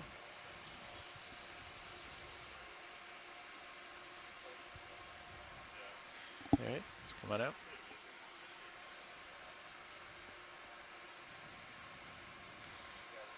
Yeah, so that make the temperature changes is another interesting characteristic of what seems to be this South Atlantic area off of the U.S. We've seen this kind of really The ridge quick is temperature like gradient this on just to your the screen. north as well on Right. other Mhm. cold water coral So that- mounds. Down So, that way. and we're not Over that way. I mean. really under the Gulf So Stream I'm gonna anymore, come but up we and could then- potentially be under like an eddy. an eddy. Just kinda Yep. Start heading that direction. Yeah, so the Gulf Stream typically has these little, they call them warm core eddies that will break off, branch off, and kind of swirl around and This is like the top apparently, here. you know, really get some of this warm water You mixed know, in drop some fairly targets deep. nav, sort of mark the. This is like the top So of John the. Reed says that brittle top of star the looks feature. like It's kind of a the crest up here, Astropora so annulata, which occurs at about 80 meters on Okeanos reefs. He's not sure if it's the same species, but if it has the same type of kind of banding on the arms, then maybe it's the same genus.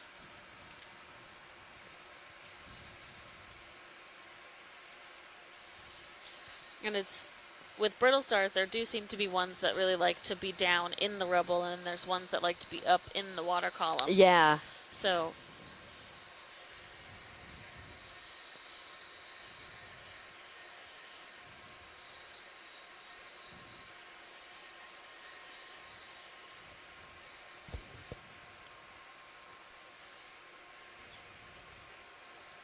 Yeah, I don't know. You know, we're not much higher than we have been. We're at 742 meters, but we can see that the oceanography has actually changed in this short of distance that we've traveled, and we're seeing a fair bit different of a landscape than we Yeah. were previously.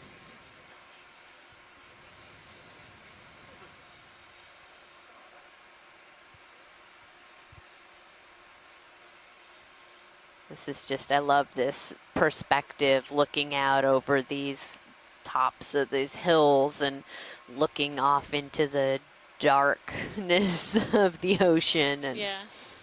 Yeah, pilot, you see, can we Yep. zoom on that? Come on in, video. Oop, another crinoid. That's about all Oh, you it's got. a crinoid, yeah. Pulling Okay. my VSR Yep. pretty tight here.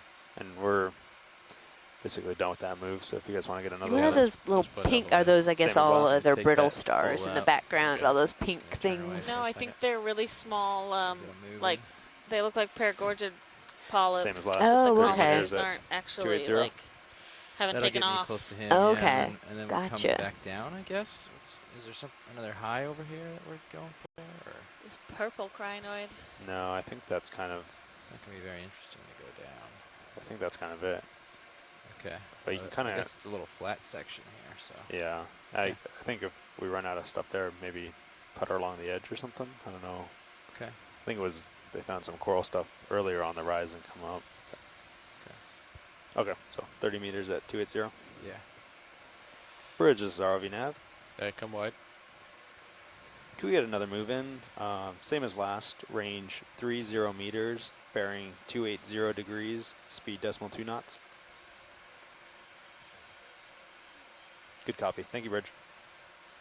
Get back up towards you, Jeff. Okay. Clean off some of this dust. Fish eye getting a little closer. Hello, this is Chris Ma. Hi, Chris Ma.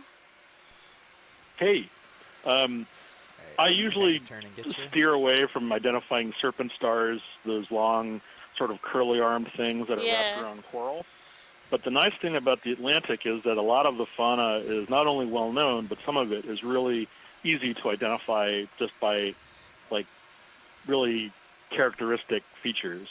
And that snake star, the Euryalid that you guys were looking at, that's something I can actually give you a species name for. Oh, great. That is something called Astroporpa annulata. Did you do 280? Astroporta? Yeah. That's Sorry, the way say it again. Astro. No, that's fine. Yeah, so like Bridge Astro, like nav. ASTER. Can we halt the last move? Porpa, P-O-R-P-A. Thank you. Okay. And then, as if the species name was truth in advertising, annulata.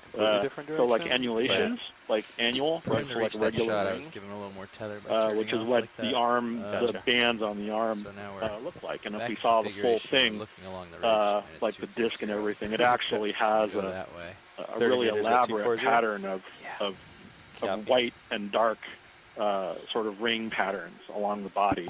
Hopefully we'll get to see one full on Like you to know, get during another the move in? course of the dive, Range because they're really 30 beautiful meters, animals. bearing So. 240, speed Well, .2 thank you knots. for that. And that's actually, that's the, what John Reed also Thank you, had Rich. chimed in to say about those being on the Oculina reefs. So appreciate that confirmation, because he said he wasn't sure if it was the same species out here. So that's great to know. Come on in video. Certainly, and you'll hear from me again, of course, when something more properly star-shaped. So, Well, did you? have a good rest of the dive. Okay, thanks so much. Thank you. Okay, bye-bye. Yeah, so I all don't these have little any more pink until- ones to me look like it looks like Paragorgia polyps, but I could be wrong, and it could be just a different stoloniferan, Come in tight. because it definitely is not growing its own skeleton. Yeah.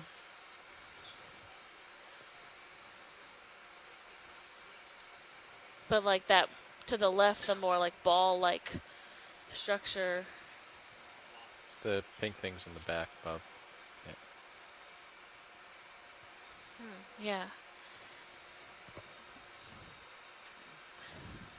Definitely going to defer to the experts on this one, because cannot tell.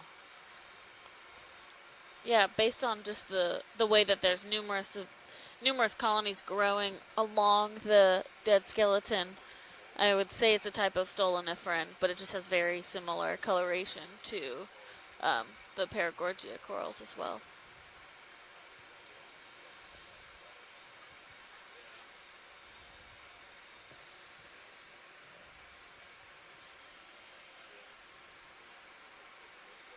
You can see all those brittle stars just buried into that rubble.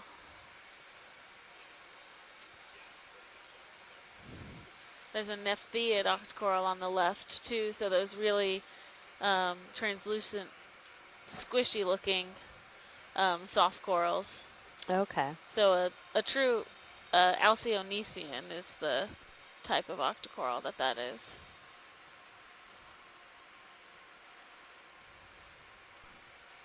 You can see the temperature in the water still. I know. It's really amazing. Yeah, so it's saying it's still 11.8 where we are. We went up a couple meters in depth, but holding that warmer temperature.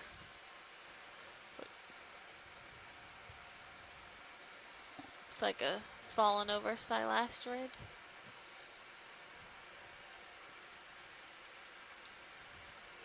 A little shrimp hanging upside down. At Oh, the yeah. bottom left.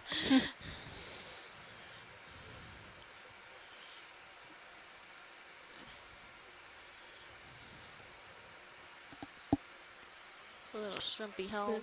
Yeah. I often forget how much zoomed we are. Yeah. And, thinking like, oh, it knows that we're right here, but it really probably doesn't. Oh, yeah. Ooh, what's down there? Oh, yeah, can we pan left a little bit? That is a Paragorgia. Ooh. Oh, look at that. So that looks a little more reddish pink than the other Paragorgia that we saw. It does. They are likely different species of Okay. Paragorgia.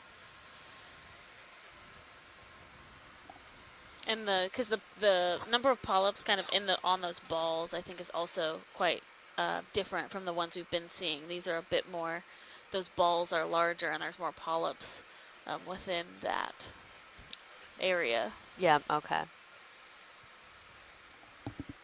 So is that the same then as the little ones that we were seeing scattered I don't around, think or you think so. those were the Yeah. still? Yeah, so even just to the left, you can see some of those Oh, yeah. polyps, and the color is much different. And again, Paragorgia creates its own skeleton, so I just think that's a different. Oh, I think that's a tunicate. Ooh, look at that. So tunicates are interesting because they're actually hemichordates. So they are, that little gelatinous blob is more closely related to us than any of the invertebrates that we've been seeing.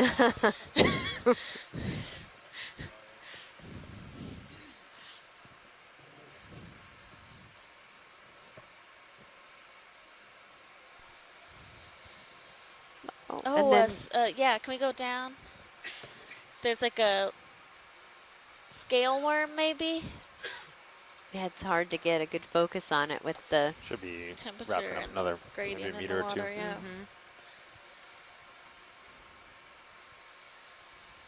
Yeah, looks like it's just about 30, so. Oh, team something Yep, floating come. by. Oh, T4. T4. All right, let's come on out. I'm going to push ahead. Give you an idea of the scale what we were looking at. Okay, go ahead. Watch lead the snap. Go ahead now.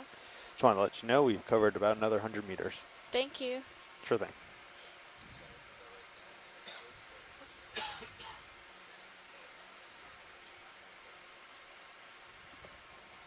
I mean, it's up to them. It doesn't bother me either way.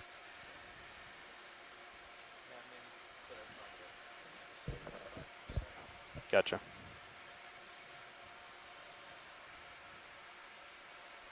Were you guys debating whether to go straight down it or? Yeah, it's up to along? them. Okay. I just wouldn't. Okay, but no preference on your end for. No. Okay. Sorry, pilot.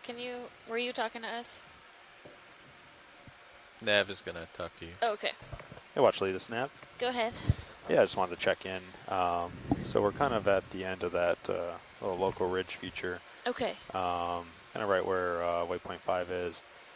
Looks like waypoint 6 and 7 kind of drop down into another flat.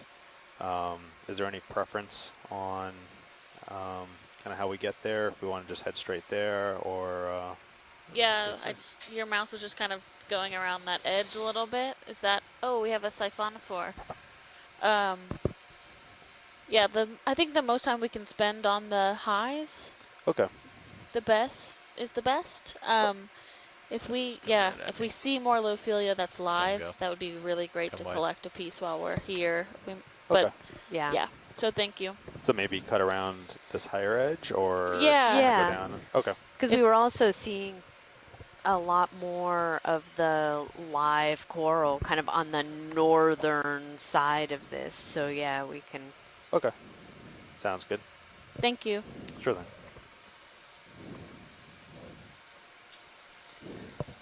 guys get that at all? So No. okay, so they're interested in Look at kind of on the higher the parts. camera too. They All said of also there was more the interesting stuff Oh, on the yeah. northern side. So I don't think Little there's swimmers. little swimmers. There we go. Good huge description. need to get to 1.6 or 7. So I think it's kind of follow whatever. I don't know. Maybe they're like Maybe shrimp or go cut amphipods across or to the other something side that and are see if there's up in the anything. water column attracted to the light from Yeah. The Sirius. northern side of the Must be. Of this, yeah, the kind of ridge feature. Sure. Yeah, that's and fine. then some Okay. bigger fish coming in and Oh, yeah. having a little snack. Yeah. They like our light system. Mm-hmm. We even have a few here in front of our main Zeus camera.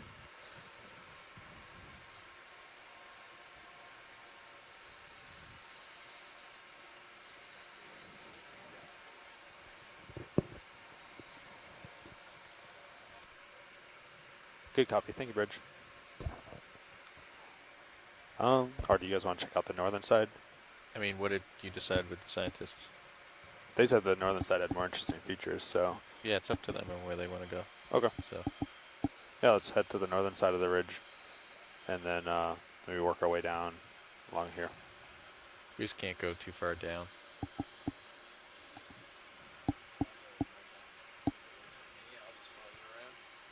Sure.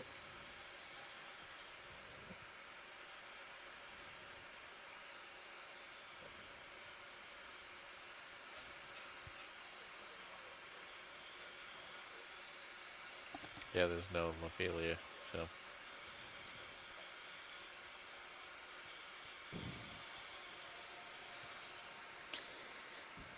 Yeah, so we've kind of worked our way around from the, what did we come in from the north? We came in from the north, yeah. We came in from the north, worked our way up and kind of over these local highs of these ridges. These do seem to be pretty contained mounds, so what we have seen has been the local highs, and so instead of trying to traverse just down the ridge, we're going to kind of come around the other side and maybe take a look at some of the northern side of the mound that we haven't had a chance to look at. Yep. Yeah, I think And that you guys are sounds fine with skirting along here? like a 'Cause I great can propose plan. that as one path, skirting along there to kind of come down. That's fine with you guys?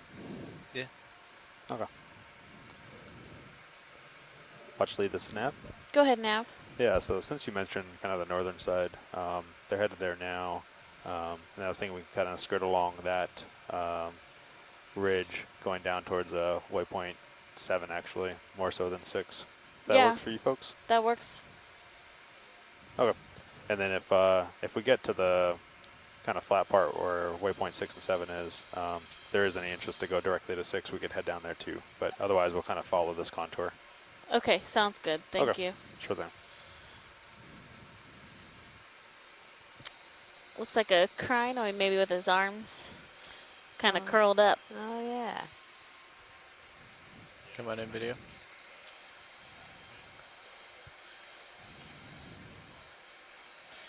Yeah. So arms and exhibiting a little bit different behavior than some of the other ones we've seen. But still that nice bright yellow color. Yep. These are also called feather stars, correct? Yeah. So you can see why there are many arms waving around in the current. Maybe this one's taking a nap. I doubt they sleep, but it's very still compared to a lot of them we've seen that tend to be quite active. Yeah.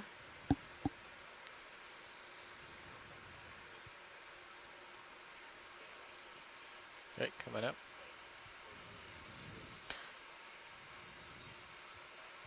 We call them feather stars because they're an echinoderm, and so that means that they're related to the sea stars and the brittle stars and urchins.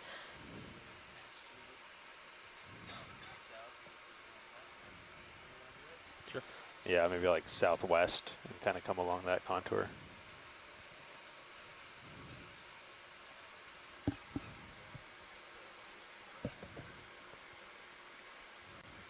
Okay. Yeah, we have so many of these white Is it plexaurids 360 on or this 0? side. Does it matter? Yeah, there are.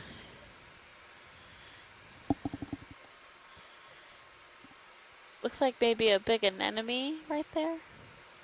Bridge, this is ROV nav.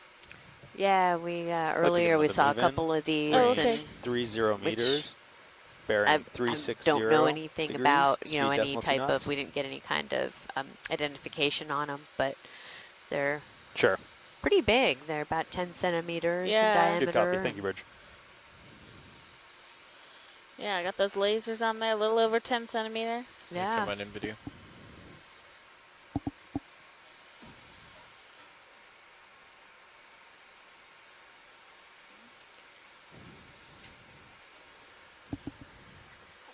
Looks like there might be something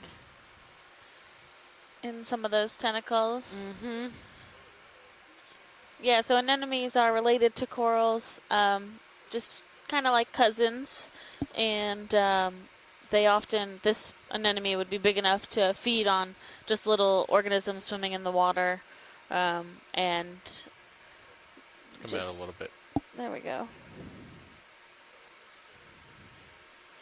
Their tentacles have stinging cells, so the prey is often stunned by contact with one of the stinging cells, and then they use those tentacles to move the food into the mouth, which is in the center of the animal. Come out a little bit. Hold that.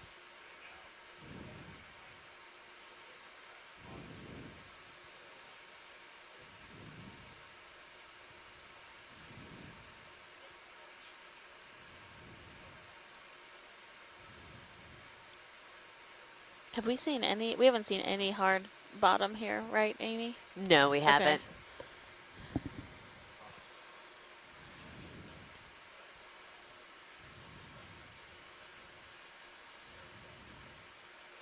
Maybe in a couple days when we move up towards the scarp area, then we would probably see some outcropping, which we thought that yesterday too. So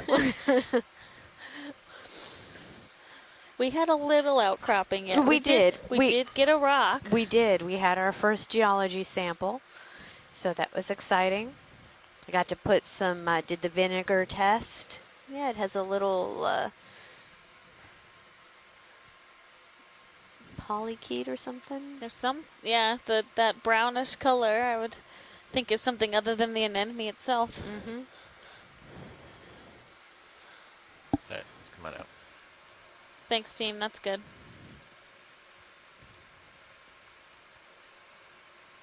Yeah, we did the vinegar test on our rock and confirmed that it was a carbonate rock because it fizzed when we put it on, which is what is expected out in this region. This whole sort of shelf plateau area is going to be made up of a hard carbonate basement. There's something right to the bottom left. It's like pinkish. It's just to the right of the lasers now. To the right? Sorry, left. I'm sorry. Okay. Directions.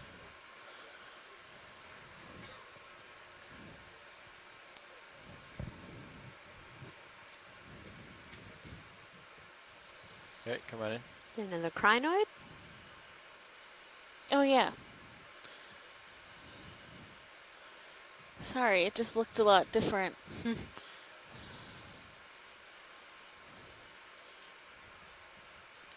We're good. Sorry, I'm good. Okay. If you are. Come on out.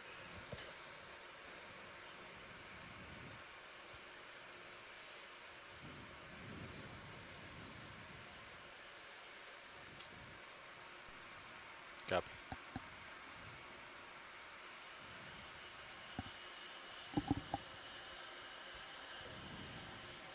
Preferably I'd go left to keep our turn counts low. You might come left around with me. Okay, we can do that. Let me know when you want to go. Yeah, let's do it.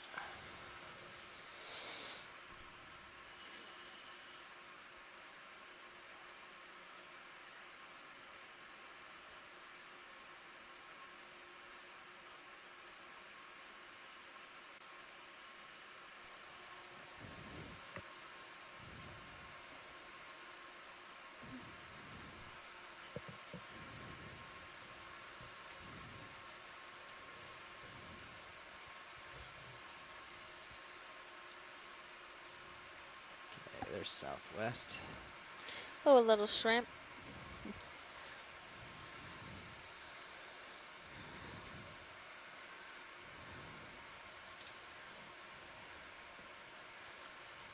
So an interesting tidbit is that this is the 100th mission of the Okeanos Explorer. It's been going for 10 years, or this is also the 10th year, 100th mission. So pretty exciting. There'll be some sort of special 10-year review highlight reel coming out later in the year. And Can you take a zoom on that coral, Pilot, when you have a chance? Absolutely. Go ahead, Amy. Yeah. It's just been a really... The NOAA Office of Ocean Exploration and Research is the only federally funded program that is dedicated to ocean exploration. Or branching. Looks like another, this looks like a black coral. We might have seen, I think, one of these so far. Sea spider. Or a tiny little squat lobster. Oh, squat lobster. Sorry about that. Okay. Of the genus Bathypathes. So this is one of those corals that has a black. You guys good with the 10-degree proteinaceous skeleton? To starboard? And there's that crinoid down there next to it. Okay.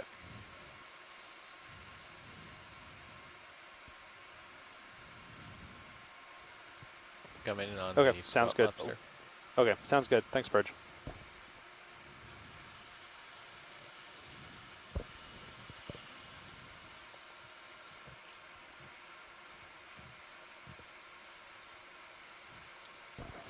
Go ahead, Rich. Such small little legs. Oh, yeah, sorry about that. Yeah, the heading change is fine with us. Thanks, Burge. You can really see how fleshy these black corals are. When they're done with that, we'll want to move. When they starboard or port? Starboard. When we collect these corals and they come to the surface, this coral particularly produces a lot of mucus. Yes, it does.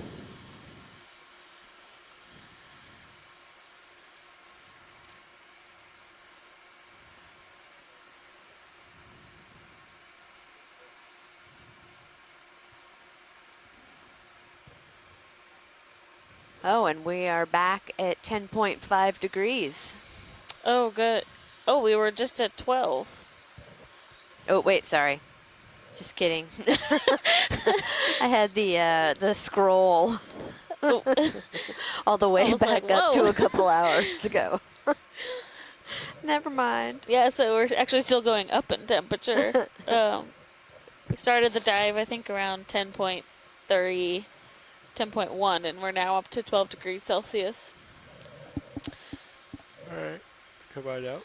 And Chuck Messing has joined us and said that the crinoid right next to this black coral is in Indoxocrinus. The taxonomy of these short-stalked forms is not resolved, so there's still a lot of work to be done on characterizing that group of crinoids. Yeah, looks about another 30 seconds or so. Yeah. I'll call it in.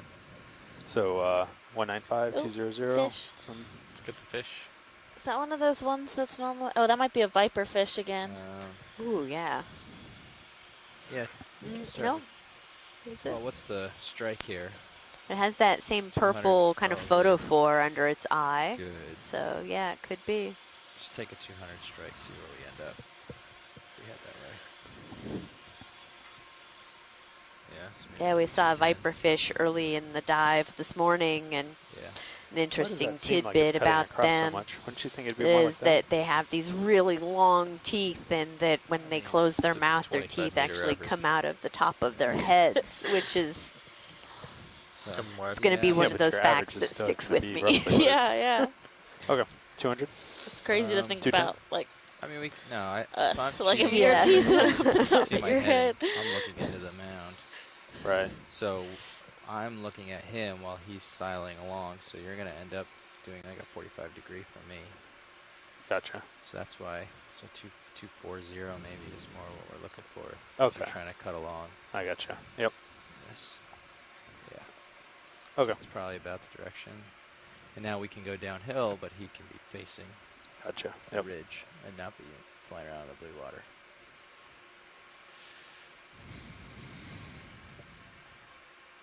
And 30 meters. Oh, 1 second. Go ahead, watch. Go ahead, watch lead.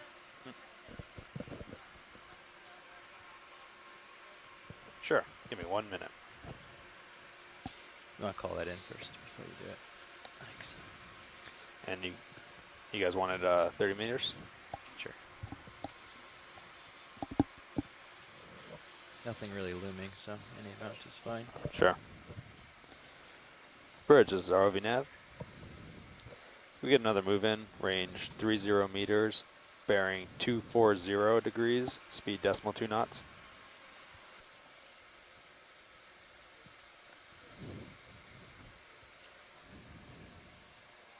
Good copy. Thank you, Bridge.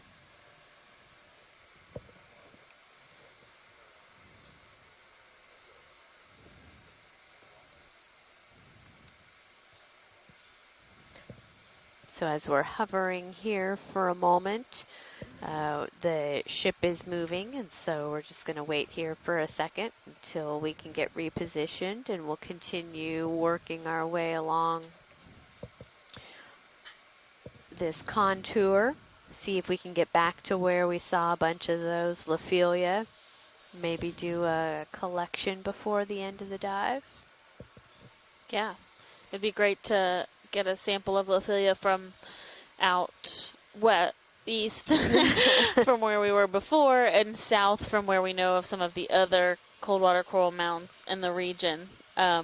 So that way that can help with some of the connectivity studies that are going on for those species. Yeah.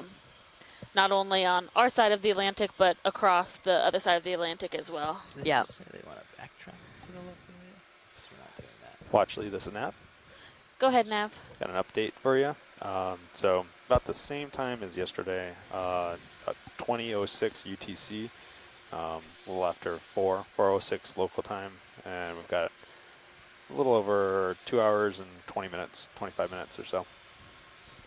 Great. Thank you. Sure thing. So we are, we've been down today. We launched the ROV at 8:30 this morning local time, and we have been working our way around the proximity of this mound. And we have about 2 more hours, a little over 2 more hours of bottom time today. So we'll continue to scoot around and maybe head around to another side of the slope to see. Look at that itty bitty jellyfish polyp or something that just floated by. Yeah. Looks like some type of sponge and a hydroid.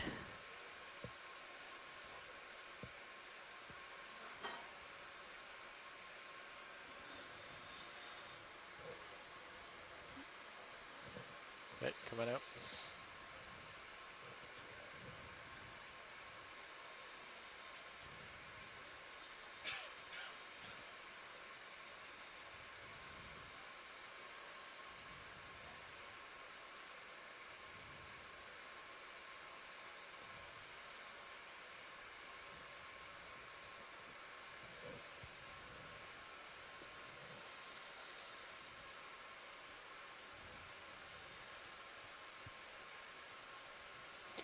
And if you're watching on shore and you're interested in asking questions, you can find information about the Okeanos Explorer and this expedition, EX1903 Windows to the Deep 2019, on the OER Facebook page, Twitter account, Instagram, so all the social media platforms, and those questions are being fielded by our team on shore, Adrienne Copeland, and she can relay some of those messages to us, some of those questions to us here on the ship. So please feel free to reach out through those outlets, and we'd be happy to answer any questions.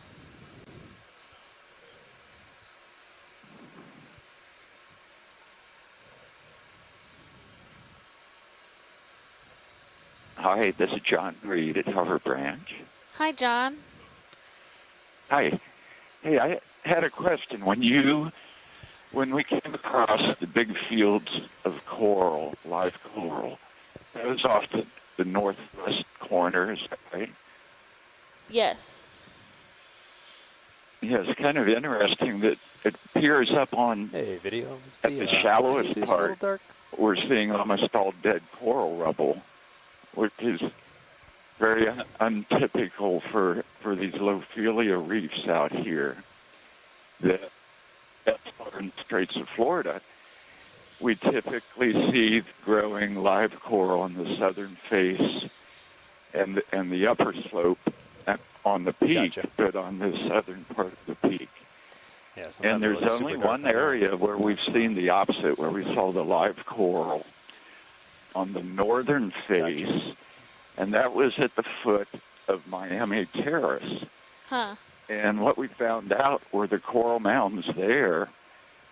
The living coral was on the north face of the reef, or of the ridges, but we also found that there was a persistent anticyclonic current there. Instead of getting the northerly Florida current, there was a loop current that was fairly persistent on the bottom. So the current was typically heading south, which allowed those reefs to grow up on the north side. And I'm wondering if this is the same thing, where the prevalent current out here is really from the north, and that's why we saw the living coral on that north side. I can tack on And another that sounds absolutely spot on, and it describes Just have- what we've been seeing.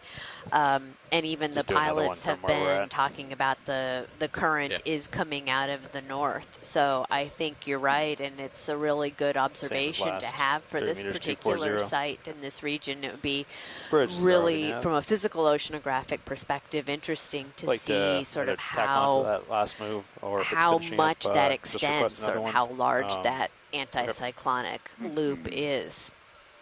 Yeah, and Like earlier to, today, For get the another coral move, to either grow tack that onto way, the it must last be one, fairly probably be finishing persistent. up right. soon. Yeah. And earlier range today, 30 meters, when we were looking at bearing the overall 240 map where degrees, our speed map decimal 2 lead knots. Shannon had pulled up the Gulf Stream, there was what looked like an eddy kind of over the area that we were. So maybe that is just something that's much more, like you said, persistent. Thanks, Bridge. And has been continuously kind of feeding this area with that current. Yeah, that's pretty neat. Yeah. It also, is. I wanted to let you know that every day this week and starting this afternoon, we're going to have a group of students come through our control center here, and they're from the Florida Atlantic University Pine Jog Summer Camp. Oh, okay. So every afternoon they'll be coming through and watching your video. Great. Yeah. Do you know roughly are they coming around the same time every day? I believe it's supposed to be between 2 and 3 every day. Okay, great. Today it's going to be later, about 2:45. Okay. So Okay. 2:45 for UN probably today. Okay. Well, if they have questions, you can definitely get on to the chat or whatever and let us know, and we'll try to address their questions directly to them. All righty, thank you. Thanks so much, John. That was Bye. really interesting. Yeah, really helpful. Bye. Thanks. Bye. Bye. So we have come in on a bubblegum coral, so Paragorgia, which has its polyps retracted this time. So we've seen Yeah. a couple today where the polyps are out, and they're very long, kind of translucent polyps, but this gives you the chance to really see where that bubblegum coral name comes from. Like Amy mentioned earlier today, these clumps look like someone just stuck some bubblegum onto the skeleton of this coral. And we have another one of those serpent stars wrapped around this same type of coral, which we've seen a couple times today. So they look a little bit like worms, but all of those kind of fleshy parts are the arms of that ophiroid, or the brittle star that has kind of really secured itself to this coral. Yeah, it really does look like a bunch of, snakes wrapped around there. Yeah, So yeah. Some people, if you look at the some people's sonar, common name for them is you serpent have the star, ridge which is, I on think, the port pretty side. fitting. Yeah, What's all exactly. the signatures kind of on the starboard? Really fascinating. And we've seen there's been some really interesting studies in the Gulf of Mexico about this relationship, because we see these types of ophroids on octocorals in the Gulf of Mexico as well. And when the Deepwater Horizon oil spill happened and some of the deepwater coral communities were impacted, the corals that had a brittle star associate were actually able to recover at a quicker rate than the corals that did not have the brittle star associate. Really? That is fascinating. Yeah, so Fanny Girard had done that work out of Penn State for her PhD.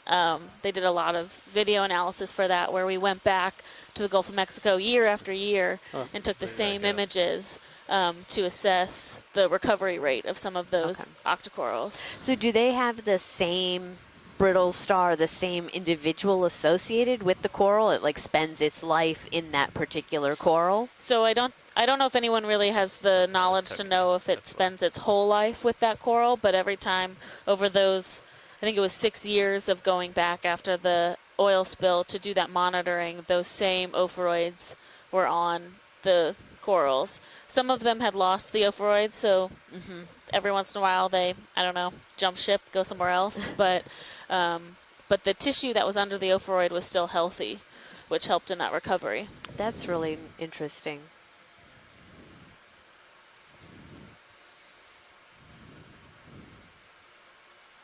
What's that coral that we see up there front of us? It's a little too far out for me to get to. We can do a zoom here. Okay. Video. Is that a bamboo coral? It is, yeah. It sure is. Looks like it has about half of the branches with tissue still on it. So a partially alive colony. Yeah.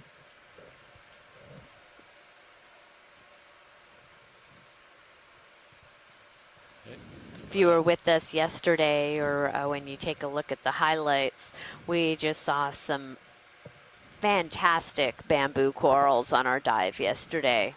Really Looks large like we got about another 5 examples. meters or so, and then I can call in another, I feel like.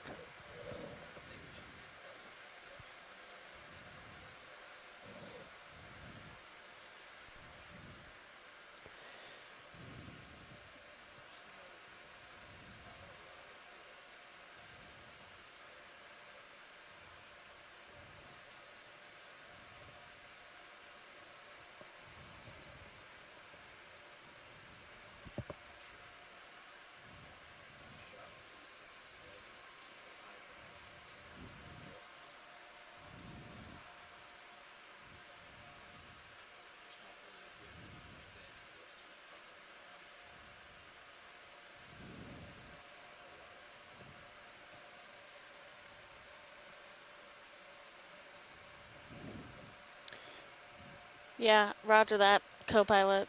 I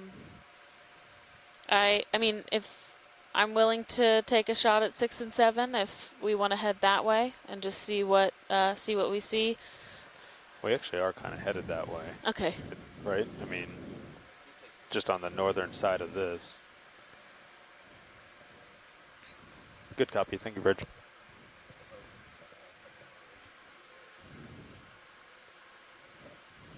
Because, I mean, the boat's up here, but, yeah, the...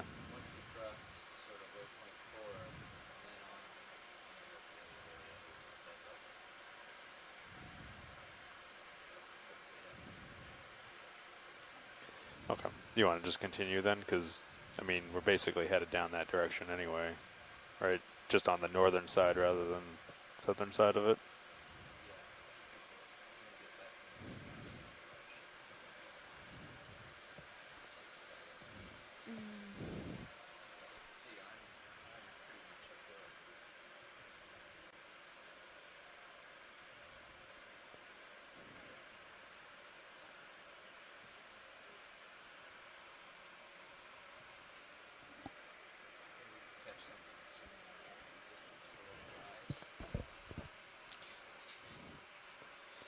Yeah, I mean, I think no matter what, if we're going down there, it's going to be lower though, right? Because this was the high. Yeah, the hope is so you can see some red in there. Yeah, right here.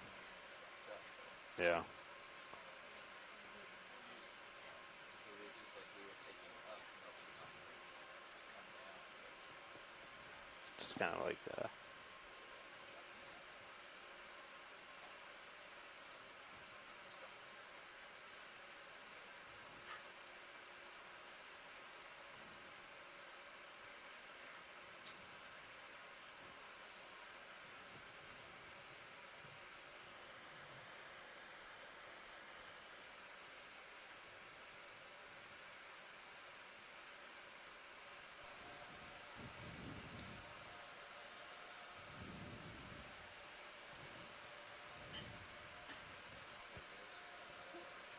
Yeah, it looks like a little upslope here. There you go. I don't know if that's coral or just sand. Yeah, it looks like it. Yeah.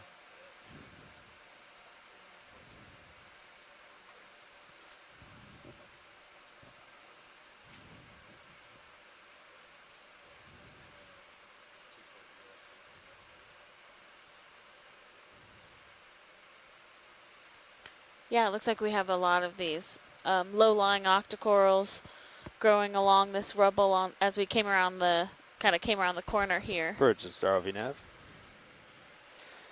Can we get another move in? Same as last. Range 30 meters, bearing 240 degrees, speed 2 knots.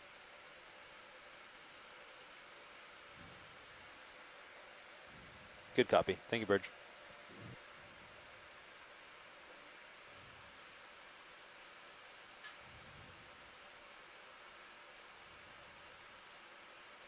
You can look out into the vastness of the ocean on the other side.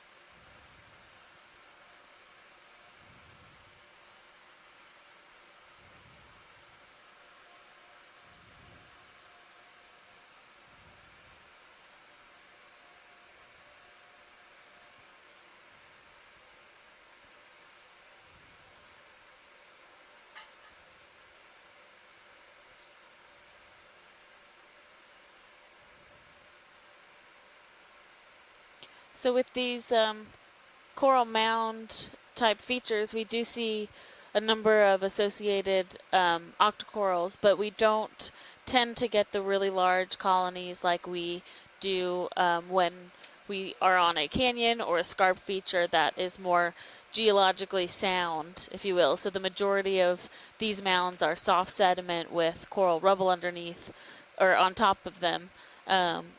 And so a lot of those larger growing corals are not able to sustain themselves, or they topple over as they get too big. I think that's a nice big shrimp. Yeah, looks like it.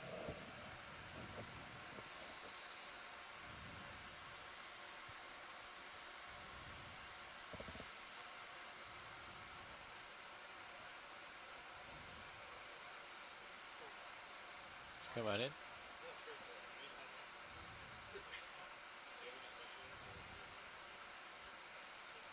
Hello.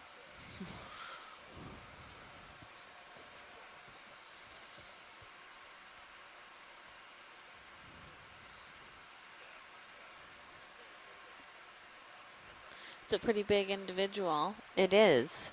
Yeah.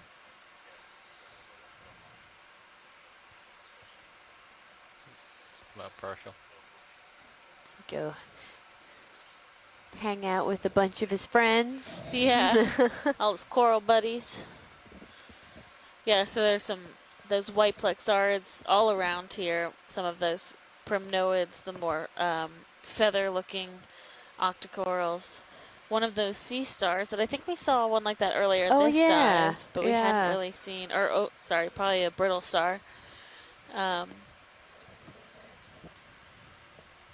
Then is that another one of those looks like an anthomastus or a Yeah. different type of soft coral. Yep. And then something here, another type of soft coral. Yeah, the more kind of dark purplish but translucent one is one of those nephtheid octocorals. Mm-hmm.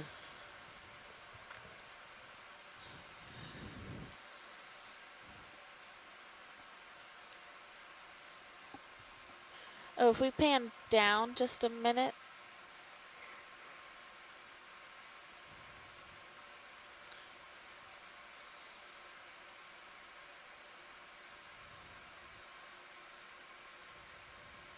Sorry, I thought I saw like a crab and now I lost it, but that's okay. No worries.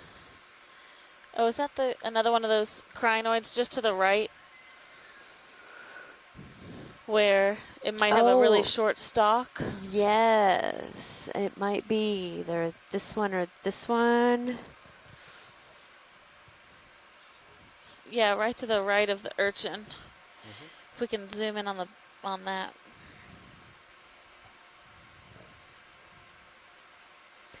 Yeah, I think it is.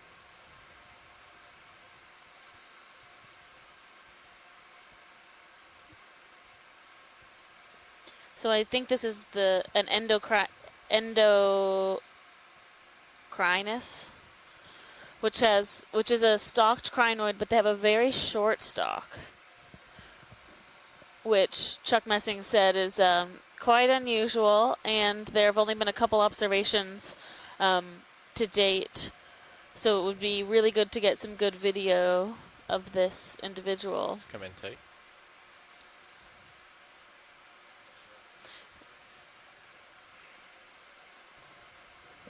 Should be wrapping up. Let's see. So you can see its stalk Maybe is kind of buried within that.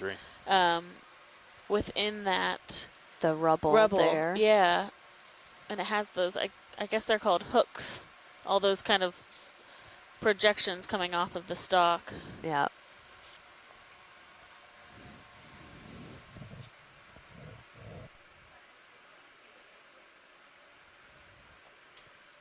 I did not copy that.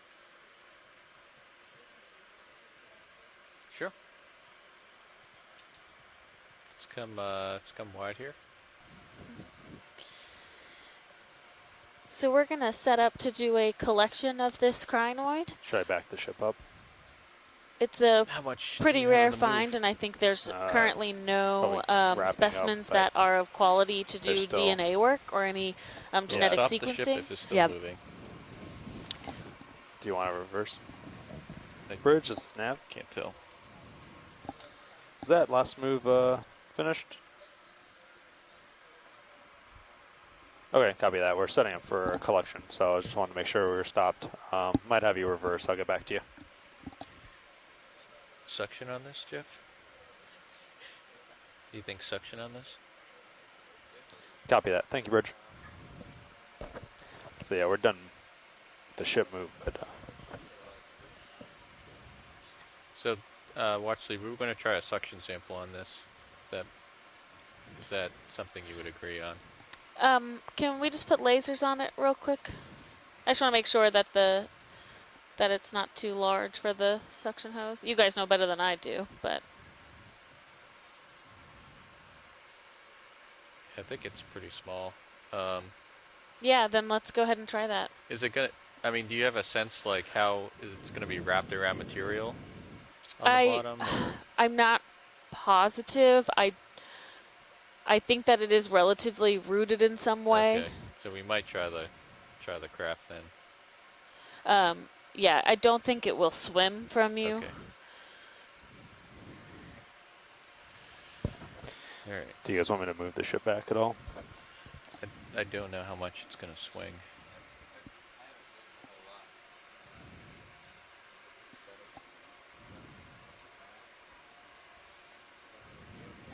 Sure. Yeah, the mini Zeus would be good.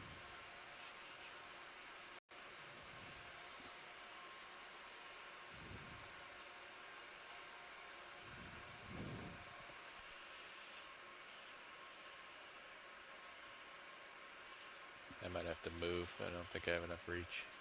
Yeah, I don't have enough reach.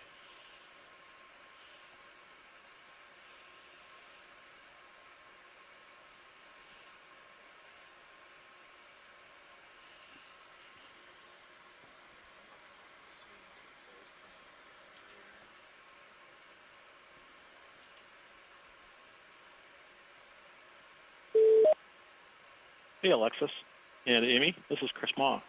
Hi, Chris. Can you just hold on a second? We're about to sample something. Yes. Thank you.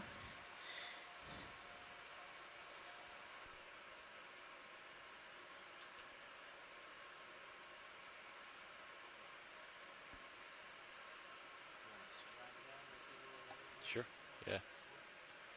That'd be fine.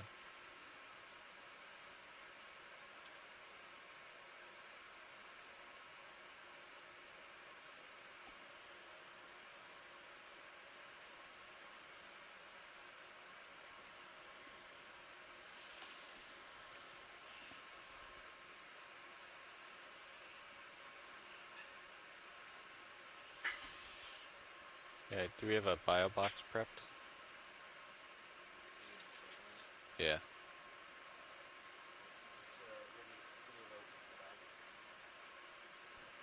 The only box with anything in it is the port inner. And Sean said you could put something in it.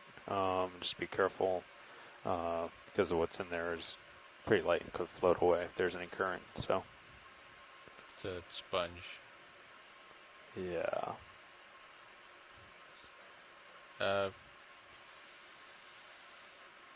We can try starboard. Can we zoom in a little bit on the Zeus? That come out a little bit.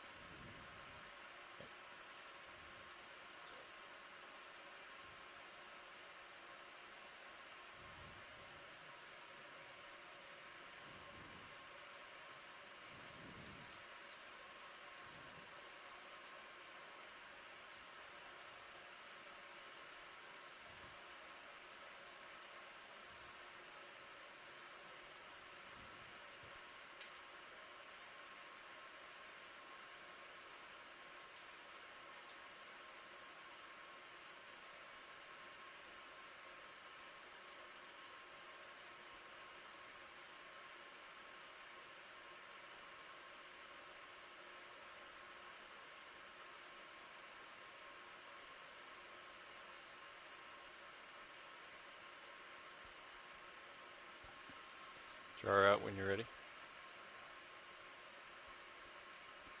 Yeah, no, I'm not sure I'm gonna be able to get it in. No,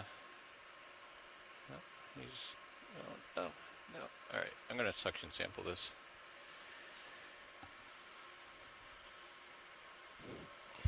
Jar 2 with the coarse filter is the only thing with anything in it. Okay, can you jar out, Jeff? Yep.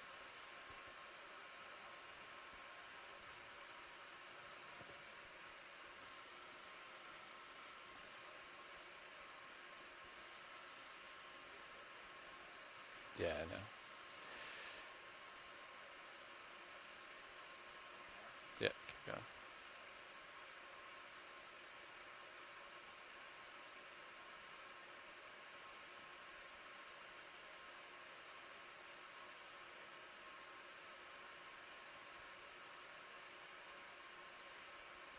All right, we can jar in.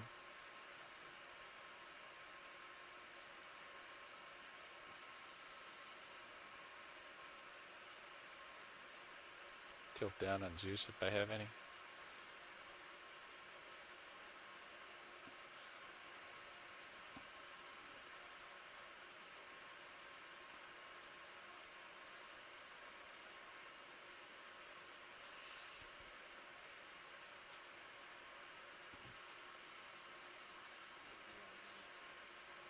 Okay, go ahead.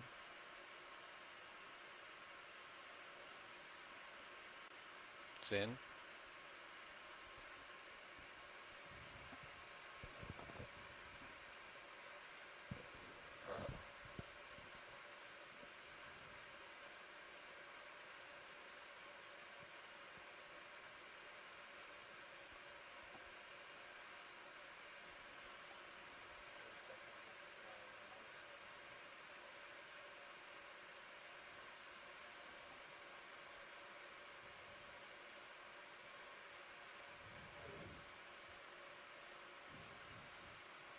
There it is. Stop. Okay, rotate.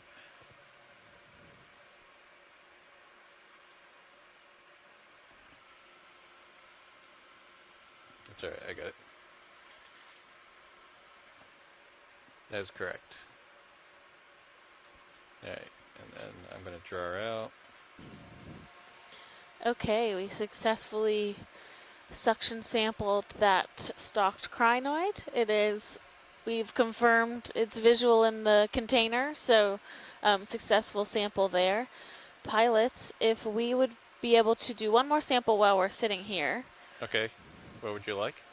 So probably not a suction sample, one of those white octocorals that are literally everywhere. Hey Alexa, it's somewhat relevant. May I just interject really quickly? Great, absolutely. Which yes, jar was that? Chris. Jar 3. I'm sorry, I just wanted to try and make a mention that the reason that stalked crinoid is missing a lot of its stock is probably because that sideroid next to it has been feeding on it. Oh, okay. So, Chuck, we actually saw this, like in the act last. The predation event? Yeah, and it was really quite exciting. And so that sideroid that's right next to it looks like Calocideris. Partial zoom. You know, it's one of those, I'll bet you $10 that if we cut that thing open, that it probably has all the lower half of the stock of that crinoid you just collected in its gut. Okay. Which we're not. And so the reason I say it's relevant is just because if you're going to collect, you know, this area and, you know, if you're collecting that urchin, for example, then that sort of goes as a set along with the crinoid. And I'm not saying you should collect the urchin because it's a known species, but simply it is relevant, you know, to the dynamic since you collected the stocked crinoid, and chances are you'll probably see more of them. I didn't put it together until I actually saw them together like that. That the stocked crinoids are probably the remnants of sideroid predation. Great. That's really interesting. Anyway, I wanted to mention it just because, like I said, it's relevant to whether you want to collect, you know, any more of them and whether you want to collect the urchin, which is probably the reason behind it. So. Yeah. Thanks, Chris. I think we're gonna. Sure, I'll talk to you later. Thanks. Yeah, we're gonna pass on the urchin today, but hopefully we'll have a chance to collect some other kinds of urchins along the way. Yeah. So pilots, if you are set up and ready. So this white one at the bottom right half of the screen? Yes, that one would work. Okay. Let's come out on the Zeus.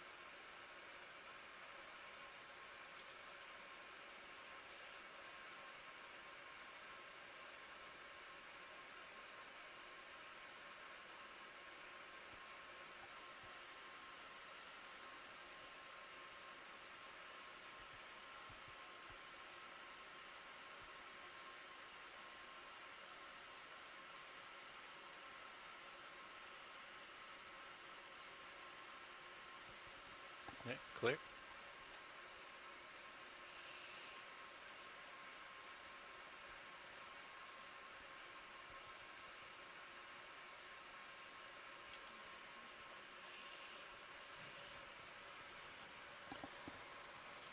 Could you repeat that, Watch Sleep?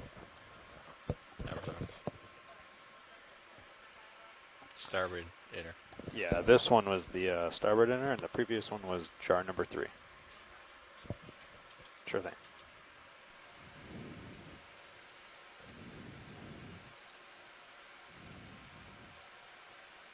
Did you get the waypoint on that? Yep.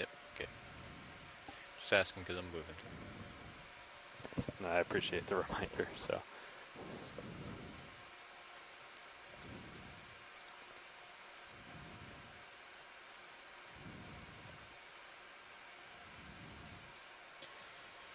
Okay, so we have completed 2 more collections. We sampled a stalked crinoid with the suction sampler, and we sampled one of these white plexaurid octocorals that we are seeing really commonly in this area into one of our bio boxes. So I think that's 4 samples today, Amy? Yeah, it is. It's been a good day. We have 2 in the containers and 2 in the bio boxes. Great. And we have a jellyfish, which is kind of unexpected for a benthic dive. Yeah. Oh, yeah. I mean, I could leave them up there all the time.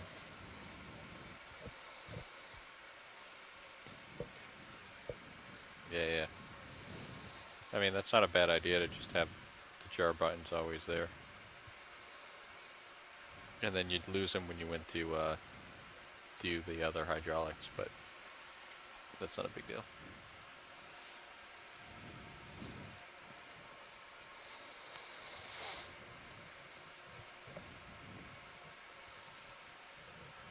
So we're continuing along this mound feature. We came up the north side at the beginning of the dive, and when we got to the local high, there was a lot of live Lophelia coverage that, and now we're kind of headed a little bit, not necessarily downslope, but we are at 752 meters. And not seeing so much or any live scleractinian corals, but still have this really heavy coating of coral rubble and octocorals and crinoids and urchins and other animals living amongst this rubble. That was, I think, exactly what we want to try to do. Bridge, this is RV Nav. It was really nice. What? To get Squid? another move in, range 30 meters, Squid, bearing I missed 205 degrees, speed decimal 2 knots. Little squid or a big squid? No? Medium squid. Good copy. Thank you, Bridge. If people back home are looking for some interesting squid footage, though, they recently did an expedition. OER covered, or the NOAA Office of Ocean Exploration and Research covered a interesting cruise that was studying kind of the midnight zone, so this area where you have a lot of organisms that use and hunt by bioluminescence, and they actually were able to record footage of a giant squid in the Gulf of Mexico, one of the only records of it on video, and they have a really cool video on there on the OER website, so you guys can go check that out. Pilot, what was off to the right? Is there any way to turn the camera that way? I saw some, I don't know if that's... It's hard to tell. It might just be patchy sand. Yeah, probably just patchy sand. Sorry about that. I think Go we're ahead. going to head that direction in a little bit anyway. Oh, okay. Yeah. Thank you.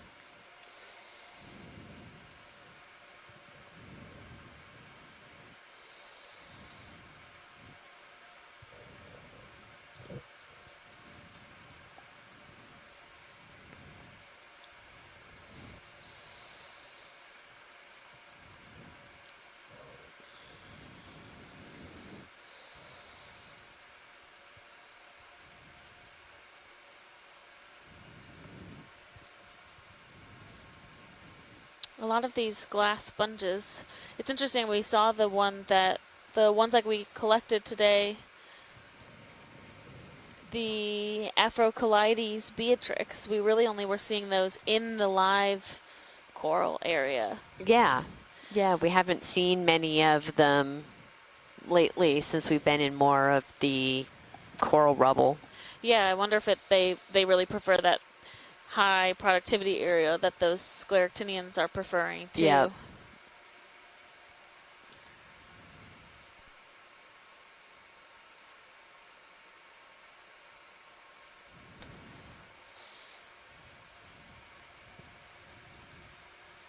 But so many of these plexaurids.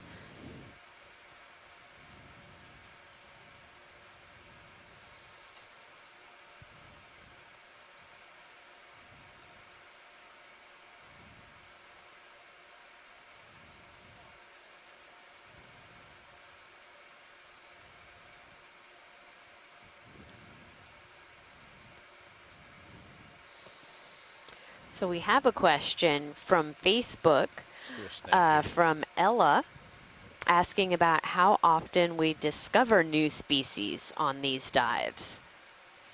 And I do think this is a question that's pretty commonly asked, or people ask kind of for statistics on it too, because it is a significant thing to say, like, oh, we found a new species. It does take a lot of both the genetic work and the morphology to really characterize if something is new, but I do know that there have been new species described off of Okeanos data before. Yeah. So generally when we come down to the deep sea, you are seeing things that are new to scientists. If not every dive, at least like every couple dives, there is something that no one has really seen before. Yeah. Which makes it really exciting. Exactly. Look at that little fish. Yeah. Or maybe it's not a fish. Yeah. And, you know, maybe it may not be a brand new species that's never been described, but there's definitely a lot of, you know, habitat mapping, or in the sense of this is the farthest north this species has ever been recorded, or this is the farthest west, or, you know, we've only seen this species on the eastern Atlantic, and now we're seeing it on the western Atlantic. So there's a lot of that that's, I think, equally as important in just as describing new species. Yeah, definitely. The range extensions of where you find certain species, especially some of the ones that are hard to have studied before we had this type of technology, like ROVs and AUVs and submarines.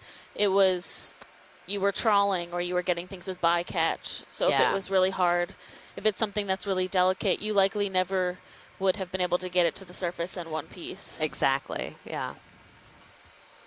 And so, yeah, some of the value of this type of program and being able to have a really great camera system down here is that we're able to see these organisms in their natural habitat and how they are behaving. Like a few more meters now, let's move. And how they are behaving when they're moving around in the ocean.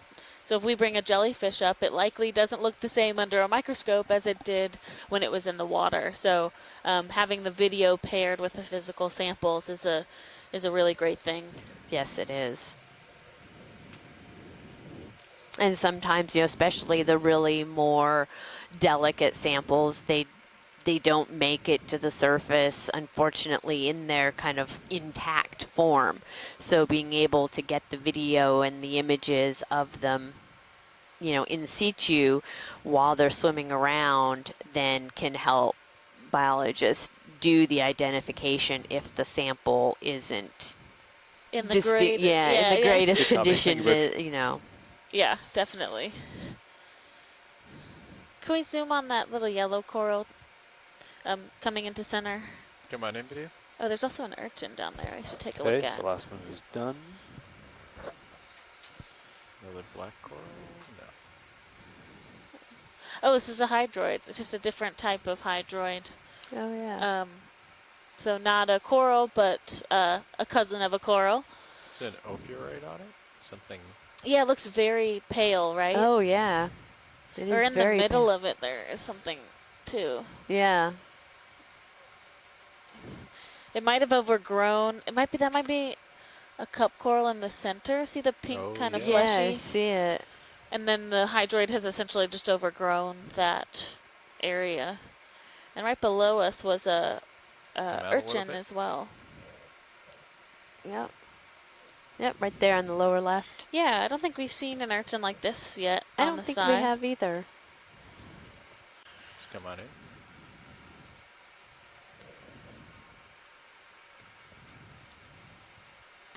Has a very, like the white test, like the body of the urchin. Mm-hmm. And then the spines are that really pinky, reddish pinky color. Yeah.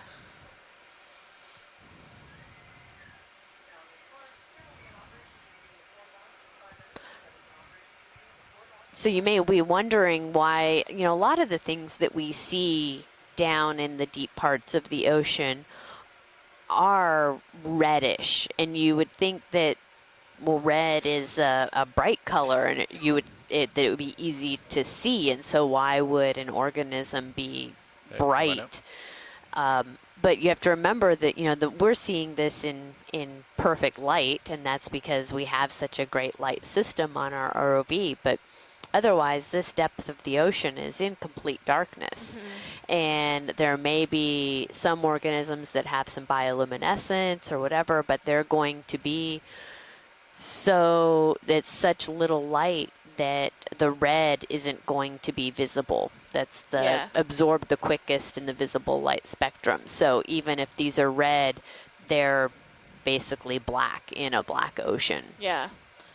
And when you think about when we see those little like red shrimp swimming around, that's one to think about because they are actually able to swim and migrate up into the water column. So for them, that camouflage where you do still have some light, but red is essentially black, even in low light.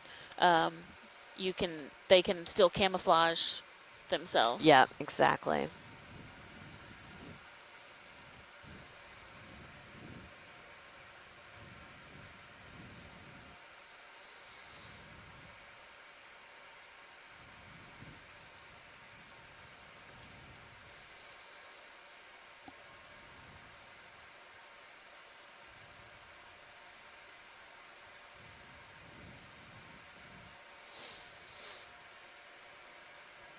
Just do a snap here as I come around.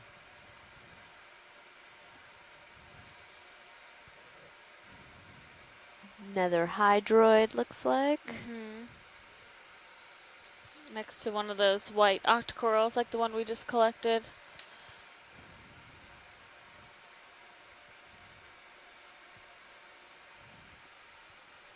Oh, it has a little amphipod.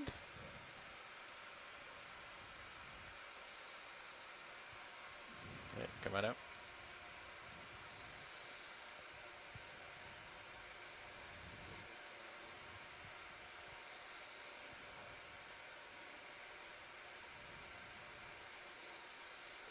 $30.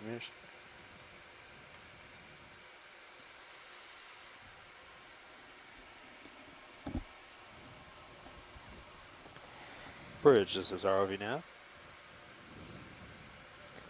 Could we get another move in? Range 30 meters, bearing 235 degrees, speed decimal 2 knots.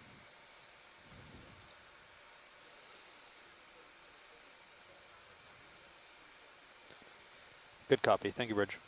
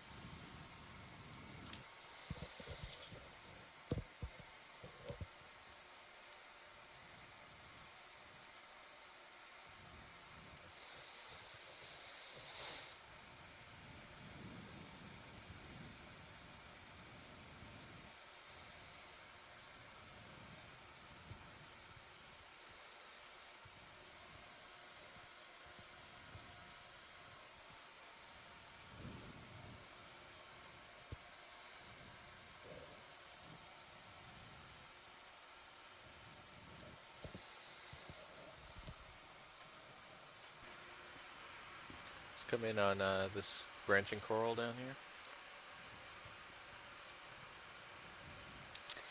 Oh, so this is a little, this is different from some of the ones we've seen today. This looks more like the one that we actually collected yesterday. So this is a primnoid octocoral.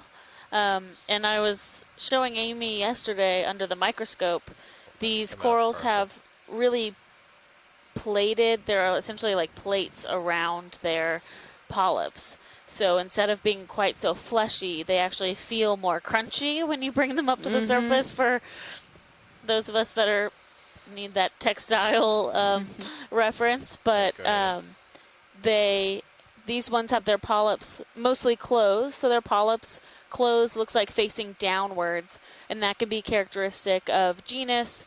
So some of them have polyps that will close facing upwards, and others have ones that'll be mixed up. So all the different ways of orientation.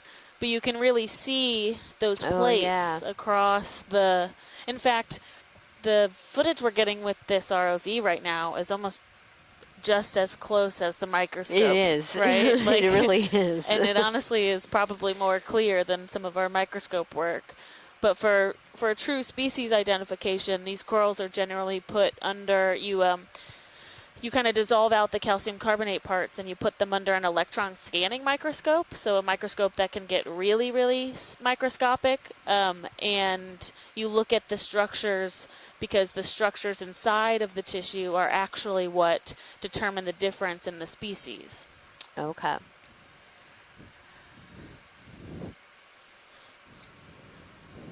But I always think they're really cool. They seem kind of like a tough coral to me. Like they have all this armor over themselves, and like they could really withstand some predators that are trying to munch on them. Yeah.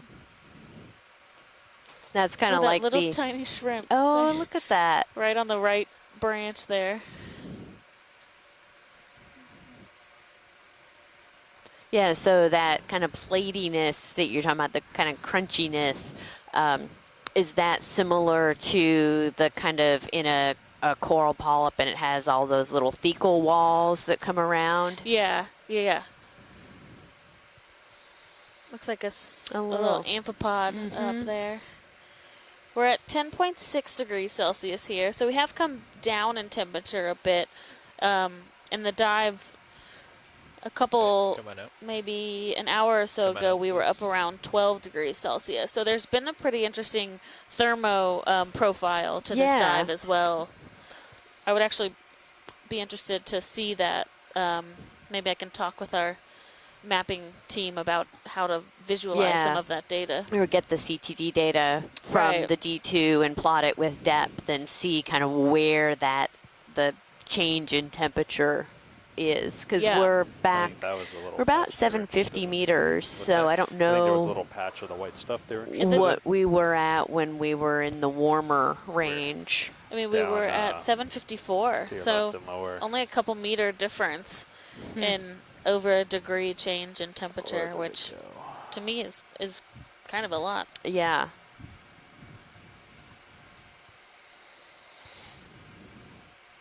Oh, I think it's right below you now. They're straight down. Yeah. I don't know if that's the same one, but can we zoom on? Is that? I just want to see if all that's dead. Sorry, the white patch. Yeah, copy. All right, come on in, video. Looks like there might be a live part right in the middle, maybe. It's a sponge, right? It still looks pretty dead. It is more white, but it looks recently dead, or just barely hanging on there. That's good. Thanks, pilot.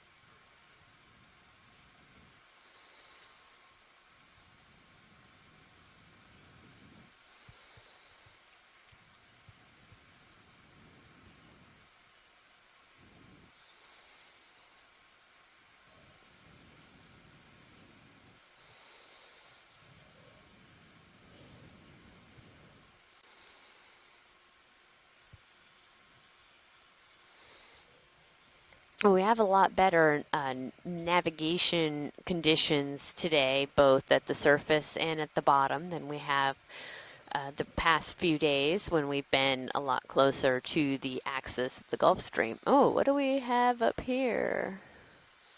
I guess it's just a coral mound of rubble.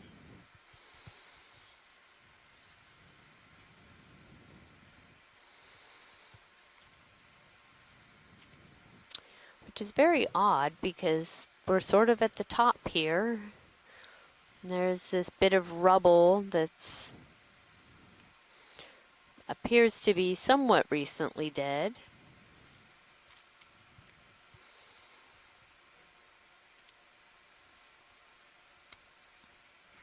It's very interesting. A lot of these sponges that we've seen earlier today.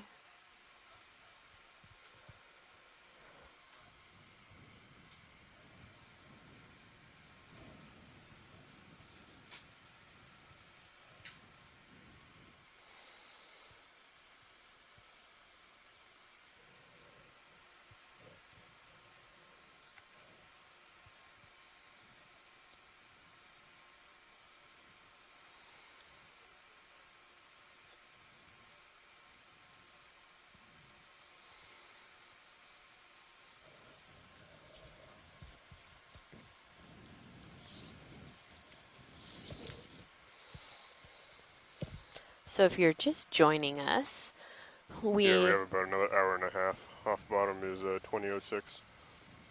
Okay. Thank you, pilot.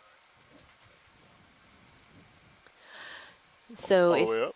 you are just joining us, we are towards the, not the top.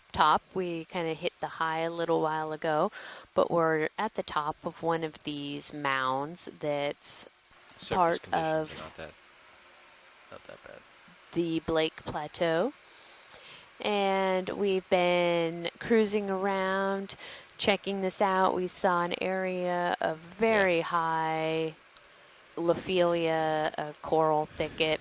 So the last one was at 235. Kind of in the middle of our dive at around 760 meters. Pretty much come to waypoint 7, which is all we had planned for. Yep, 755 meters. Yeah, I'll hold off on that move until Tony gets in. And now we're trying to see if we can locate another area where we have that same coral coverage. I'd like to make a move if you're ready. At this point, we have mostly just kind of coral rubble and sand, and then all of these small kind of white wispy pieces that we see is a mixture of different types of octocorals, plexaurids, and then also mixed in with some priminoids that we've seen. We're just sort of hanging here for the moment. We have a shift change with our ROV pilots, so we'll let them get shifted out and settled back in. I think we're also doing a little bit of a shift change right now.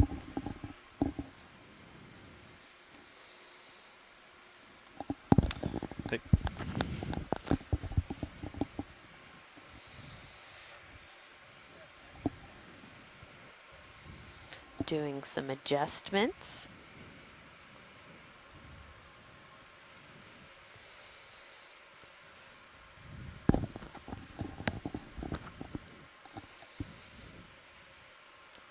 Should I turn it all? Okay.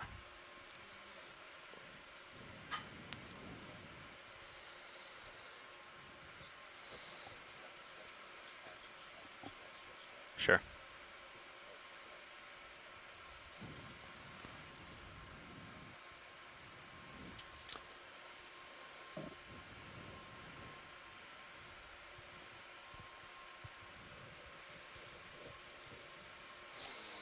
So over the course of the next, I guess this is dive number 4 of 21 dives that we're going to be doing on this Windows to the Deep 2019 expedition.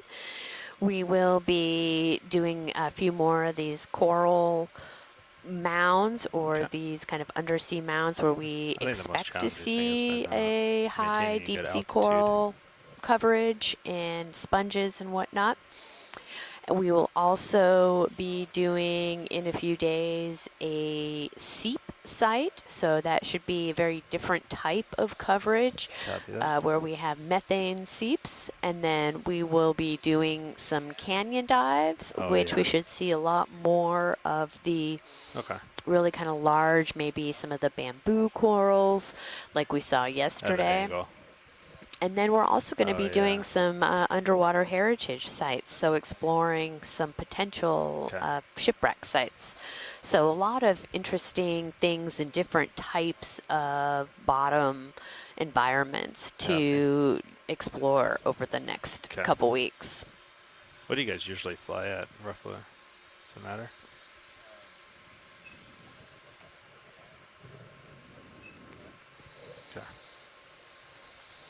And you may ask, you know, why is it that we are doing these types of explorations? Can we not find out this information from, you know, satellites or even surface mapping? Why do we have to get down here onto the seafloor? And so much of it is about the ground truthing and the character or the habitat characterization that we have picked out sites that we have expected to see a lot of deep sea coral coverage, but about and you we try to keep the vehicle maybe don't find point, it. And then in other places, we think that, well, you know, we don't know, maybe not find anything terribly interesting, and then we end up with this just huge Lophelia thicket like we did today. And then all of that information goes into these habitat characterization models that and the sort of greater impact of that is to understand where there are areas that need to be protected, that you have these really abundant habitats. And, you know, we've seen here a lot of different types of crinoid and a lot of different types of urchins and coral. And fish. We had some fish that are, you know, very much of a commercially good copy, Bridge. Thank you. Fished species, and that's related to roughy. And I don't know if they have some of the same characteristics, but usually those fish are very slow growing, and so understanding that and where they can have a habitat that they are able to grow and mature that is a protected region is really important. And the only way that we can know where those are is by actually having eyes on the ground, so to speak.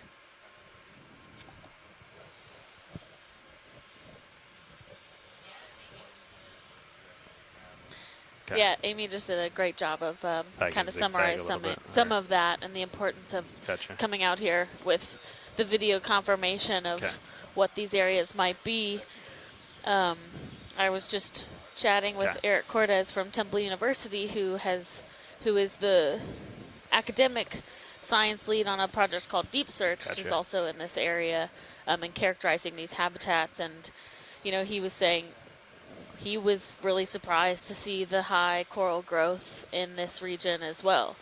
This mound was not something that was anticipated to be quite that bountiful. So it's definitely important. And then when we look at these types of features through the bathymetry, again, and there's a couple more in this area, we can have more confidence in maybe thinking that they are of similar community types.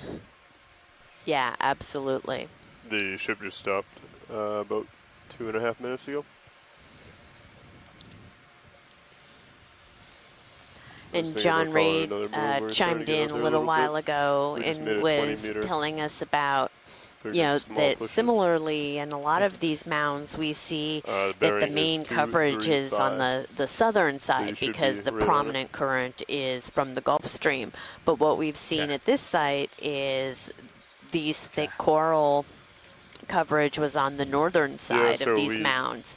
And that could be indicative of sort of a persistent north to south trending current that is not characteristic of the entire region. And so what is that? Is that a local kind of anticyclonic or counterclockwise, sorry, clockwise current that is flowing in this area?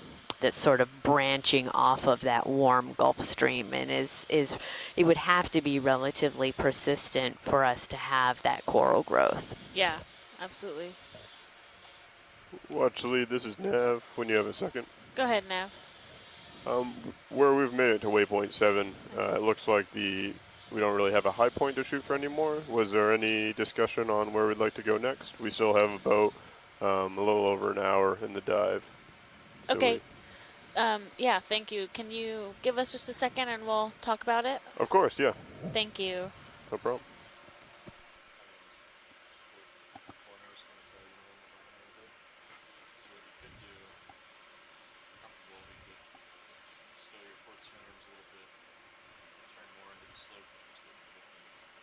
Looking at something. I can come up a little bit and then just start to turn a little.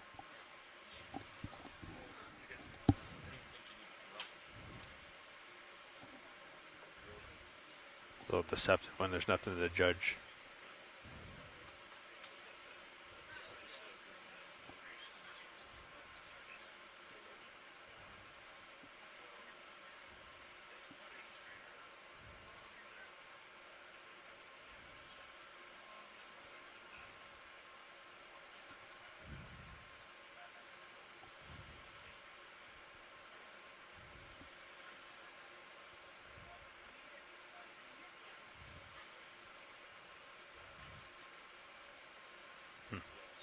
When I try to, okay.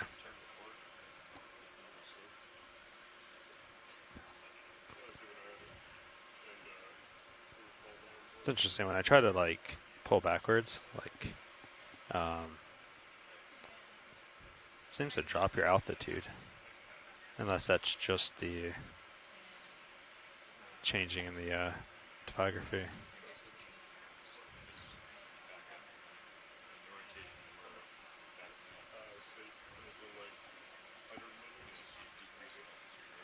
Okay. Gotcha. Jeff was saying is in the back. Doesn't it look like I'm tilted down though? Or is that again just the slope? Weird. Because it looks like I'm staring straight at the ground, so it must slope up that way.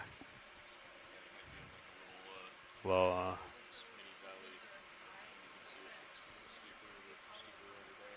yeah. Okay. All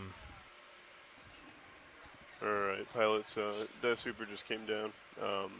In the meeting they just had, there was discussion about the filter getting filled up with sargassum. If it happens again, we have the chance of potentially losing a generator. If that happens, okay. If that happens, the bridge will call down, let us know, and we will proceed with a bailout plan.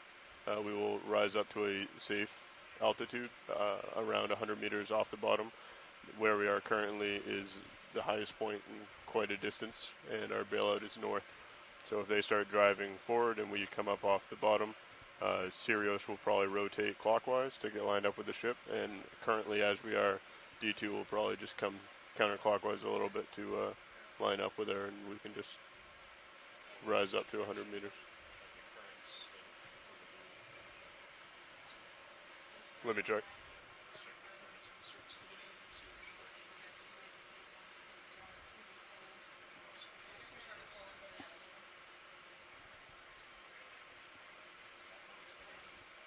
Okay.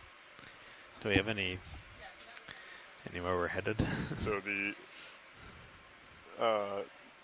pilot, the watch leads are currently discussing potential secondary plans. So for right now, we're just going around the area. Okay. We still have about an hour and 15 minutes left on bottom. So anywhere in the area, they're just discussing where to go next. I don't know if that's downslope. I don't know if it's back the way we came. I'm unsure. So They said that they would get back to me when they came up with a plan. Holds really good position. Maybe use this as an opportunity to try and get your toe in and do some zooms on an object or a coral or something like that, Sure. or pirouettes. Or Can I swing around the other direction?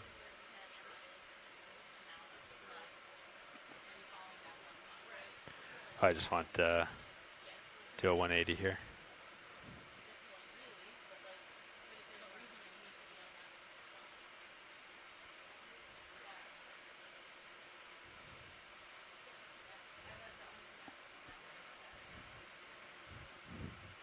Maybe come back towards you a bit. Is that okay? Just to give me something to move around. Because if I look out that way, it's just nothing. So.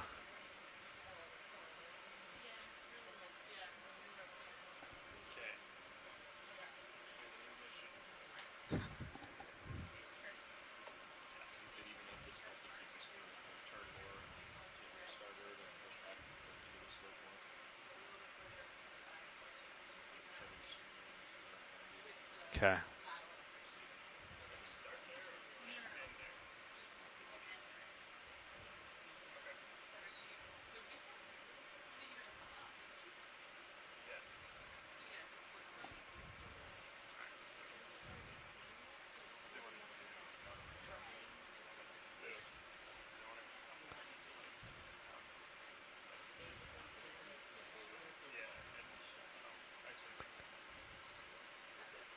Look, there's a jellyfish. Oh, stuck on the tether.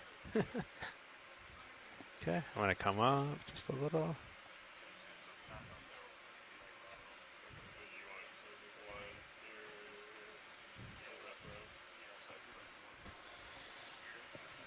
Okay, everyone, we're just discussing our future movements for the ship and the ROV. So we're gonna let our ROV team get themselves oriented as we head a bit more north. And we have a question from John Reed at the Harbor Branch Exploration Command Center with his visiting high school group, if you guys are hopefully still there. That says, how often do you encounter organisms that are new to either the area being surveyed or entirely new discoveries? And so we have touched on this a little bit before, and we're happy to talk about it again, that it is pretty often that we find organisms that are new to an area. So most of the places that we're going with the Okeanos Explorer have never been seen with the human eye before. So these animals are often new. There's what we call range extension, so animals that we know exist in another part of the ocean, but we didn't know exist in this part of the ocean. And then there are new organisms discovered relatively often as well. Right, yeah. And we've actually, even though this is the fourth dive of this expedition, we've had a couple times already where we've had some of our shore-based scientists chime in and say, you know, yeah, we've never seen this far north so far, and that's pretty exciting. And it's really important in understanding the extent of where we have different organisms living. And, you know, we maybe previously thought that they only were in the eastern Atlantic, and well, lo and behold, here they are in the western Atlantic. Yeah, definitely.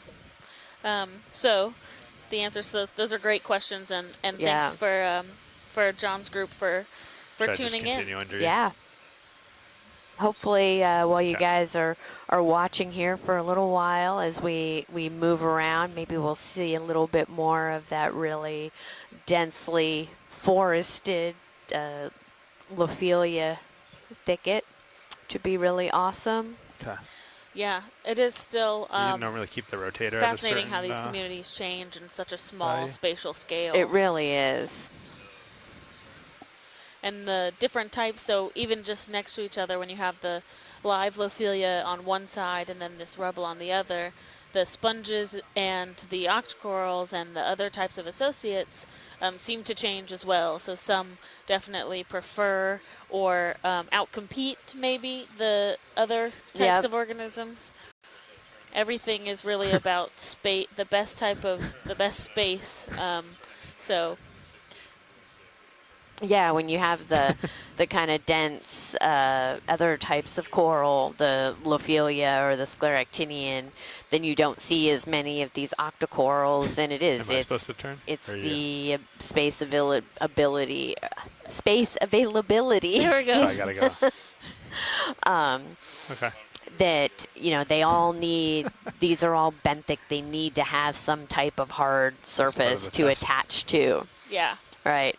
And these guys can be on a little bit of this smaller rubble, and they're not going to be as heavy, or they don't have as many branches sticking out. So if the current does pick up, they're not going to just get blown away and get outside of their range where they can get food. Whereas your harder kind of stony, we call them the stony corals, they need something a little more substantial to be attached to. Yeah. And it's interesting. Oh, I wonder what that is. Or it looks like, I don't know. I don't know. But I was watching the toes, but it's hard to judge. it's interesting too. I sometimes wonder, because with the hard corals, they take up just so much cover space circle. and they are so spectacular. Maybe there's just as many octocorals and we're just not paying attention to them? Maybe. I don't know that there's Nope. just as many, but maybe. I mean, there may be some kind of underneath too. They don't, as long as they're getting nutrients, they don't have to be.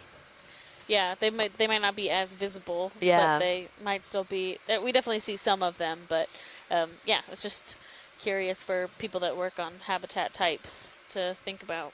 Yeah.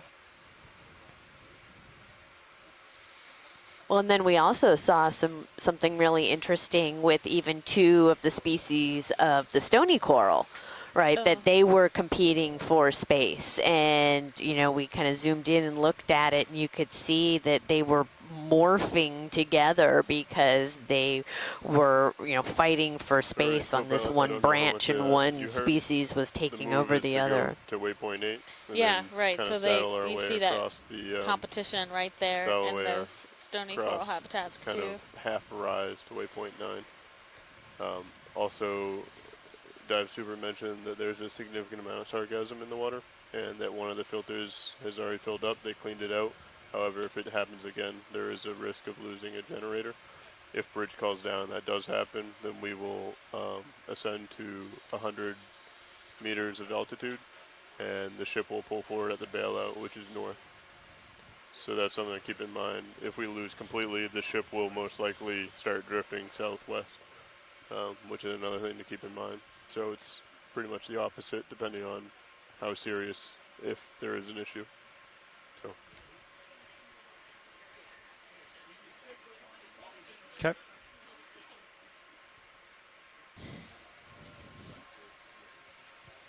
The move will be at 032, and it is 115 meters away, give or take. Would you guys feel comfortable doing a couple 50s, or would you like to do the whole 100? Yeah, maybe shorter, just in case. Okay. Yeah, we'll start off with 50 or 30. I'd be okay with 50. Yeah, Right. do 50. Let's go ahead and do 50. I can always just come up and book it. 50 meters at 032. I will call it in. Bridge, this is RV nav. Okay.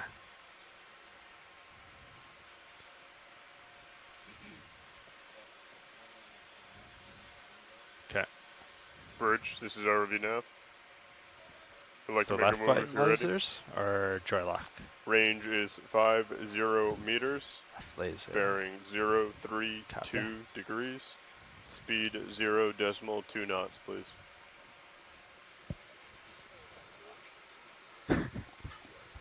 Good copy, thank you. Left lasers. Copy.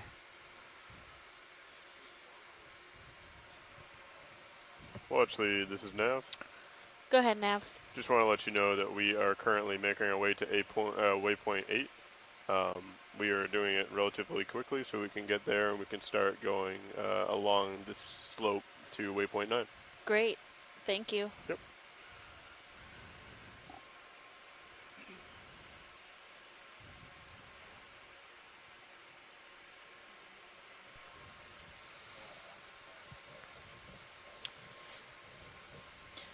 Yeah, and feel free to, you guys go at the pace you need to. We're interested in those waypoints 8 and 9.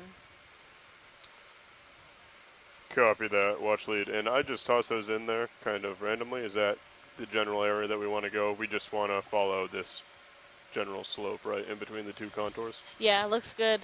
Excellent. When we get there, we can see if maybe like upslope looks a little more interesting. If not, we'll just follow that line in between those contours. Copy that, follow the interesting stuff. We can do that. Thanks. I think you might have figured us out. Yeah.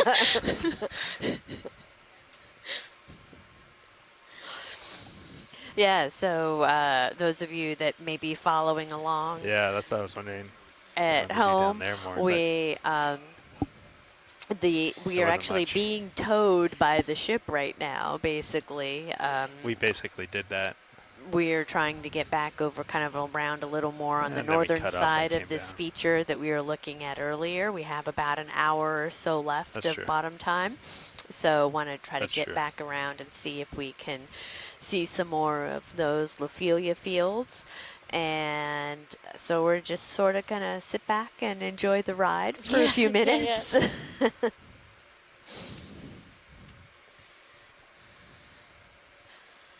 Yeah, it's always like a moving operation out here, just making sure that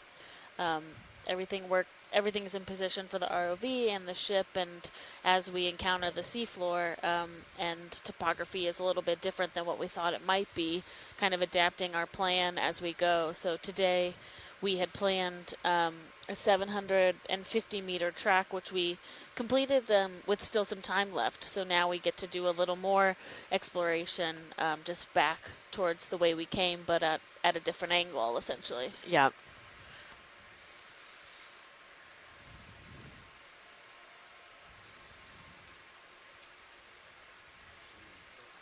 Go ahead, co-pilot.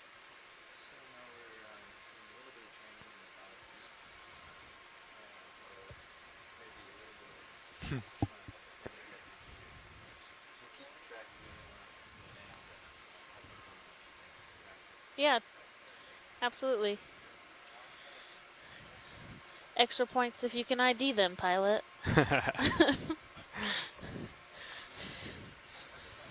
I don't know, with some of these things, they're probably better than I am at this point. They've seen it more. Right.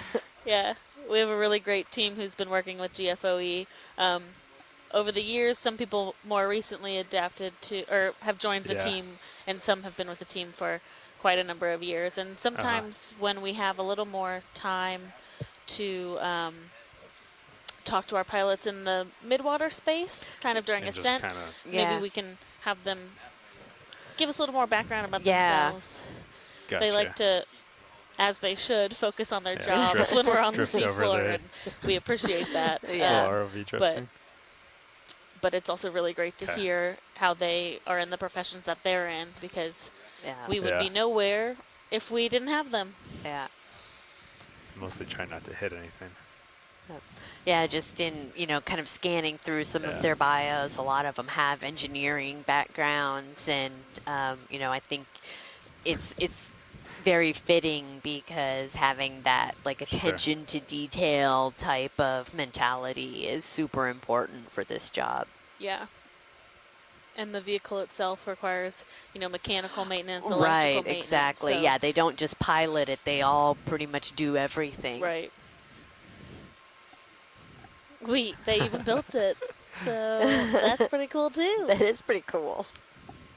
Yeah, so our GFOE team developed the suction sampler over kind of the last, I think, maybe couple of years. How long did it take you to develop the suction sampler?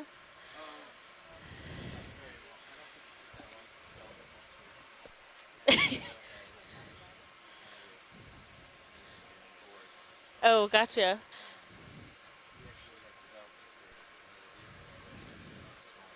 Oh, nice.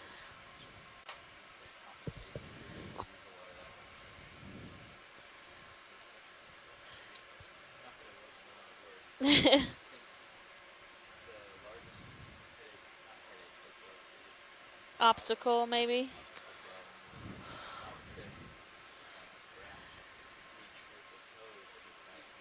Yeah.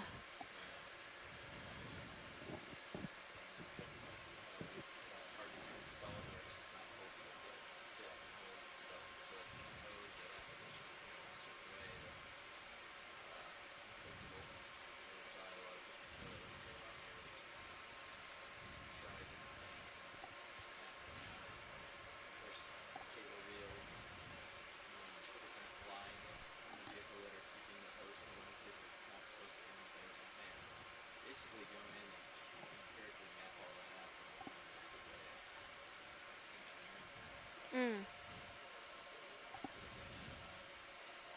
And I'm sure too, like as you guys start to use the suction sampler more, you're thinking about like improvements that could be made or ways to continue to develop it.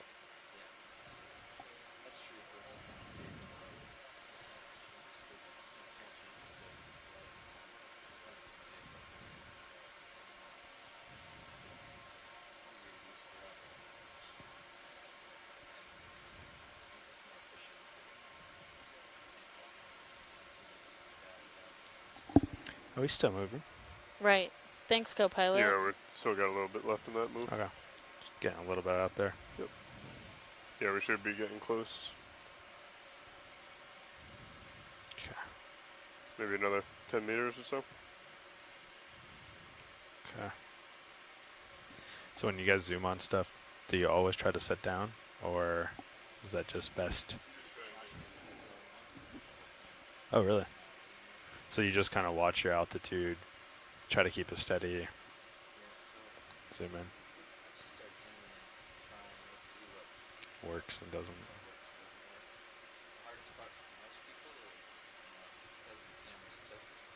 Yeah.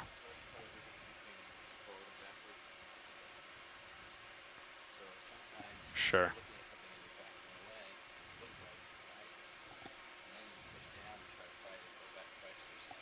Gotcha.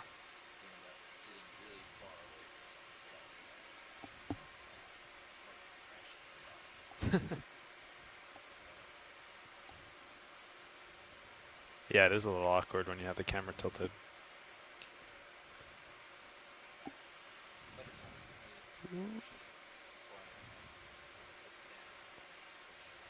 Sure.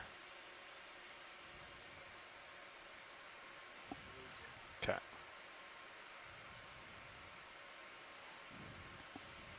We might want to adjust heading too, because if I go too much further this way, I just go off the edge. Oh, gotcha. So I actually want to go along that side. Okay. Coming back.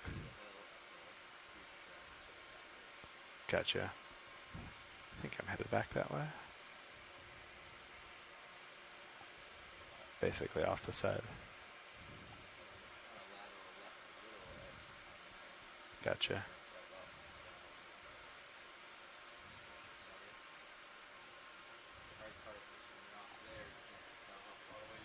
Yep.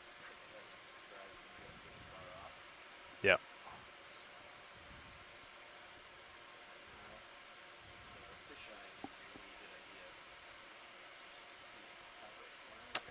Oh, yeah, barely. Sure.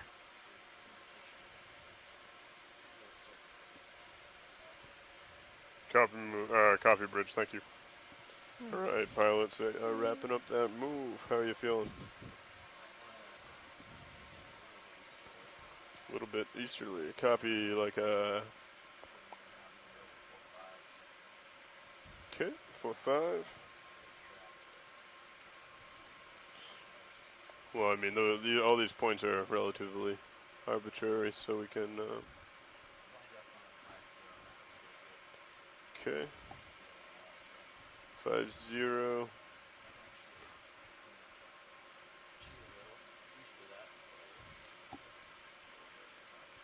Awesome. Okay. All right. 50 meters at 50. Excellent.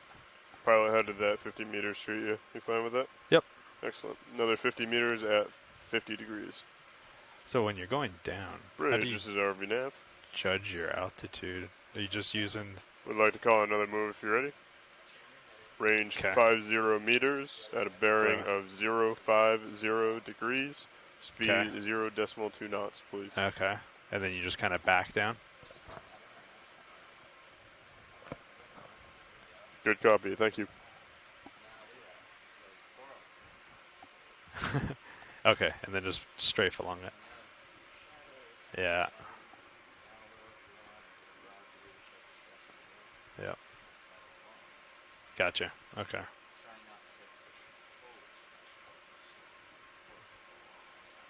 Yep.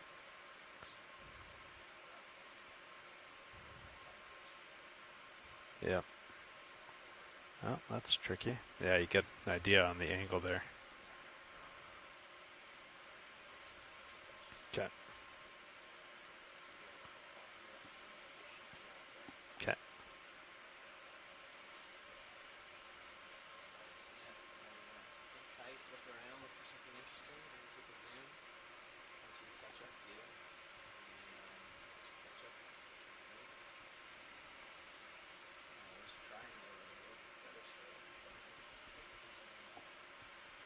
Okay.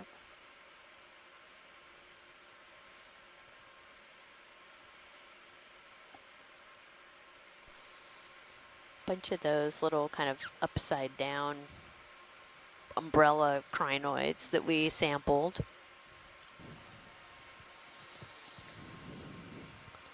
Okay, video. I You have want to come very in? technical descriptions of things.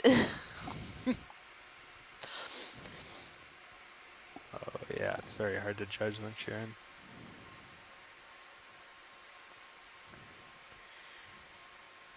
Looks like one of those 10-arm crinoids. Mm-hmm.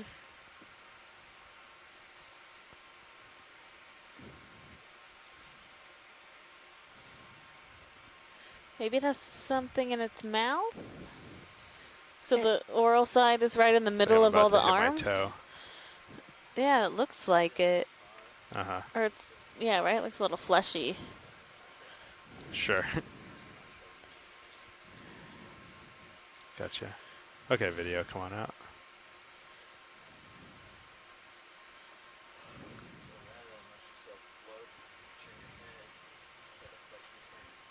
Gotcha.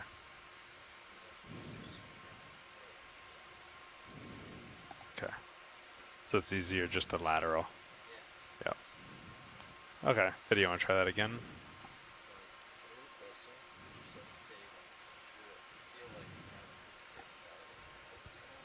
Okay. Actually, I guess you're catching up, so maybe we should just move on. Try again. Okay.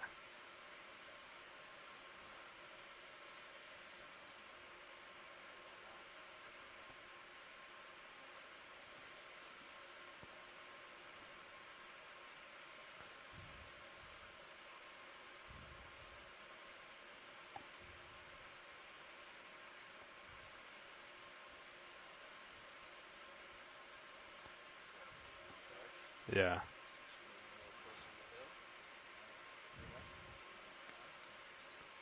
Okay.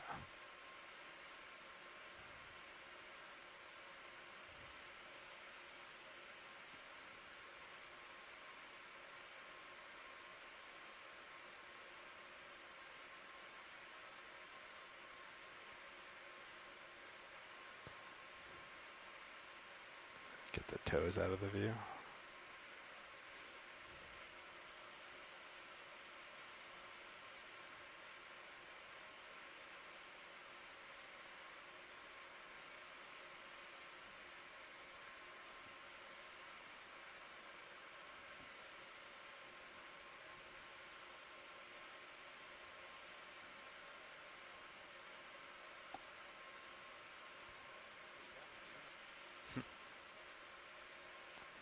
Yeah, it's kind of a weird angle.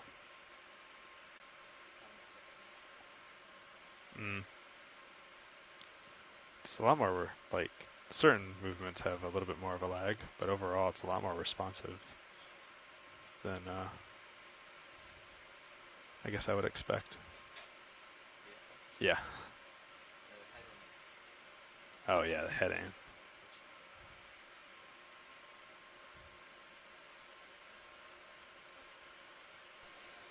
If you want to take a zoom on that white coral, if it works for vehicle positioning, that would be cool. Sure. Okay.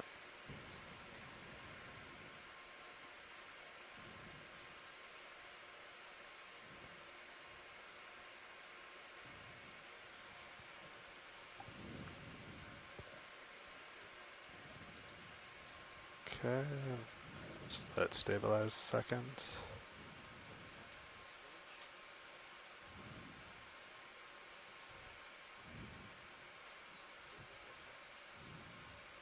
Okay, video. I think we can start coming in.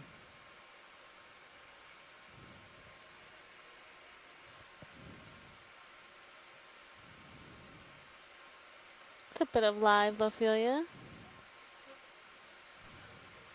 Little Anthomastus that's closed up, that pink blob. Yeah, that pink little nub.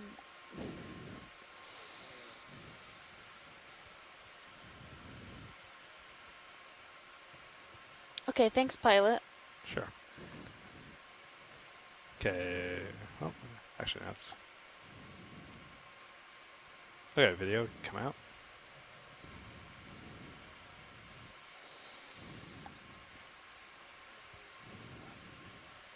Okay. Push out a bit.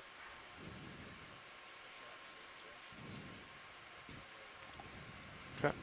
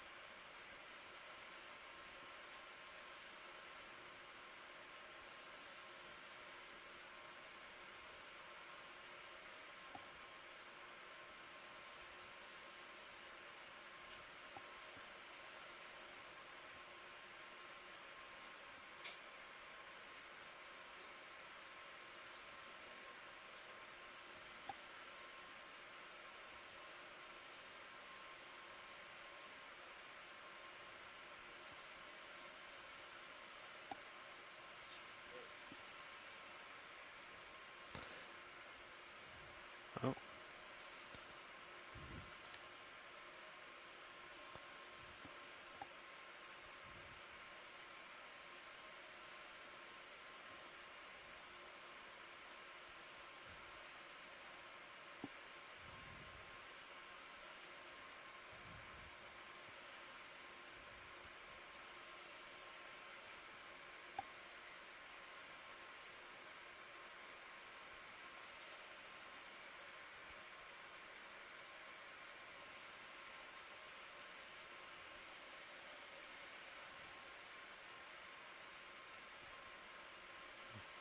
A lot of these sponges.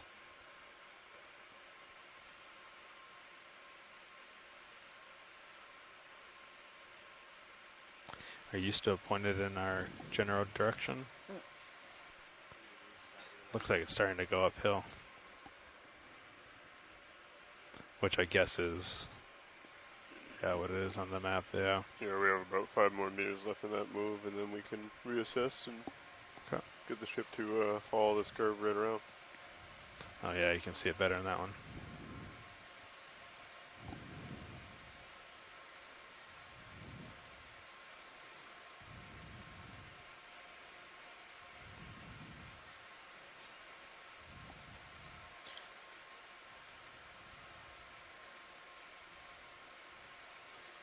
So if you're just joining us this afternoon, we are aboard the Okeanos Explorer, which is a NOAA ship operated by the Office of Ocean Exploration and Research. We are about 165 miles off of the Florida coast, surveying a area on the Blake Plateau today that was identified during a cruise last year in the same area when they weren't able to complete a dive but did do a lot of mapping in this area.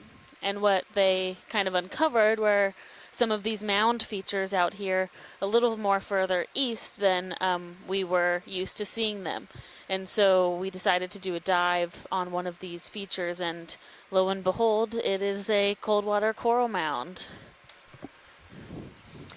Yes, and we are working our way back towards the northeast a little bit. We had come across the very top of this mound down towards the southwest and sort of reached It's interesting because the the main last camera is peak. probably the least helpful in terms of flying. And now we're coming back and working our way back around, hoping to see a little bit more of this abundant stony coral reef that we had witnessed earlier before the end of our dive.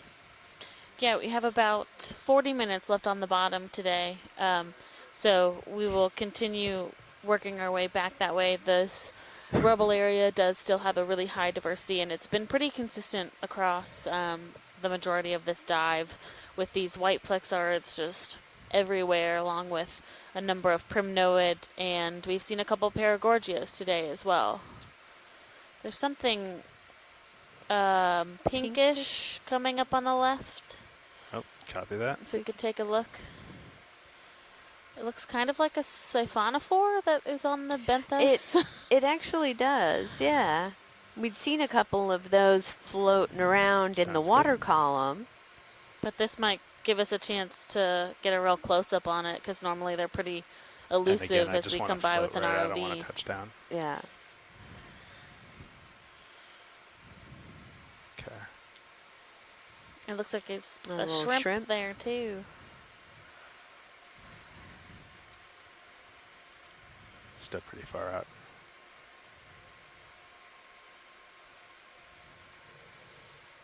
Copy that. Thank you, Bridge.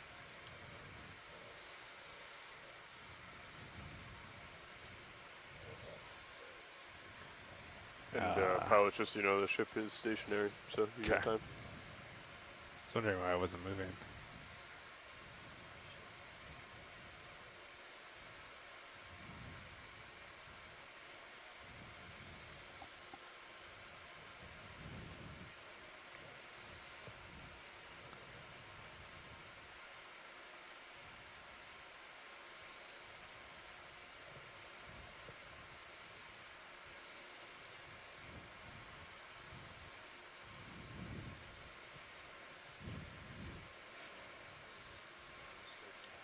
Okay. Okay. And then how much do you usually put down to...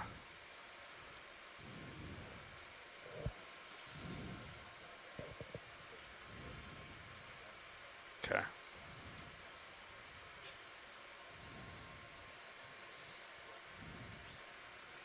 Okay.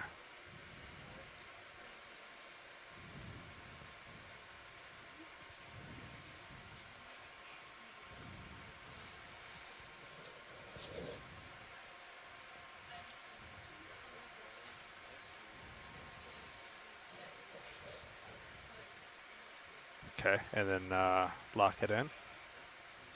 Oh. Okay. Oh. Okay, video, you can come in.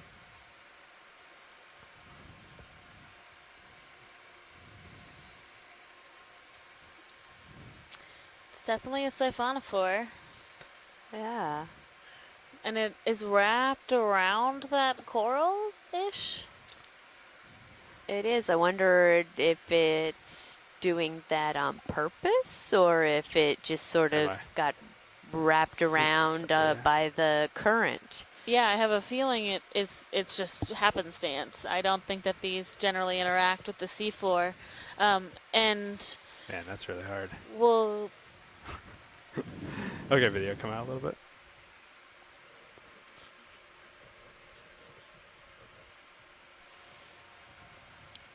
Pilot? Go ahead. Would it be possible to suction sample here?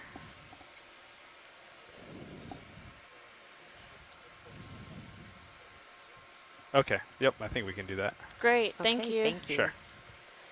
Yeah, these are typically pretty difficult to sample because they are usually Do I just floating around, and so since it's sort of full live stationary, video? this is kind of like how we got our jellyfish earlier. Yeah. Oh, wow. We're gonna have two nice water column samples from a good benthic dive today. That's right. But yeah, I think this is a really good opportunity that we don't normally get for this type of collection, and Absolutely. hopefully it can't swim away when we put our sampler out there. Okay.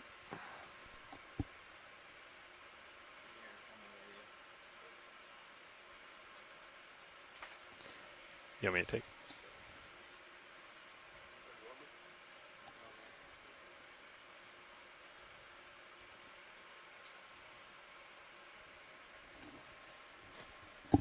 Ready?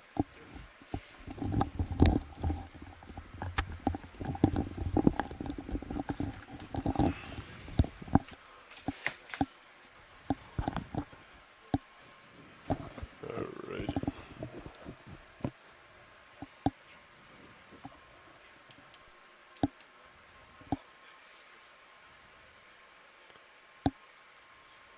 And just to be sure, it's that right there in front of me, correct?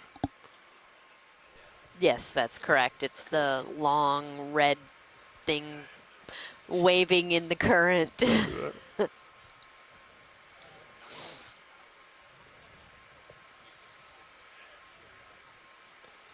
Alright, co-pilot, if you could start ramping up hydraulics, please.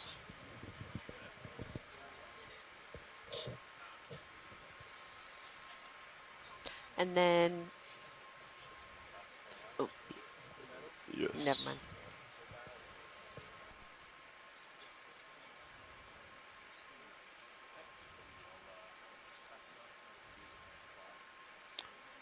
Yeah, you can go ahead and drop me down. Take the right screen, change it to me, Zeus. And video, could you zoom me out so I can see the skids, just so I know how far away I am? Where am I? There. Okay, copy that. Never mind.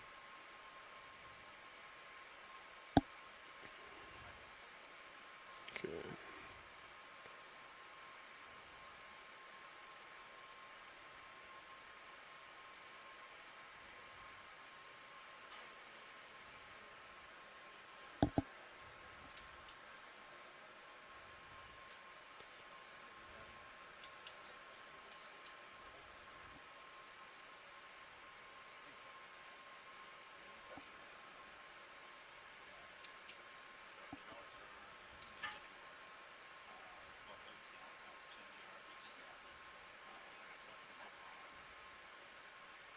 Okay, so when I come in here, I should be in all autos, right? Or no? Okay, I have auto heading on. Yeah, copy. Get closer. Okay, I got auto heading and joy lock in, so I should stay here, correct? Hmm? Am I pushing down too hard? Gotcha.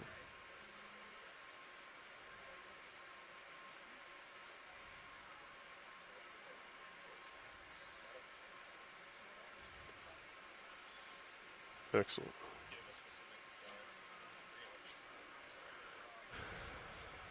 So we have coarse filters in all of them except for 5, which is fine, and 1, which is no filter. So 2, 3, or 4, depending on which. I think 2 and 3 have samples in them already, so number 4. All right, excellent. Okay.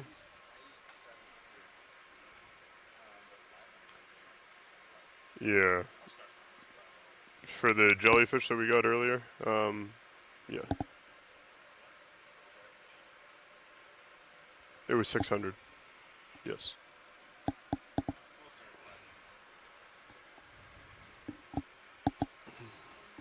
Okay. Okay. If you could come out with the drawer partial, please.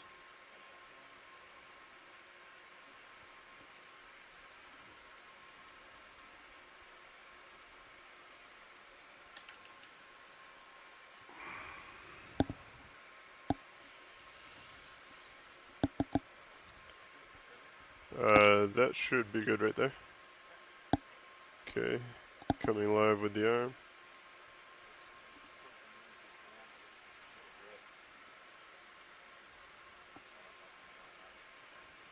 Perfect. Thank you. All right.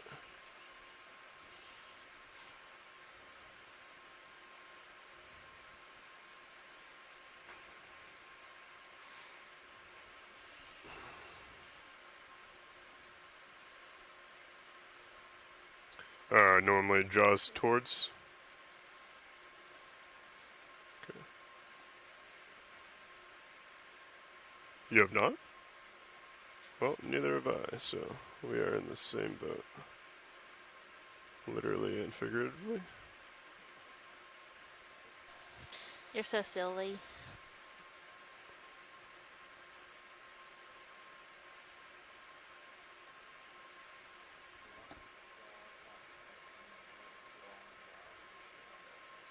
Yep. Yeah.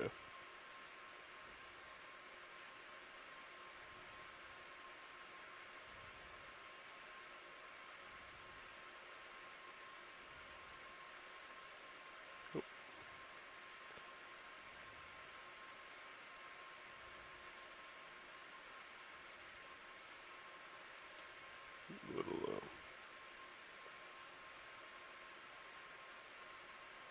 I'm grabbing the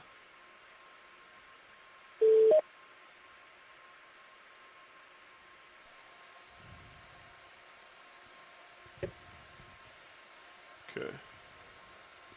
Hello, this is Mike Ford. Hi, Mike. Right. We are Thanks a lot for taking I the can sample. lock the jaws like that. great. We are about to sample. Do you mind if we just wait until they finish before we talk about it? You got it. Thank you. Here.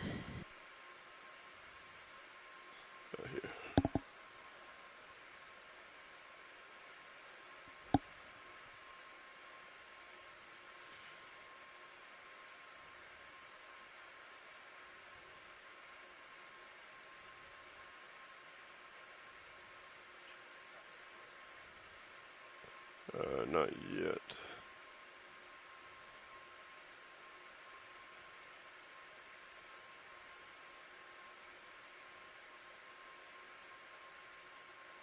Okay, go ahead and retract the drawer a little bit.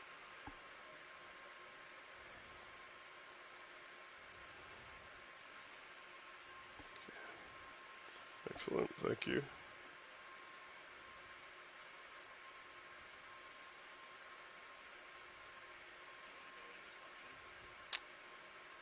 Yeah, just a little bit of suction. Okay.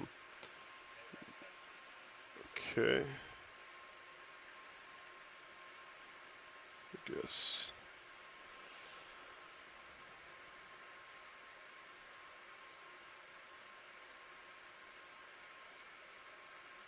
Increase suction? From what I can see, I'm not near it.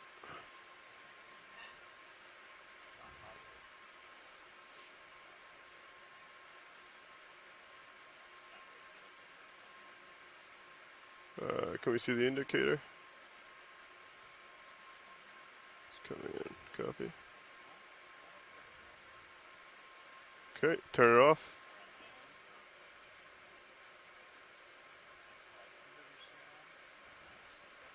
Yep, there it is.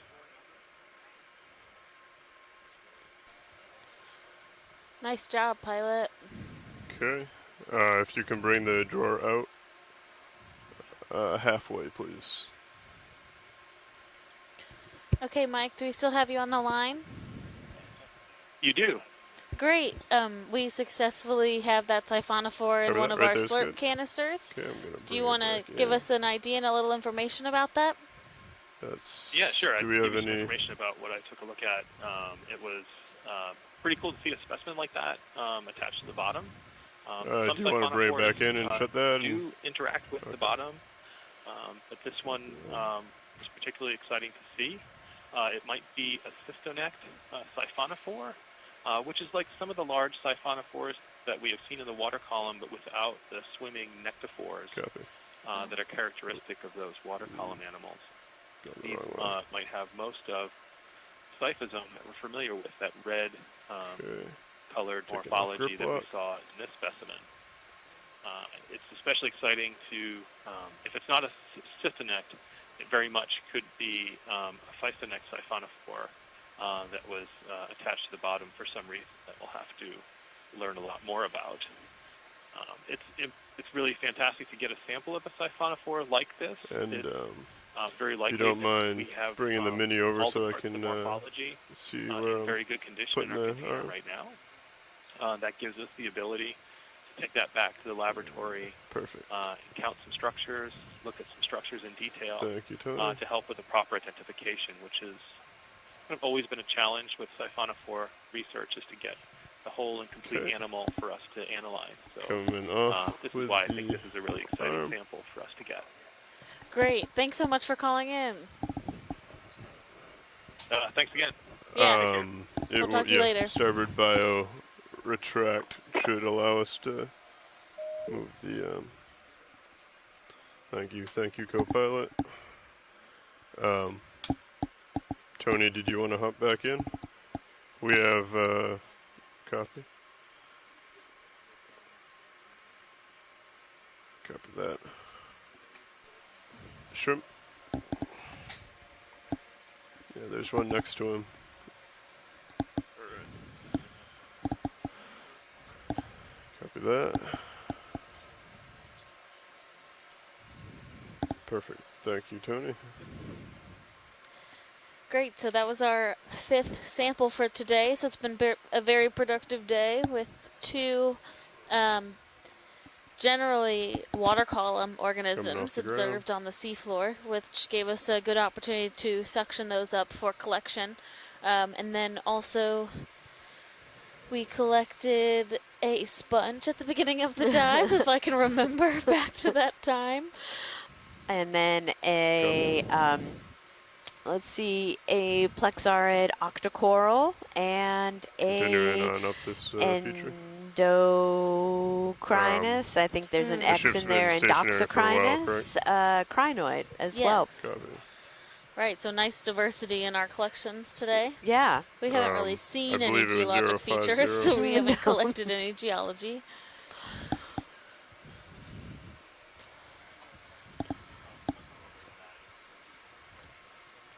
No, it's been a very interesting dive with a lot of different, at least biological So you're coming over to terrain. 050. Yeah. Copy that.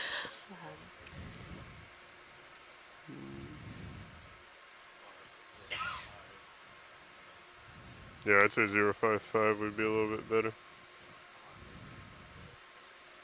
Yeah, it's interesting to think we generally think about geology being the the base of where certain organisms can live or what habitats certain communities like to have, but in these coral mound habitats it really is the coral growing over those long periods and dying off that produce the substrate for these other animals to live within and on top of. Yeah, and that's if we were able to core into this, that's really what we would see, right? We would just see this whole mound is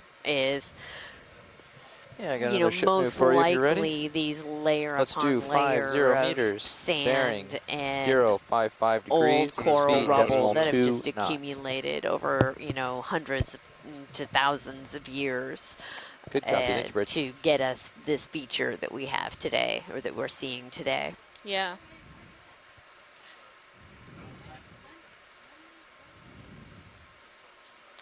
And watch leads, if you see anything that jumps out at you, feel free to let me know. Great, thanks.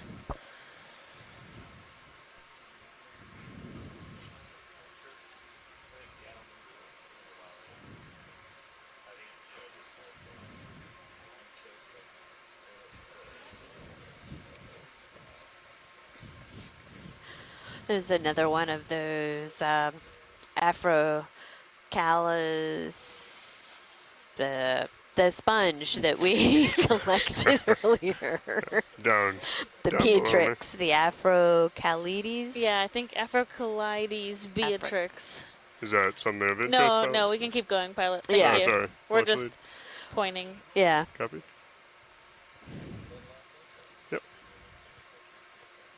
I'll poke my nose over this little ridge then while we're waiting for the ship to catch up. Cool. I think we got some really cool shots with the Sirius cam today too, of how close some of these mounds are. We're not seeing it right now, but earlier in the day, you could look over from the side of one of the mounds and see another one, and potentially a second one. So having sight of 3 mounds is a really cool visual. It is. That we don't normally get. Copy. Yeah, and that we definitely could not resolve with the multi-beam bathymetry from the surface. You know, we didn't. See that jelly? It's so translucent. Mm-hmm. I wonder if that. Yeah. Sorry, I interrupted you. Oh no, I don't mind being interrupted by cool jellies. That's okay.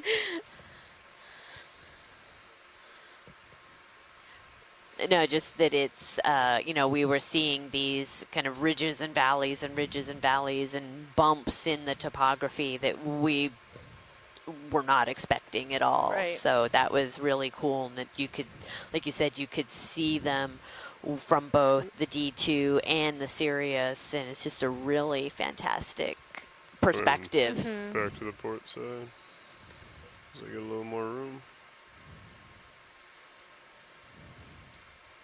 It's mind-blowing to think of that, you know, just a century or two ago, people just assumed the seafloor was flat and sandy and nothing interesting really on it, and now we're looking at it and it's like, no, that couldn't be further from the truth. Well, and just people thought exactly it was all one homogeneous, mucky nastiness down here, and really it's many different types of habitats with really, really diverse life. Yeah.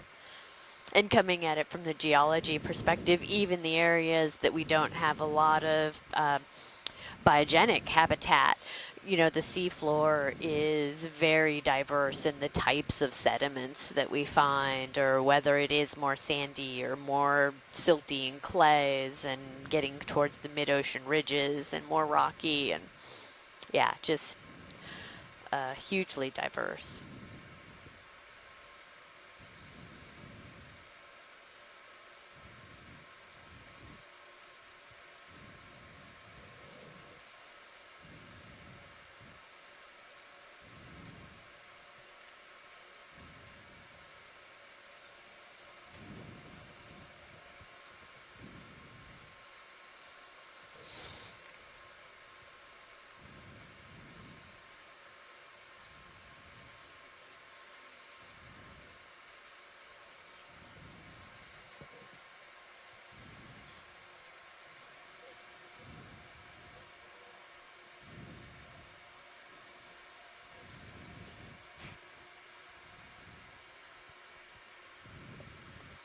Do you think we're starting to see a little bit of that kind of pinkish, I don't know, is that some of the...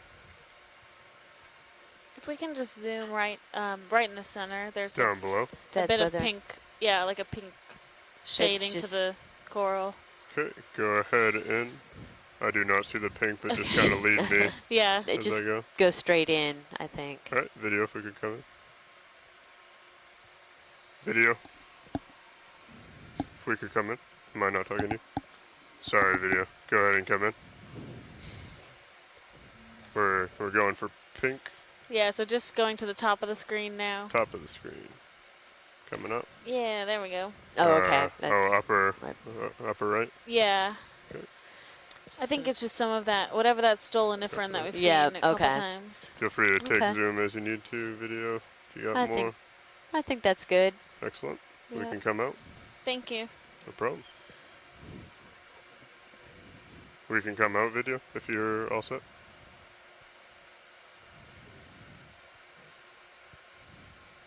Thank you. Copy that. I will keep settling to port. It's a urchin oh, yeah. Down test, Down middle, bottom? Yeah, yeah. We can zoom in if we want to. Yeah, sure. Video if you want to come in. Just kind of sneaking in on it. It might be a different kind of urchin that we haven't seen yet, so. Yeah. Okay. Or it looks like it's just a test. Yeah. Okay. So just the outside. The skeletal remains. I got it. That's almost fossilized.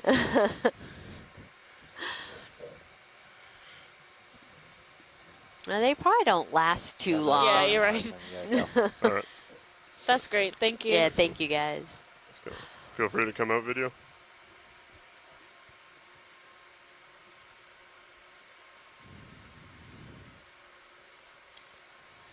And time to boogie. Unless we're doing a beauty shot, when you come out with the video, feel free to just zoom right out. That's fine.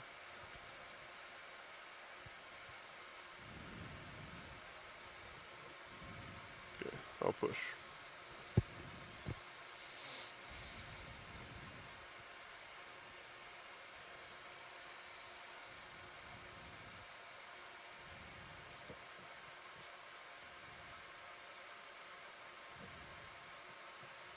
It's a little sea star. Okay, hung up. You're still behind quite a bit. Copy. He's looking back and you're at the bottom. Oh, yeah, I got you. So you gotta make up that time.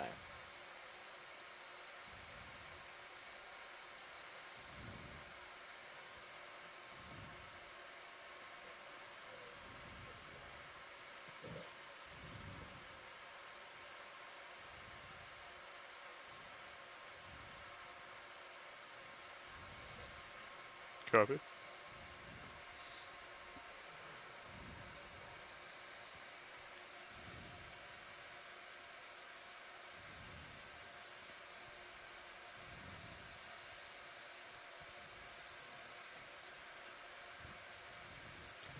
Yeah, pilots, this is a great pace, and we'll just kind of keep boogieing until, unless we see something really exciting, we'll ask for a zoom. But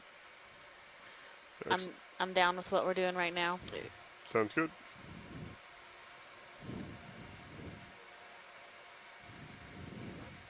Copy.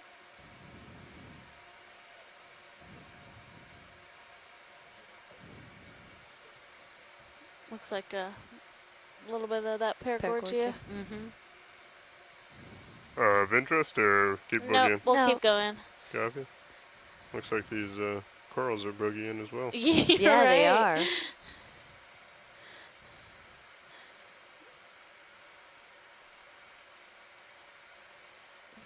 It's probably pretty. Do you guys think that there's like a decent current up here? Are you able to sense that?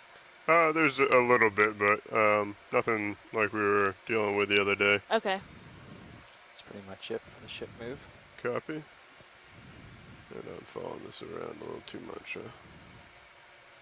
Ooh, there's a little more upslope. All right. What do we think? Try and continue following this around? Yeah, I'd come around to your port there. Copy. Ooh, is that more of that black tarry sponge? Are we talking right to my left? Yeah. Left to center? I'll come over to it. They did end up collecting that on. They did, yeah. 1806 last year, but it would be interesting to know if there's more of it. Looks slightly different. Yeah.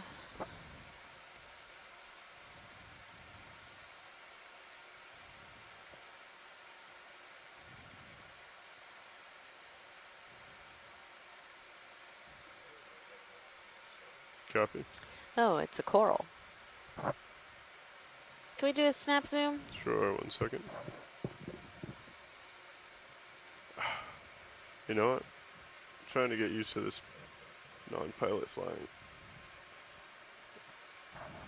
I keep pushing forward every time I want to go down. I think it might be sargassum. Oh, you think Coming so? quick Yeah. video? Yeah. Coming over to starboard. Yeah, Oh, yep. sargassum. Good call. Little urchin down there. Copy. Yeah.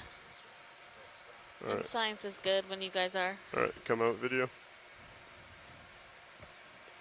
Thank you. All right, coming off. I will move over a little more. Copy. What do you got me at? 90?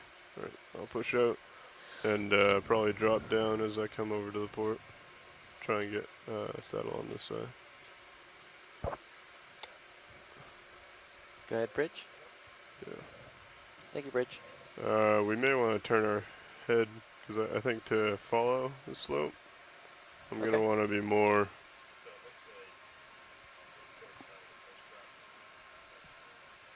Yeah, so you can follow the contour line. Yeah. You can turn Ciro's head to the right, let him acquire this level at that depth. And then we can move the ship that way. Do a 30-meter hop. It's a little bit more east. Yeah, I agree. Probably like a... Due east? I'd say due east, yeah. 90. 30? Yes, I am comfortable with 30. And, yes. Copy? Got just under 10 minutes on bottom. Just under? Yeah. Bridge, nav.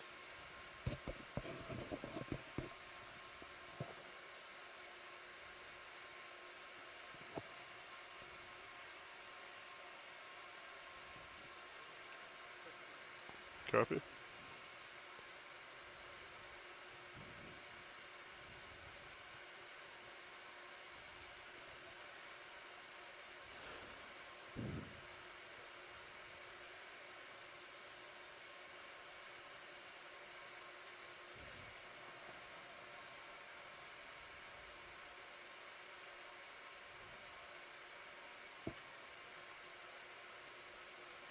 Bridge, ROV nav.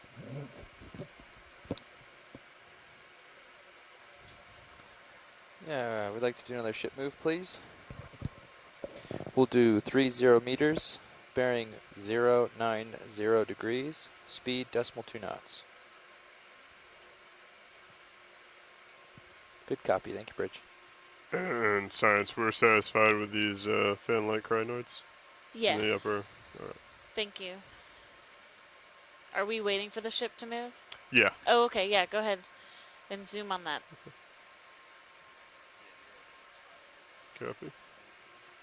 Push forward a little bit. Come down a little bit. Come over a little bit. Come up.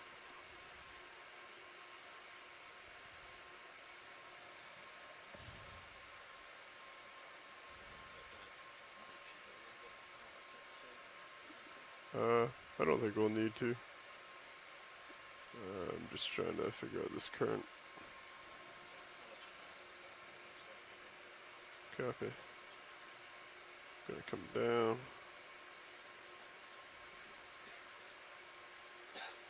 Toe in. Alright, video, if you want to come in for that. Gonna come down on the rotator. A little bit to the starboard. Doesn't look like it's stocked, so different than the one we collected today.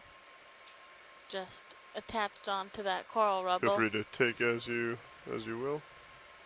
If there's any particular, if you want the feet, the feathers, I can do the whole chicken. We'll let video make those calls. Copy. Video, do you have a preference? As I slide off here.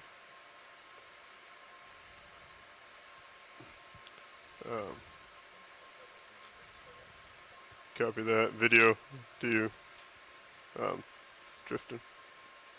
Alright, if you want to come out, video.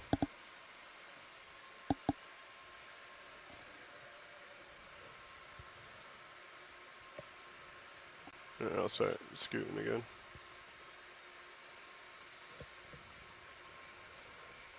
And video, I don't know if your mic is muted, but feel free to chime in if you guys wanted any shots. I did not hear responses. Copy.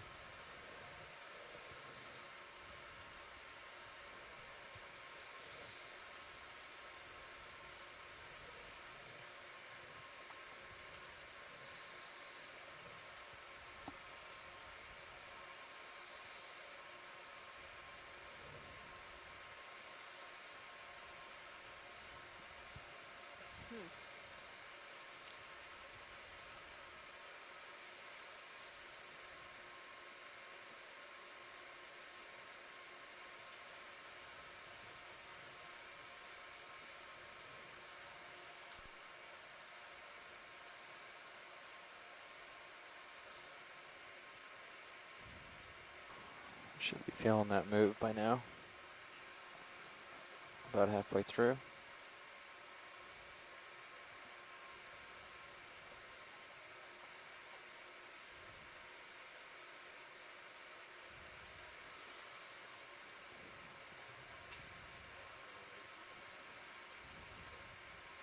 Copy.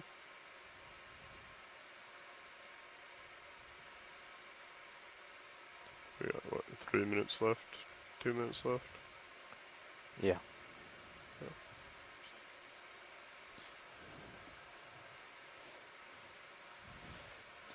Yeah, we aren't far off from where we were seeing those really dense live mounds, but I think it is just like a matter of just a small amount of space to make that transition from live to rubble. It really is.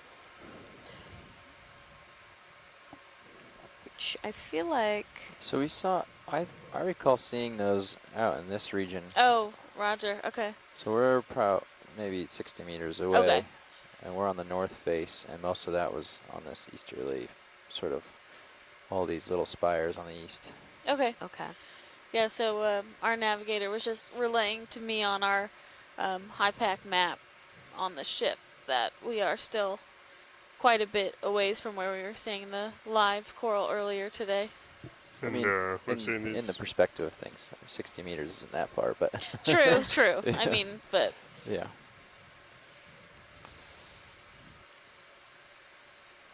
But as we found out, 60 meters can definitely make a big difference down here. Yeah.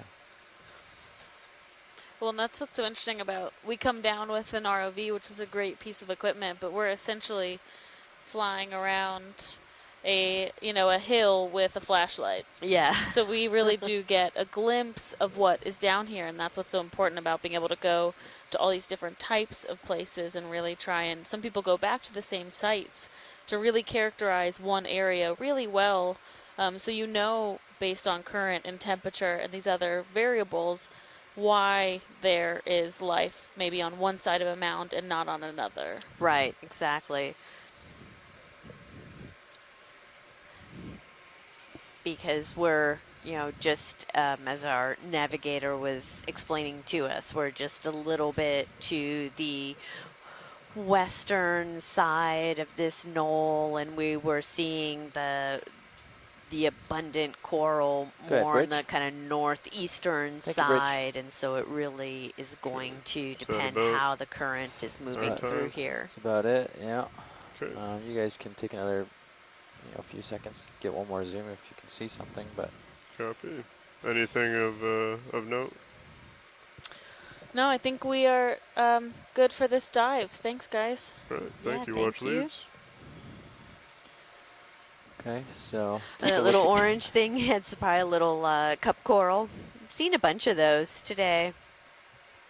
Yeah, they just need something hard, but they're just one little polyp that lives by itself.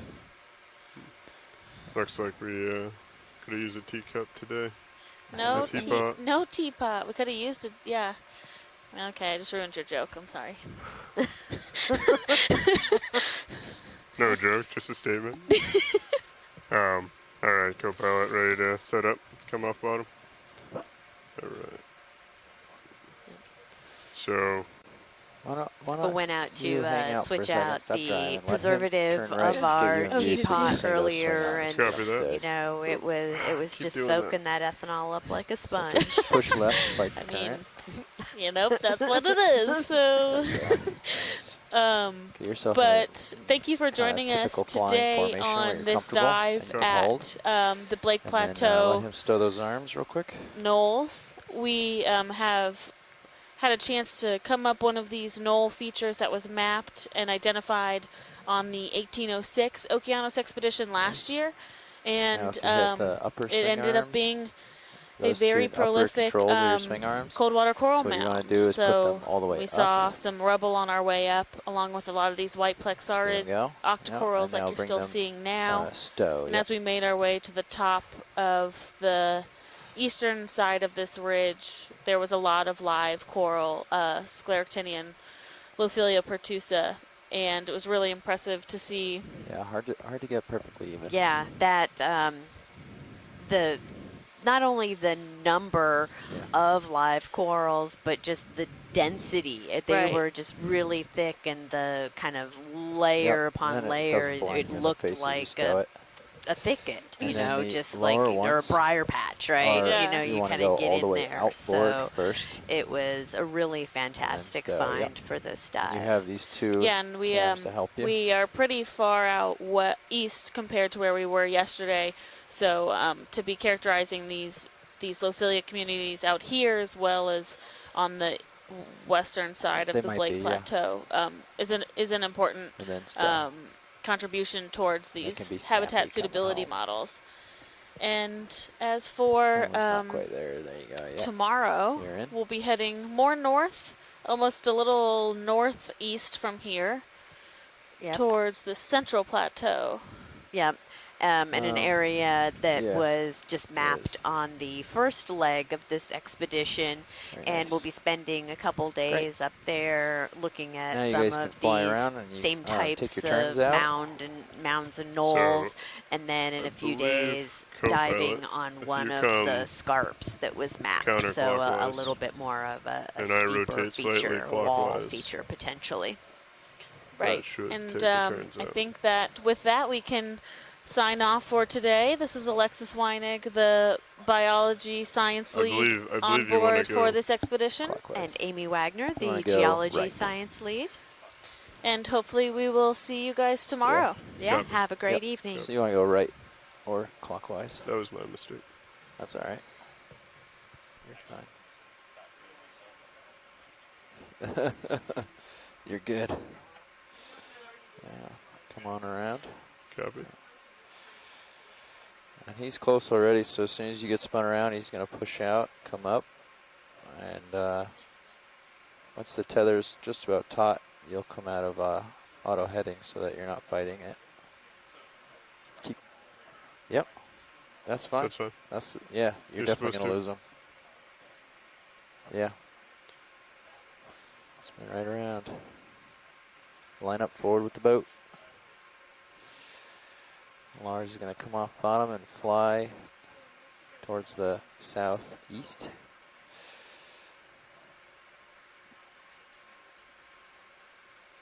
Yeah, you can give it a crank right around. Line up the green with the head of the ship pretty much, and you're there.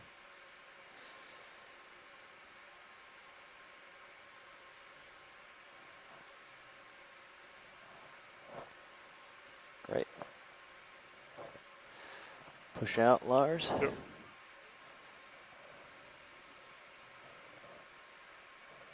I am pushing out. Go ahead with video.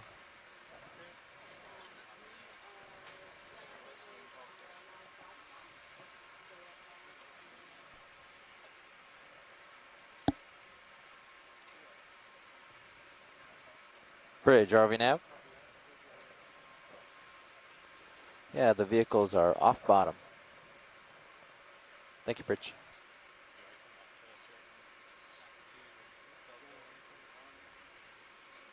So I'm coming up until I can see myself in your tail cam, which I got my light bar. And I'm pushing out, trying to keep the tether. Yeah, so he's going to want to take his auto heading out. Okay. Tony, if you want to take out auto heading. So bottom left.